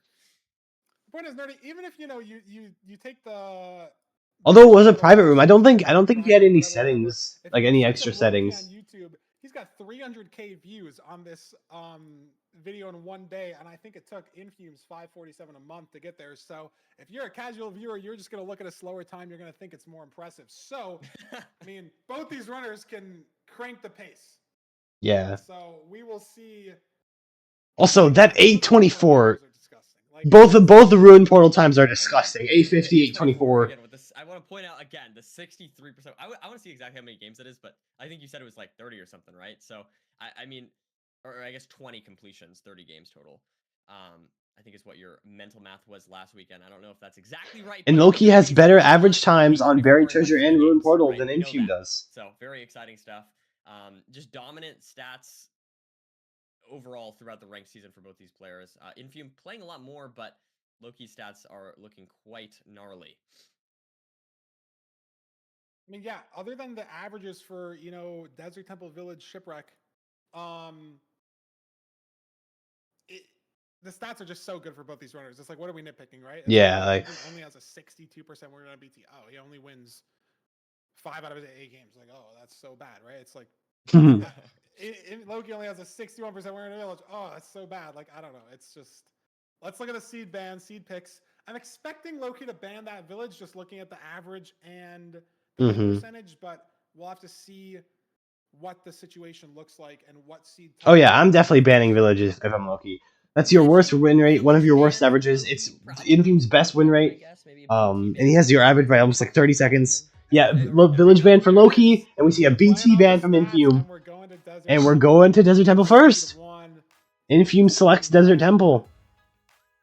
So we're going to be seeing as well Shipwreck and Rune Portal seeds eventually. If Loki This is one of loses the the seed, interesting I bet he's types, choosing Rune more Portal. interesting, I guess I'd say, than BT than Rune Portal. There's a lot of variance in Woodlight versus Flint decisions, even, you know, high TNT versus low TNT, the trees that you go to, where in the river you try to end up, which river you go to. There could be a lot of variance, but some Desert Temple seeds, not like that, right? I mean, similarly how the village works, some village seeds not like that, right? If you get 20 obby in the blacksmith, you don't need to find the lava pool, right? If you spawn on gravel, and that could happen in the temple seed, right? Like there just could be gravel, lava pool, trees within 1 second of your spawn. So it just all depends on. I'm so excited for this matchup. It's gonna be so good. Let's get into it. Let's get into this Desert Temple seed. Loki versus Infume on a Desert Temple. We're gonna be seeing Rune Portal as well as Shipwreck. Massive journey to kill the dragon for both these runners. Massive journey to kill the dragon. I'm saying, I just want to watch the gameplay. I just want to watch it. A finals caliber match for a quarterfinals. Production was a bit slow. Both runners are already into the Desert Temple. Crazy that we're in this situation again. It is, as Hax was saying, it is a very similar bracket to last season. We'll have to see if this match pans out similarly. I will say Doog getting farther this time, I believe. So definitely, things the are chest a little different than last season, but it's not. The chest doesn't explode. No, here. Let's see, as Infume and Loki looking very similar so far. Nothing too crazy with 7 iron. Yeah, and there's the gravel, there's the lava pool, there's the tree. So not really much decision making. Guess a little bit of ordering difference. Loki deciding to go for the gravel first. Actually heading towards some different trees. Infume doing some closer trees. Ooh, interesting. So I like Infume's routing maybe a little better. Because Loki has to backtrack. And he's blowing up gravel in the water here instead. So I don't know. It's so dynamic. These runners have placed 6 TNT in 6 different spots. But Loki just a little faster to this lava pool. It's by so little though. Yeah, this is so very, close. Very close, but Loki with maybe a second or two ahead here. Nice quick drain on the water. Beautiful stuff for Loki. He's going to save even more time. Oh wow, he's just in the bastion. It's lava stable. Is housing? Okay. I didn't see the middle at first. It's lava housing. Immediately, no hesitation heading up. Infume's committing to the manhunt. Oh, and Infume's on like less than half health. He could die right here. 2 hearts. This is the one where you have to bridge. He does throw some gold. Places the blocks behind him. Infume and also Loki 4.5. Infume 2 hearts. Flush. So even though he's alive, Nerdy, for the rest of this seed, like, can we even get to the fort quickly? He's gonna have to chug so much flush in this route. He could still die to a stray piglin down here, right? Like you can just get hit once on the way, and he's only on 2 hearts. He's not gonna spend time eating up. Loki 4 hearts, Infume 2 hearts, and these runners are putting it all on the line. That matters when we're just on flesh here. That really matters. Yeah, and I don't like. It's rotten flesh, so you're not having that same regeneration ability if it was like Rune Portal Garrett's, or if it was just even like a village with like it's just like all the bread. Save that much time off of manhunt, right? Like he didn't get obby out of breaking that one chest. He didn't grab any out of the double. I don't know if there was any in the double.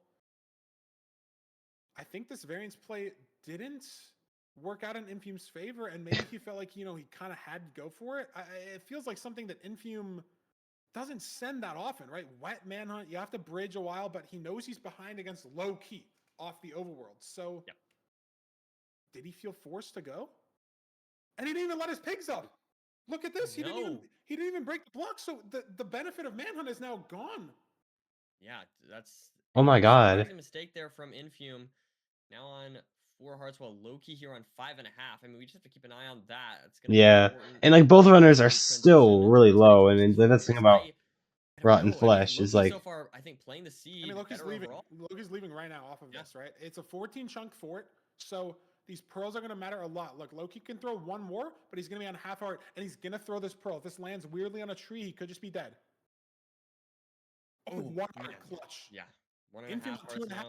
so he can throw this one pearl, but he's a pearl behind Loki. Does he opt to kill this hoglin? He's gonna get the lava bucket out. He is. I don't mind. I think that's a very smart play. He just has to. But is he even gonna get the food? No. Swimming in lava. That hoglin's dead. No. That is. Oh my god. There for Infume.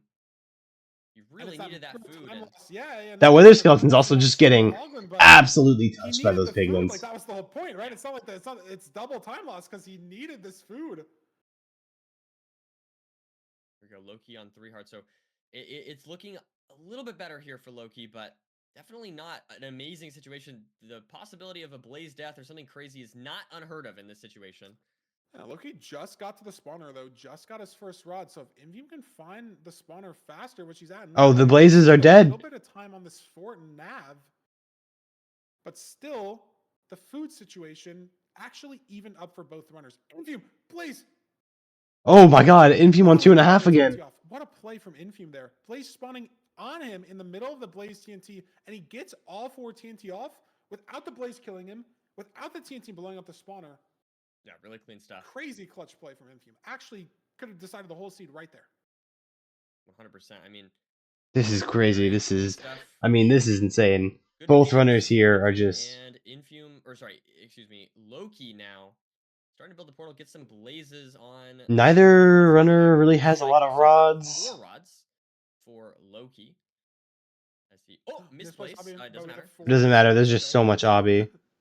Scared me there for just a second.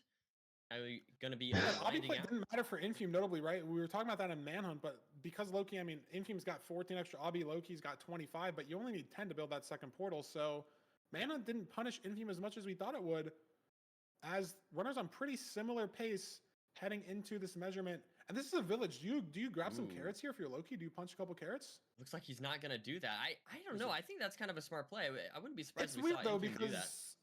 I think it's 1 pearl away. Oh, true, yeah. I mean, Infume is in a different little micro spot here in this village, so he doesn't even have the choice. Oh, and Loki just makes his way to the other spawner here, getting these extra blazes because there's another blaze spawn. Loki cannot leave off of it. And you gotta see a 4 versus 5 rods as well. Looking for a pearling. Sometimes it's so awkward with low terrain like this. But he's got 2 gold picks. Infume needs 1 more rod after this. I don't think he's going to get it off of this blaze, but if he does, that's crazy. What? Because now Loki doesn't have nearly as big of a lead as we thought. How is Infume up on a blaze? I don't know. And now they're both heading out to cords. Loki losing a couple seconds there, but now we see Infume and Loki both building towards their portal. Building the portals at almost the exact same time.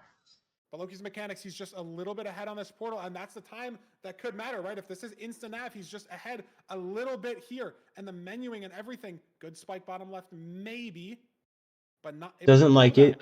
Gonna try from the right instead. Infume, same staircase, same spot in the run, both these runners. Check down here. Down the stairs, Loki's committing. And Oh my God, Loki committed, Infume didn't. Yeah, it looks like Loki nabbing this stronghold much better. And Infume didn't trust it. I mean, we only have 6 explosives. It's gold pick 056, so it's clippable. But it's a 4+2 front 85.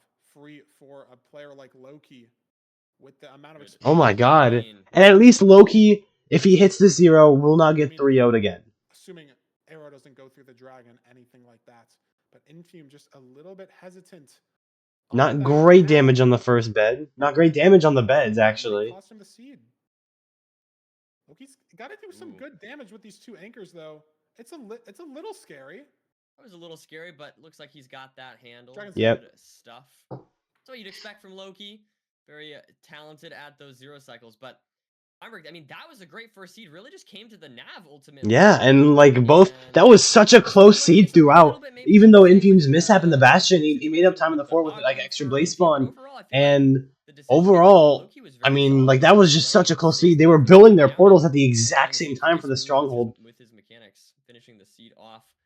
And then, like once again, Loki just trusting down that staircase, and Infume not really. He didn't fully trust it. He was just maybe 1 blaze up somehow.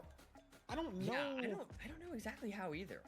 I don't know how. Yeah, it felt like, I mean, Loki played for an extra cycle on the unblazed bedded spawner. Maybe it was just, you know, the ordering.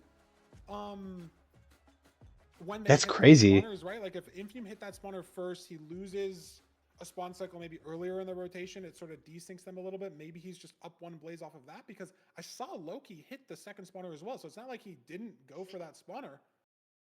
Maybe, I don't know. That was weird. But, you know, like they were building their portals at the exact same time. But the spawn on the blaze, but its spawner would only been 2. So he's down 1 blaze, but you know, you flip it, maybe it's 2-4 on the Blazes. You'd have to look at the replay and really count the Blazes, right? To be able to tell exactly what happened. Or maybe it was the Blaze TNT for low-key lost Murad. I really don't know. But I don't know how else you saved 25 seconds. It made it so close into the stronghold, but low-key just commits to that spike a little bit faster, and it puts him 1 seed up in... Yeah, I mean, this is insane. That's more seeds than he And it's had. weird saying that Loki is the upset here. True. It's so weird saying that Loki is an upset in any matchup ever. Of a different trend. And honestly, actually, that's not okay. I'm not saying that. I feel like, I am a big fan of both like, these runners. I feel like this is such a It close is a little matchup in sad to me, I skill. will say, Feinberg, that neither of them, like, we can't have both of them in the final day. The 'cause finals, I do feel like yeah, they're even both just in the so final good, day, but- not even in the finals, just the final yeah, day. yeah, exactly. So one of them can't, like, it's not even like they could get third place or something like that. So it is always a little sad to see one of these super insane runners go out this early, but at the same time, you know, it does give us more chances for other people as well. So I'm looking forward to this. But great first seed.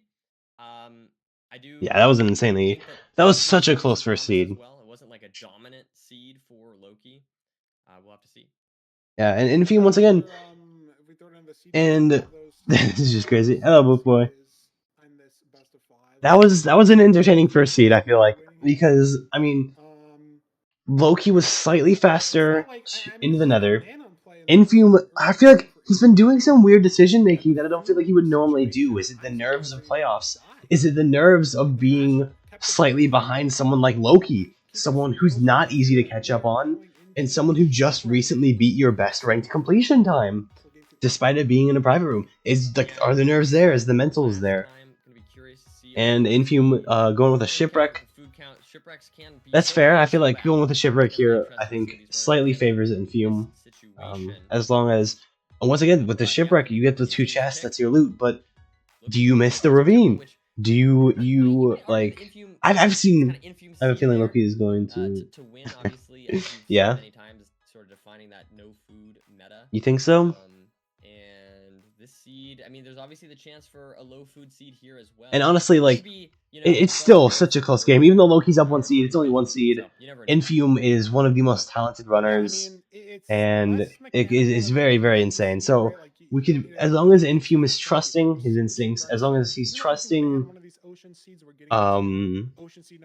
that he knows what he's doing, because he does know what he's doing. He's one of the top runners for a reason. So he just needs to like trust his decision making and not let a slight lead, or like not even like let the lead that Loki has get to him. And good iron as well. Shears, no door, unfortunately. That's okay. Neither runner's taking the lapis, could craft a lapis block, +1 block. +1 block. Craft the lapis block is crazy. No pumpkin strats either. I want to see more pumpkin strats in ranked. And on a serious note, as we get the crafts in, and Loki's crafts just so fast. Look how much faster he's at on this tree. Look at Infume. He's made a 3x2 slice of bread. Made a 3x2 slice of bread. We just want 1 little nibble. I feel like it is a full loaf, Feinberg. Like, look at the texture, man. Come on, man. 3 by. The chicken drops. I guess it would drop the whole chicken. Yeah, I think the chicken would drop the full chicken. That wasn't the best. It's okay. It's okay, Feinberg. How does it's the okay. cow drop? Loki choosing to leave. Oh, because the lava pool's right here. Infume didn't see this. Well, wait, look at this though. Why is for Loki just has a lava pool. wait? How does and Loki just has a lava pool? Infume doesn't. I mean, it's not gonna be a crazy lead because like the ravine portal is generally faster, but like, how did like Infume didn't see that? Because he was so fast on the crafts anyways. I don't know how much time that saved him. That is a good point. That is a good point. But he is in significantly faster in either case. And this is deciding to play manhunt this time. I mean, Loki loses a little bit of time by going up the bastion farther than Infume did. Not too. Loki's just so mechanically insane. Playing manhunt, both runners playing manhunt this time. For manhunt, he is. Piggies are up. They are not blocked off as both these runners started, and Infume's actually on these backup blocks first. And I think Infume, like this is just so close. These are just on the movement and the first half of this bastion round. Look how in sync they are. No. Look at this. Yeah, no, this is insane. Stuff, yes. And Loki and Look at this. Infium, almost same frame. Loki and Infium are so almost same frame on some of their actions. This is insane. Can we pause and unpause the streams? They're like a little delayed. We're trying to watch the same video here, but it's a little. Can we like adjust the? It's a little off. I think we'll get on that in the back end. And Loki looking to craft some Garrets here. Okay, that's good to hear. That's good to hear. We do see some golden carrot crafts coming out here soon for Loki hasn't crafted his logs into planks yet for Birch. Look at Loki's inventory. He's got 15 more clear slots than Infium does because Infium's got 0. Because Infium's got no clear slots. The seed is just so fast. The trades are just so fast. And that's the thing. I feel like Loki will have generally. Oh, he threw out some Pyres. For Loki, 17 for Infium. Where do we get the extra obsidian? Pearl up to the top. Loki like that's what Loki is heading up towards. Loki's happy with his trades. He's heading up to the top. Making this decision, and he's got the obsidian up there. So while Infium is doing this, Loki's able to leave. He's heading to fort. He's a little shaky on the Pyre, though. I mean, maybe he's just doing it so fast to where I'm confused at what's happening, but he doesn't see the fort. Infium's on 2 hearts. Like, is this just a weird diagonal for it? Infium doesn't see it either. They're in the same ish. Back at his home portal, purling the other way, and he's the fort, and Loki is at the fort now. Infium is not even going back yet. He's at 2.5 hearts. There's skeletons. Wow, nice box in. Scary stuff. But it's and gonna he's lava bucketing the skeleton. What a play! He's gonna kill both at the same time. He doesn't need to expose himself at all. Great play, and Infium still can't find the fort. Infium, like, this is a weird fort, to be fair. This was, yeah. I think he spots it now, but this is so much time loss. How does he make up the time? And the skeletons are taking each other out. Loki doesn't even have to do anything here. Commanding lead here into this fort now. Has to one blaze bed. Infium hit! Oh my god! That's not good. Infium dies. Infium dies. That's not good. He was way too close. Even on 2 RD, the Pearl lands. He's on 2.5. I don't know if he attempted to try to go for a Pearling or was just playing. And Infium died. Like, it's so stressful being so behind against Loki. You have to, no breaks possible. yeah, that's the thing, is being behind someone like Loki is just so fast. He's so insanely fast. You have to push tempo so much. Do things that you would almost never do in any other run against any other opponent because you're facing someone who's so fast like Loki is. Now, I do feel like Loki's the kind of person to 100% like push the 0. Anyways, yeah, I was gonna say. Yeah, no, Loki will 100% go, most likely go for 0 here. Exactly. Like that is almost I think Infium's win condition here. Is Loki sending some insane 0 and dying, but at the same time, there's a good chance Loki, even in that case, he just gets back to his stuff. He entered with nothing, and the terrain is okay. I think he's found a way to do it. But I don't know, he died after the Pearl landed, right? So he died literally on the spawner.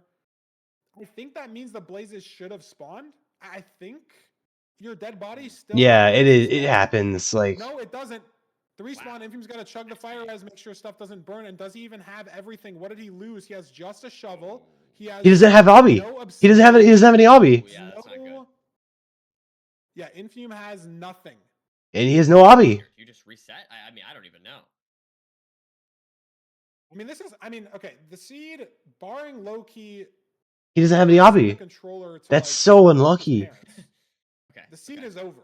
From a game theory perspective, do you reset if you're Infium if you have no obby? I don't even know, right? Like... I think... you know, GG Loki 2-0, yeah. No obby, right? Like, do you play home portal and try to get 10 obby from the 4? You can't even blind, like... You home portal and then you go to the strong for 5 minutes? Like... But he doesn't have any food. He can't. Like, I mean, he has the Garrett, so he could probably just pearl back to home portal.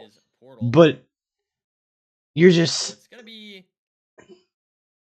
It's insane. I don't know. I mean, honestly, I feel like Infium maybe the real play is to maybe more be keeping your composure. You know. Yeah, like just throw away the seed. Like obviously, I don't think if you're Infium, you probably know you're probably not winning the seed. Unless Loki takes some crazy death. this should be. But like, you just gotta like mentally throw this one away. Mentally throw the seed away. You can't. Yeah, you can't let this get to you. I mean, Loki, excuse me, doesn't even have a great spike. This is a crazy. And that's the thing is like Loki's not doing well in the stronghold, but it just doesn't matter. Loki can spend as long as Loki can spend like 5 minutes in this stronghold. 10 minutes out from beating the seed, probably again because he has no obby. So Loki can be in here for a while. But if Loki dies in the stronghold somehow, right? Like he doesn't get a safety bet off, he's kind of running out of food. If you're trying to, think of ways that Infume can come back, that's something that basically has to happen. Yeah. And this Loki doesn't like anyway. He's honestly struggling. Yeah, is struggling. Yeah, I mean, Infume's got 7 rods. If he had obby, this would be a game, but he doesn't, and so he has explosives. But what is Infume gonna do on 0 obby? It looks like he's just gonna. Is he just gonna go? I mean, maybe he'll get a different stronghold if he just goes. Does he go and then try to? This is insane. What a crazy seed, dude. Get obby in the Bastion. Is this gonna be the first ever overworld stronghold travel we've ever seen in playoffs? That would be kind of cool, but it's 2,400, nerdy. Look how far away that is, and Infume is just gonna go. He's just gonna boat. 115. He is off. And Loki, finally, no hunger, 3 hearts. Honestly, like Infume's on a journey here, and we're. I wanted to see how this journey ended as well. Yeah, it's too bad. Yeah, but that's insane. For the mental though. Yeah, no, absolutely not. Hopefully Infume able to bounce back. I mean, we did see Infume lose some matches last time, but yeah, so far Loki having a fairly dominant performance. We'll have to see if he can hit the 0. He has only 6 beds. It could go wrong. Dragon could get too low. He could die. Great first damage. Okay. Yeah, I think he's chilling. Oh. Ooh, wait. What? What was that? What was that? No. The pearl chase down and bed explosion at the same time? Loki, stop. Loki, stop. The bed explosion to the pearl chase down at the same time. What? What was that? Oh my god! And this is what I mean. This is the fireworks. It's understanding of the game. I get done watching RLCS to watch MCSR. Yeah, like, oh my god, I love watching RLCS. But that was insane. I just like, what was that? I can't believe he timed that so well. The bed explosion to Pearl chase down Crystal Break at this. We need to yeah, this. And we just loop the clip 10 times and just bask in the aura. Just bask in the aura. Dude, Loki, come on. Stop. Simultaneously using that pearl to break the crystal and kill the dragon. I mean, come on, man. That is just unbelievable. That's impossible. To do that mid-playoffs. That's impossible. Mid-playoffs against Infume. I mean, Infume isn't doing well because, like, you can see advancements. In my head, like, I just thought he was going to die, or I thought he was going to pearl down and, like, try to... I feel like I would need slow motion to complete that, and I would still fail. That was insane, Loki. I don't know if the crystal actually killed the dragon. It felt like it did. Maybe the bed did. I don't know. We're gonna call Fulman here in a second. He's getting the clip. I really hope it did, because I don't know. It could have just it's either that or that extra bet he did was an insane amount of damage. I feel like so. I mean, in either case, it's impressive. We need to like edit the clip, right? Like the clip's like a 9.9 out of 10 if the bed kills the dragon. We need to edit the clip and like make the dragon have a sliver of health, right? Like just make it. I thought the dragon had a sliver of health. I swear, I thought I saw it, but I could be totally mistaken. Genuinely, we would need to go frame by frame. I mean, it was so fast that that was an insane play. Fulham's getting ready for us in a second. We got. All right, time for Lewis Fulham with the mid-match analysis on 2 of the most entertaining seeds that I've seen so far today, and 2 seeds that did not go in favor of Infume. I think dying on both. Oh, not dying. He had the Bastion mishap. Yeah.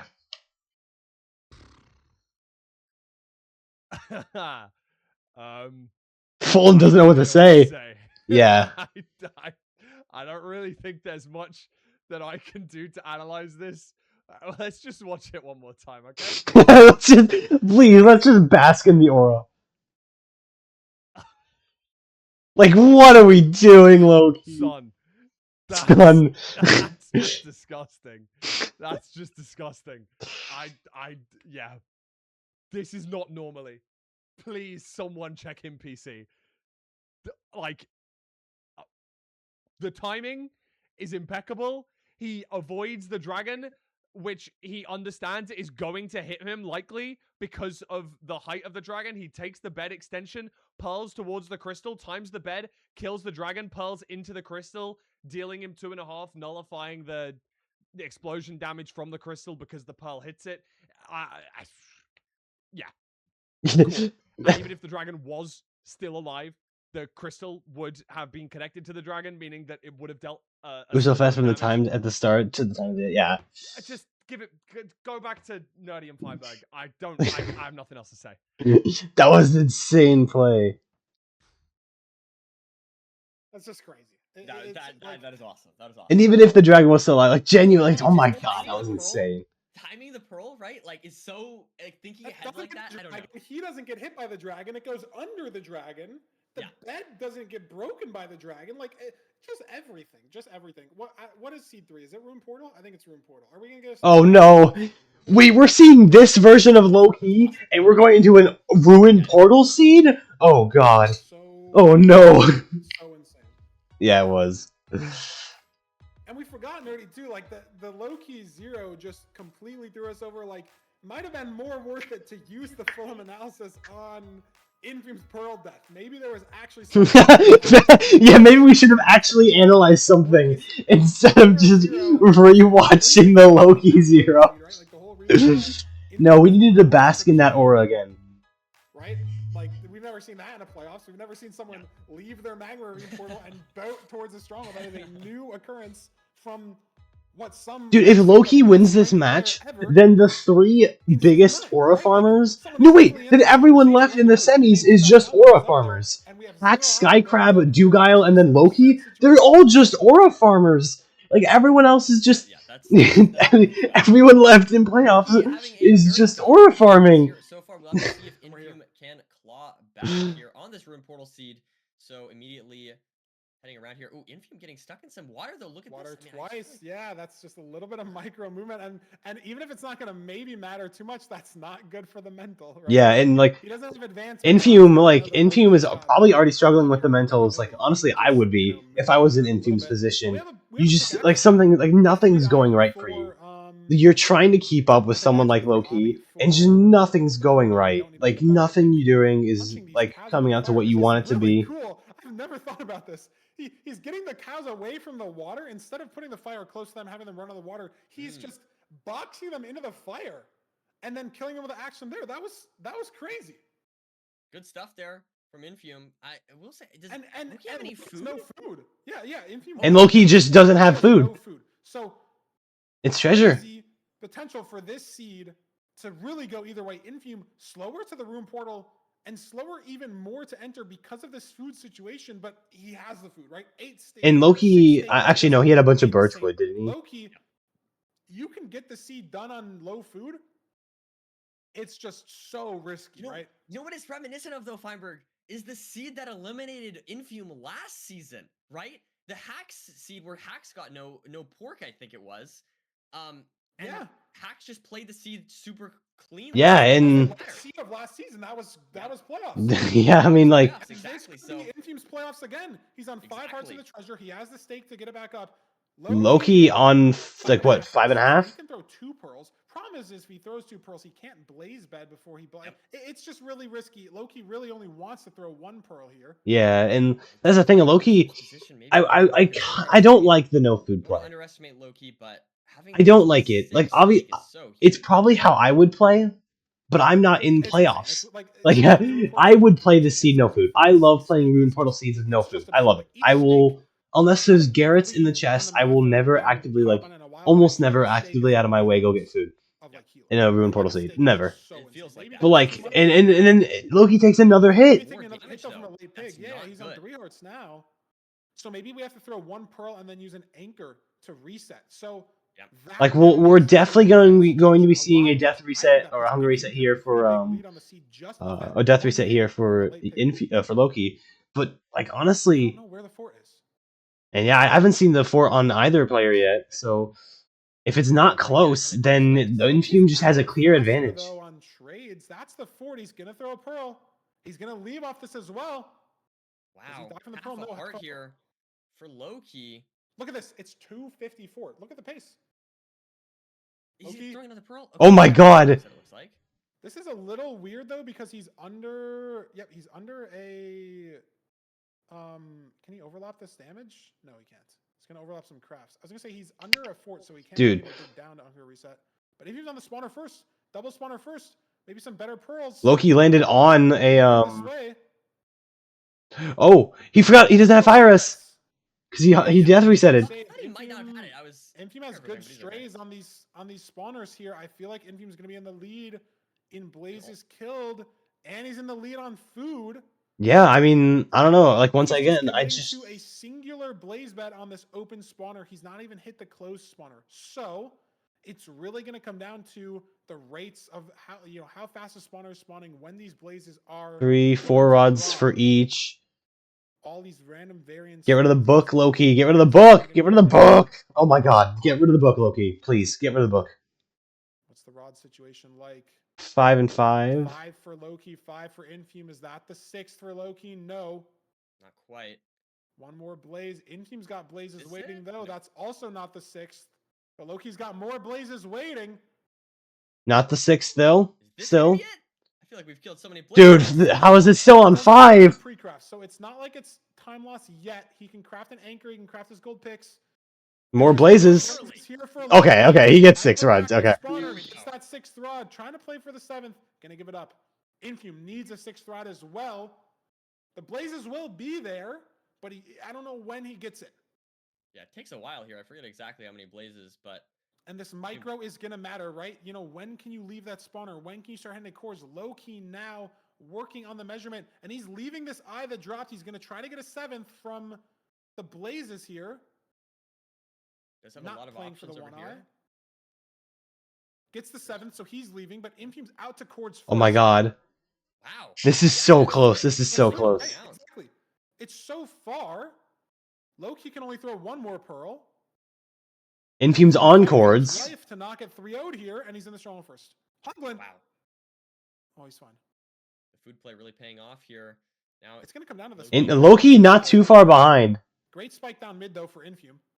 And he doesn't need a hunger reset. He's committing down this staircase. That could be his playoffs life. If it's not down the staircase, that could be it. Not it. Yet, He's so committed here. Oh my god. Ooh, creeper. Loki's down the staircase as well. But Infume sees it. Here's a silverfish. Oh my god. Infume gets it. This is like a 4-eye. What the? Okay, crazy. See if 58 to 0 now. Loki gets to it so fast. But he has more explosives than Loki. What tower is this? As well. Oh, it's going to be a side setup here. Infume forced to commit to 95 here. His pearl lands at 91. This rotation right here, he can't get the first go off. Loki is on 1.5 hearts. He can't even go for 0. Oh my god. It's up to Infume to not choke this. He has 1 more bet and 2 anchors. Playoffs life is on the line. Oh, and he gets it. Infume gets it. Infume gets it. Okay. Stuff there from Loki. Or it's the excuse food. me, from Infume. Takes 1 back. Not gonna be that easy. It's not gonna be a 3-0 again. I mean, last season Loki got 3-0'd, but we're not gonna get a. Alright, this has got to be a good comeback mentality for Infume. You're down 2-0, you get a seed, you're not 3-0'd, and oh my god, yeah, 638 is insane. 638 is a nuts time, by the way. Ruin Portal seeds, and I think like the no food play just doesn't go in Loki's favor there. 638. Yeah, and I think it came down to the food. I mean, that's my analysis here. Yeah, I mean, Loki lost so much time in the fort. Like, he was in the fort 20 seconds faster, yet he got to the spawner slower just because he had to hunger reset. Right. Because he had no health. He had no food. So great stuff there from Infume, making the right play in the overworld and taking 1 seed back. We'll have to see if Infume can take us to a game 5 or if Loki is. I don't know. As much as I love Infume. From any seed, and I mean, I say we, but it's up to Loki to pick from any seed type. So does he send it to the BT? Does he send it? As much as I love Infume, I do want Loki to win. To one of those 2 seed types that he won on, the Temple or the Shipwreck. Let's see what the pick bands look like as he sends it to the BT. Oh, Loki won BT, choosing Infume's ban. Both these runners obviously very experienced with the BT, but Infume having banned it, I think it makes sense. Loki just is going to pick the ban. Yeah, it's going to be an exciting match here, Feinberg. Hopefully we'll get another quick one. But yeah. I mean, we had a sub 7 BT already today, right? And we had one last weekend as well. Yeah, I don't know. I think Loki choosing BT is a smart pick. And I think, I don't know, I feel like because just going with the opponent's ban is always just a smart play. I mean, definitely for both for mentals and for like just most likely statistically one of the best choices. Had no looting. And it was not even just a sub 7, it's a mid 7, right? Like 6:59, 6:38, big difference. 20 seconds as we are just about ready to get into this BT seed. Infume fighting for his playoffs life. Nerdy season 7. The start Loki was ahead, but Infume ended with the win. 2 seeds away. I mean, yeah, like Loki. I mean, Loki was ahead because he didn't get food. Loki, he tried to force the no food play. He tried to force, he tried to force pace, make Infume feel like he was just so far behind. But not if Loki has anything to say about it. 2 seeds left to go. Infume, his life on the line, down 0-2, has brought it back to 1-2. As he's looking. Both runners finding that BT pretty quick there. Yeah, both players finding it around the same time. So not going to be an issue for Loki, hopefully. And we get shears for blocks as well. We get the gold shovel, 1 spare gold for distraction. Infume holding on to the 2 emeralds. Oh. Might make his inventory look a bit. And Loki crafted a bunch of axes. What? Loki crafted a bunch of iron axes. And he has to full reset. Oh no. So that's just 30 seconds. That might be the whole seed. Yeah, that could totally be the whole seed. Oh my god, no way. Loki accidentally crafted 4 iron axes. That's such a crazy reason. Oh my god. You hold like shift, right? So you drag. Yeah, I guess. Yeah. Wow. Something like that. I'm not exactly sure, Feinberg, but I can tell you what happened. That's crazy. Not what he was going for. I don't think he was probably going for that either. I don't think he was playing for that either. I'm gonna be honest. I agree with Nerdy and Feinberg here. I'm not entirely sure that that's the play that he was going for. And we're on the Bastion. Ooh, but I will say one thing. You said that. Okay, no. So he should know that Loki is behind. He doesn't play with advancements on, but he has the little indicator in the top, right? Yeah. We'll have to see if he maybe does it. I don't know if that's really gonna matter that much, but maybe. And despite that, I mean, because he reset it so quickly. I mean, he's not terribly far behind, right? Like he's not. If Loki can claw back anytime, we have seen him do it Still a lot of before. seed left to play. Still a lot of seed left to play. Was thinking that if Loki was feeling crazy, he could play single triple, but that's just really stupid. So he's not going to be doing that. That'd be kind of awesome, but yeah, no, that might be a little too risky there. I mean, Infume's taking a good amount of damage in the stables. Yeah. He can't get the beef style hole out. He's punched a pig. Infume's in a bit of a. Oh my god, yeah, Infume can't. I think there's a pig still mad at him. Yes, he got hit twice there, but he didn't fall in the trays. He didn't die. Oh my god, Infume on 3 hearts, scary. Not the worst situation for Infume, but pretty bad. Took a lot of damage. Yeah. And needing a hunger reset later in the seed. Loki's going to be doing the same route. Right? Is Loki going to be able to get these trades off quicker? Yeah. Solid hole. Yes, he is. Gets the aggro. So Loki could make up almost all this time just in the Bastion. And despite having to reset, Infume kind of messed up in his Bastion route, making it almost even again. Not quite, because it's still... He's still ahead. I mean, that was still just a reset, and it was a big lead for Infume, but... I mean... And clawing back some of that time, Feinberg. Yeah, we'll see exactly, when these runners leave. I don't know what the Obsidian count is looking like. Infium only at 16. Are we going to get 20 from the rest of the trades or not? Infium killing these little piglin guardians here. We do have 20, Obby. Has a spare fire as Infium. 2 more pigs, though. Infium's on 2 hearts. Oh my He's god, alive. 2 hearts. How did he not get hit there? And this is so much time lost, though. Having to deal with these pigs, yeah. Oh my god. And Infium once again gets really low health. Dead, and even still, Nerdy, it looks like he's leaving the Bastion first. Yeah. How is that possible?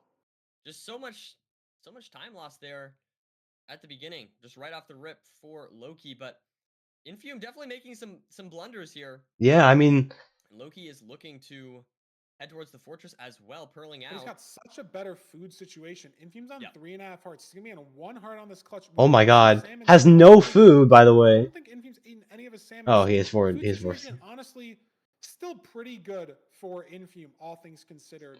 I didn't see the salmon. I forgot that they had salmon. Not like Loki's food situation last season, But like Loki, a little bit worse, could end up not battering. too far behind still, right? Like Blaze betting at almost the same time. These runners are honestly just fully neck. No food, yeah, definitely no food. Yeah, Loki made up all this time off the reset just on the Bastion, having a little bit more food, being able to pearl just a little bit more aggressively to the fortress. Yeah.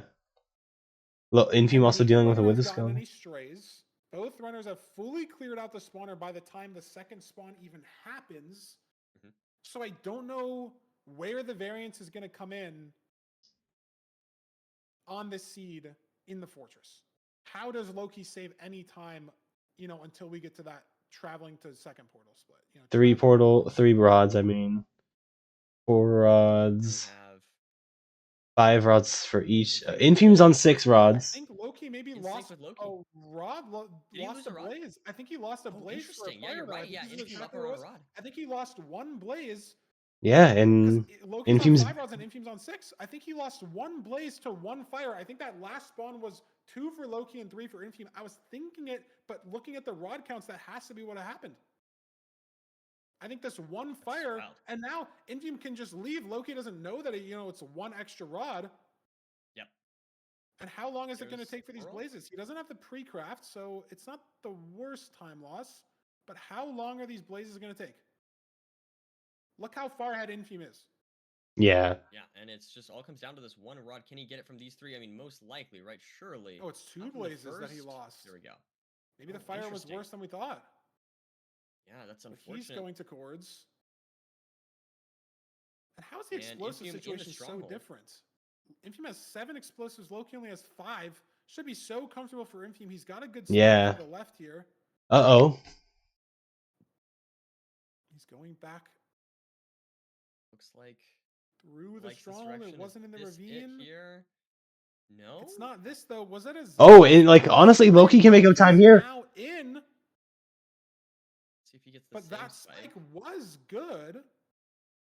It's just how do you get there? Infium committing finds it. Yes. There we go. Half a heart, not dead to the silverfish. There's the crafting. Wasn't pre-crafted, but Loki hasn't found the portal room yet. So this time loss isn't going to matter. And Infium on pace for a mid-7, 7 explosives, 6 explosives. See if he hit the 0. Take us to a game 5.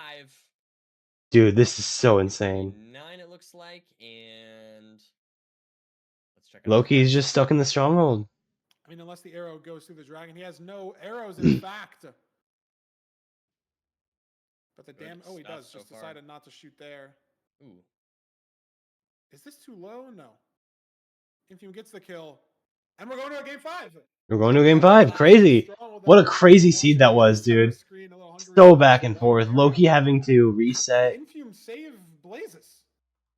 Like 2 blazes as well, because Loki killed the first one on the new spawn and there was nothing. Maybe Infium got a 4 spawn, Loki got a 2 spawn because of 1 fire? I really don't know. I mean, it's possible. It's for sure possible. In either case, though, there we have. Yeah, there's seed 4. Game 5, very exciting. Reverse sweep from Infium. What we asked for, Feinberg, as we get another. I mean, a 7:26 from Infium. I mean, these matches have been so quick today.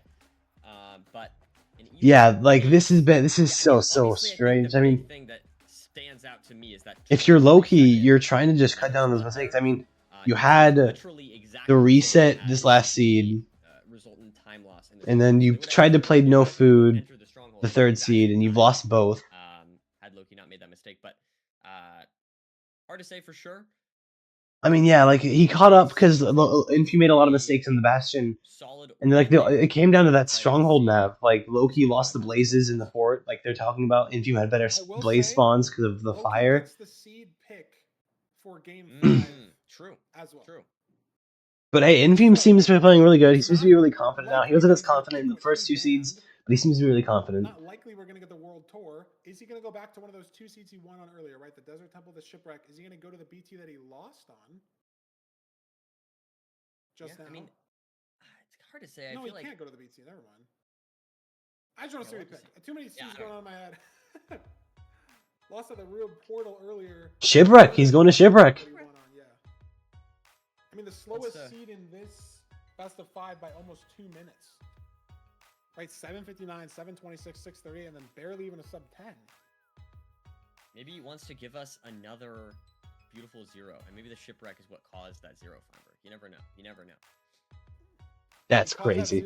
That 0 is crazy. I don't even care if Loki loses. Like, I want both of these players to do really well because they are both grand finals deserving players. Loki's already won 3 playoffs. I mean, like, I want Loki to win over Infume generally, but like that 0 was so crazy. That was such a cool 0 to pull off mid playoffs against a player like Infume. What we have for us with the Shipwrecks can't have so much variance to them. Oh, Nerdy's delayed. Infume taking slightly better terrain to the Shipwreck. Ready to go, Nerdy. Both players' playoffs on the line. Loki has had 2 chances to close it out so far. This is the final one. 11 iron. Oh, food chest is blocked. Some rotten flesh.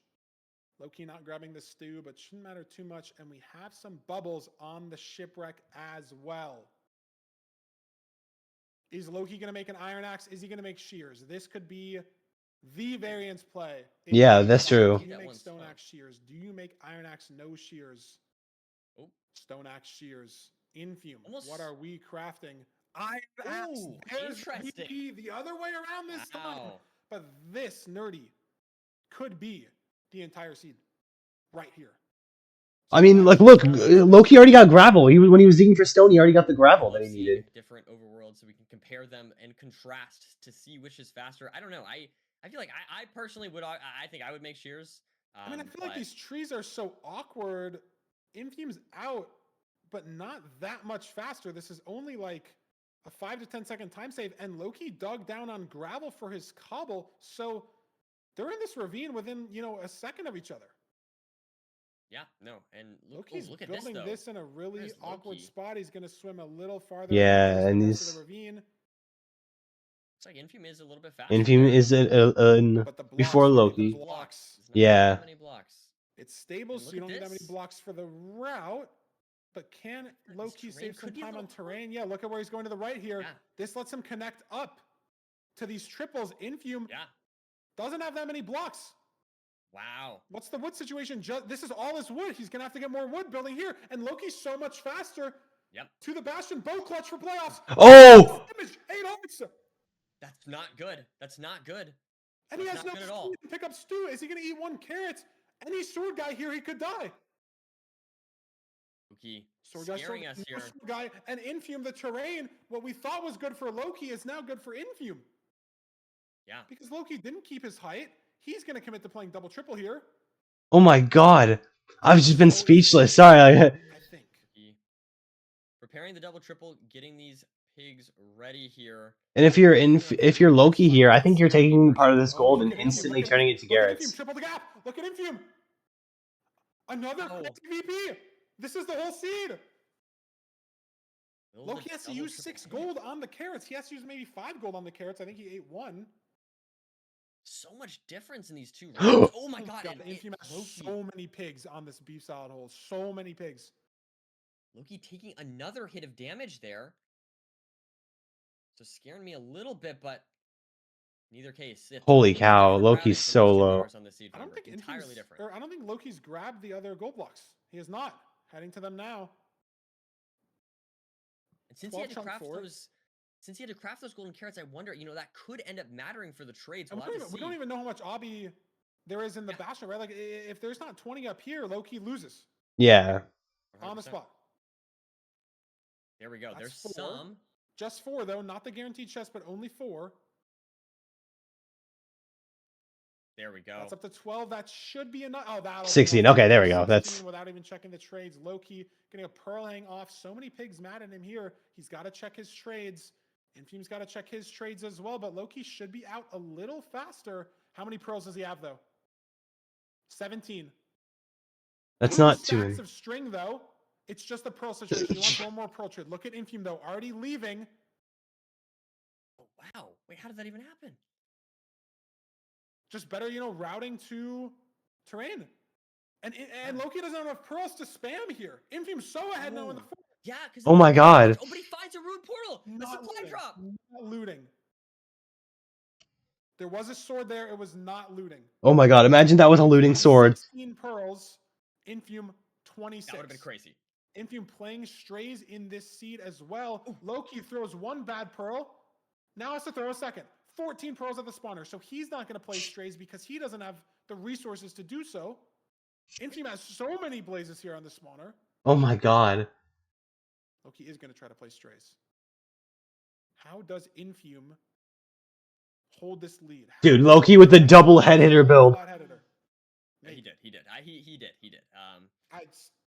That's just nuts. It's pretty crazy. In either case, it is definitely scary here for Loki. I feel like it is interesting to me that he has his flesh out, saving those carrots for later. Did he even craft the carrots?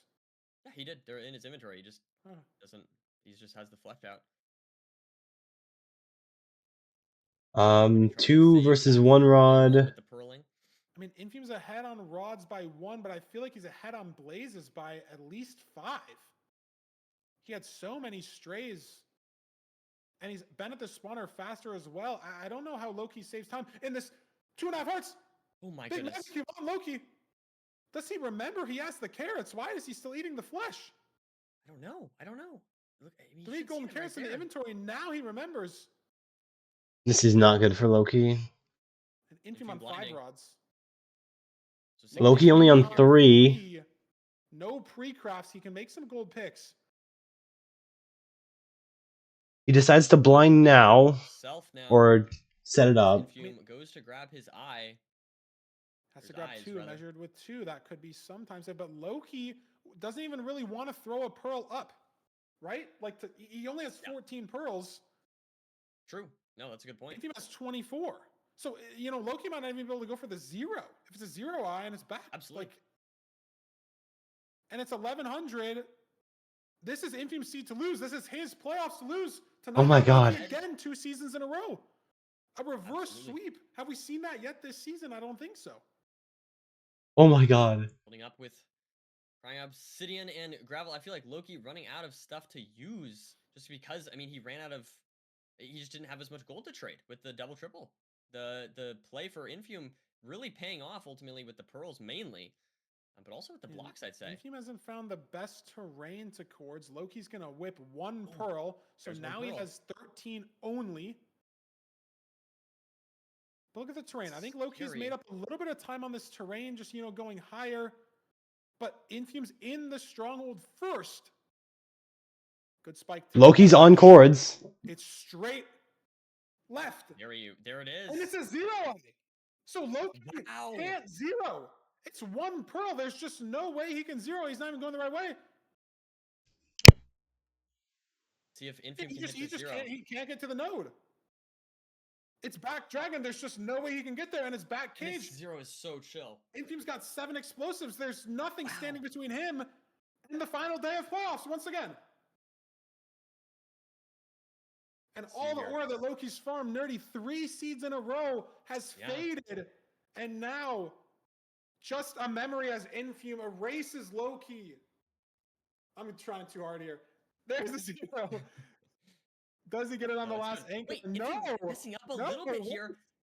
Oh, he's Oh my scaring God, us. I go. think he's okay. Okay. Scaring us a little bit. Had to make that intense for the script.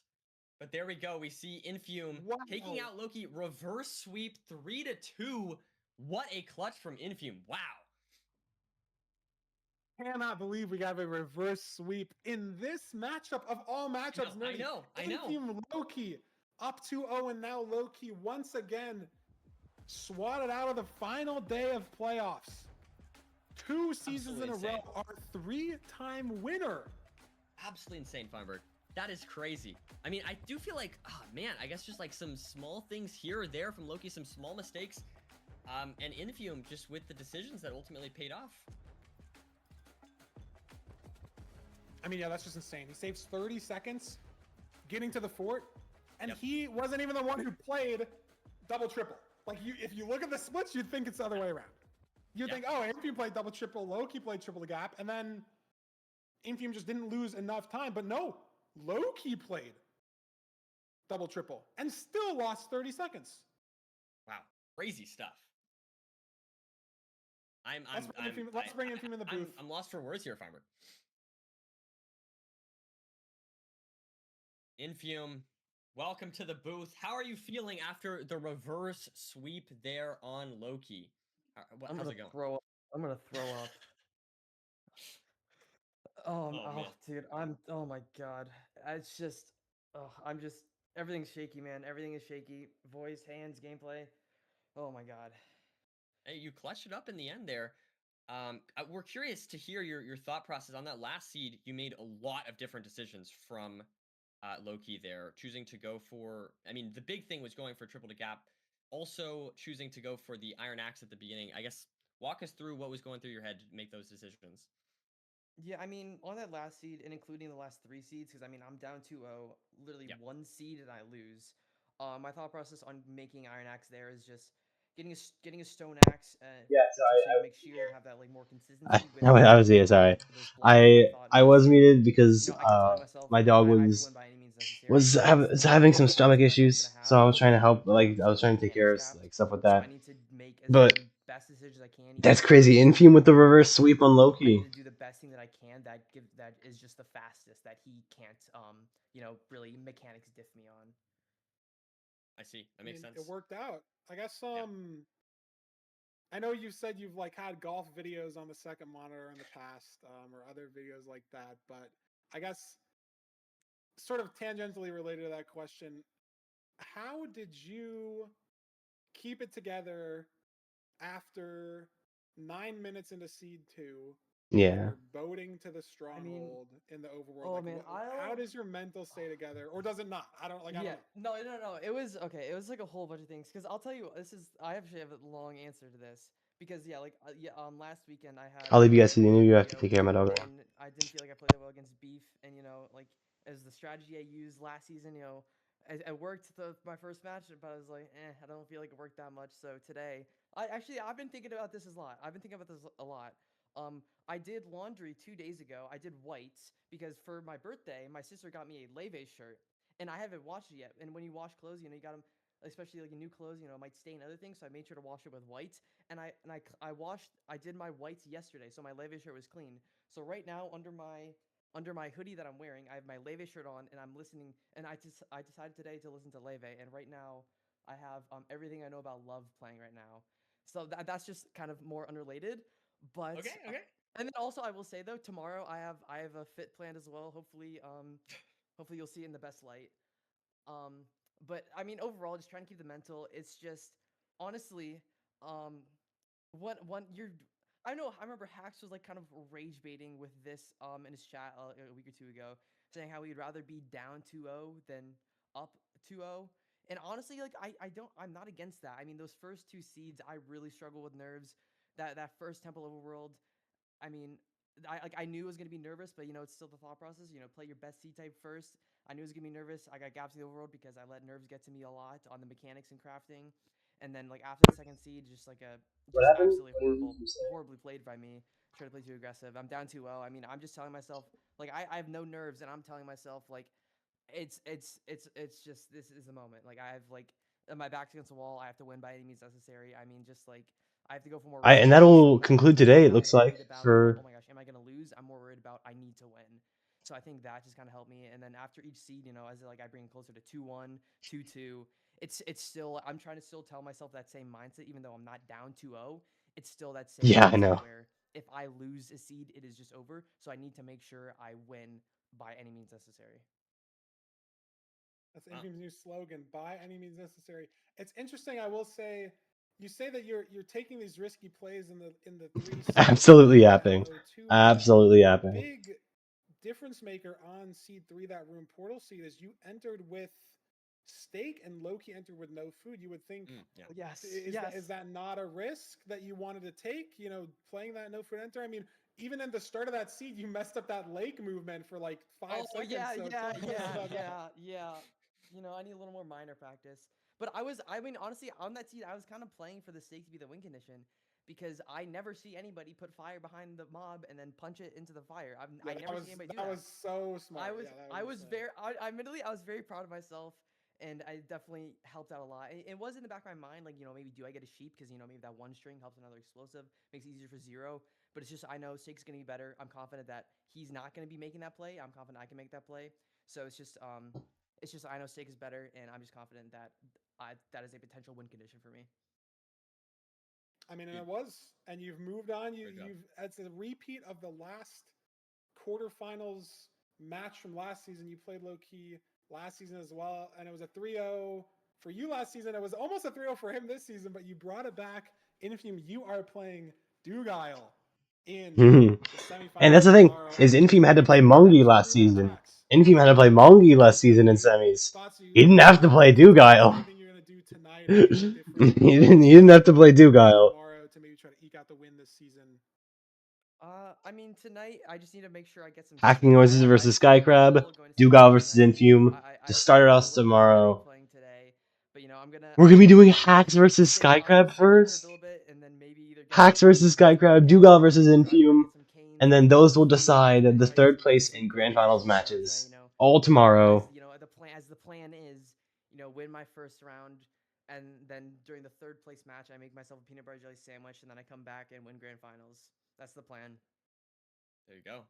A winner's peanut butter jelly sandwich. Infume, it's been wonderful. I make myself a peanut butter jelly sandwich during the third place match. Congrats! I think you should feel very proud of this, and stay rested and. And that's it. Okay, and Infume's like 12 apparently. No hate to peanut butter and jelly sandwiches, but yeah, he's. I know I love PB&Js, but like still. Season 9, final day. We got some familiar names. We got Hacks on the top, Infame on the bottom, like we saw last season, but it could not be more different. In the top half of the bracket, Skycrab. Yes.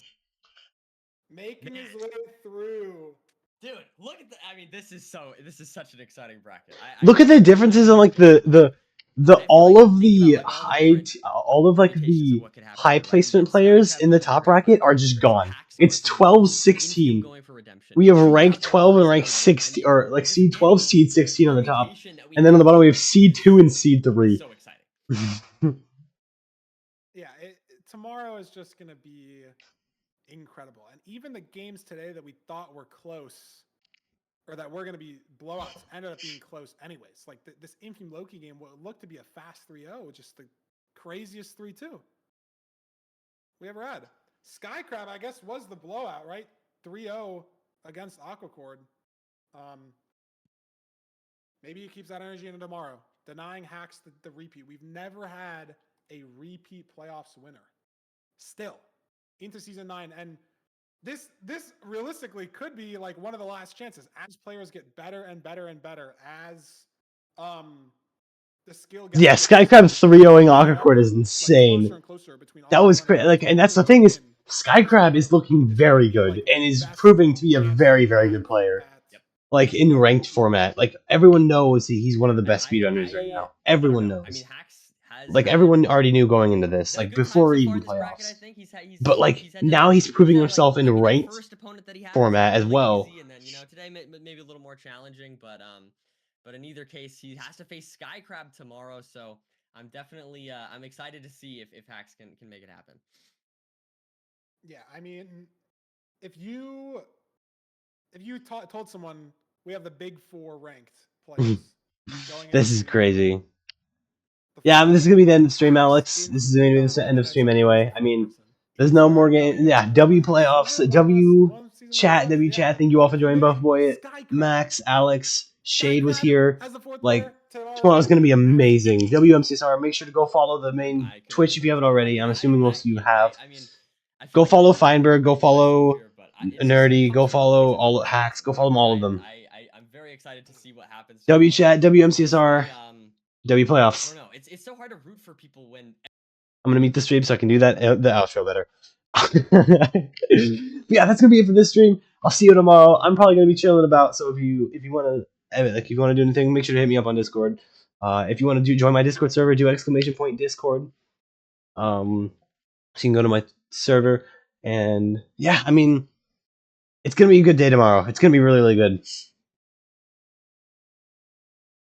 That's gonna be it for this stream. I hope you all enjoyed, and I'll see you next time. Dusk out.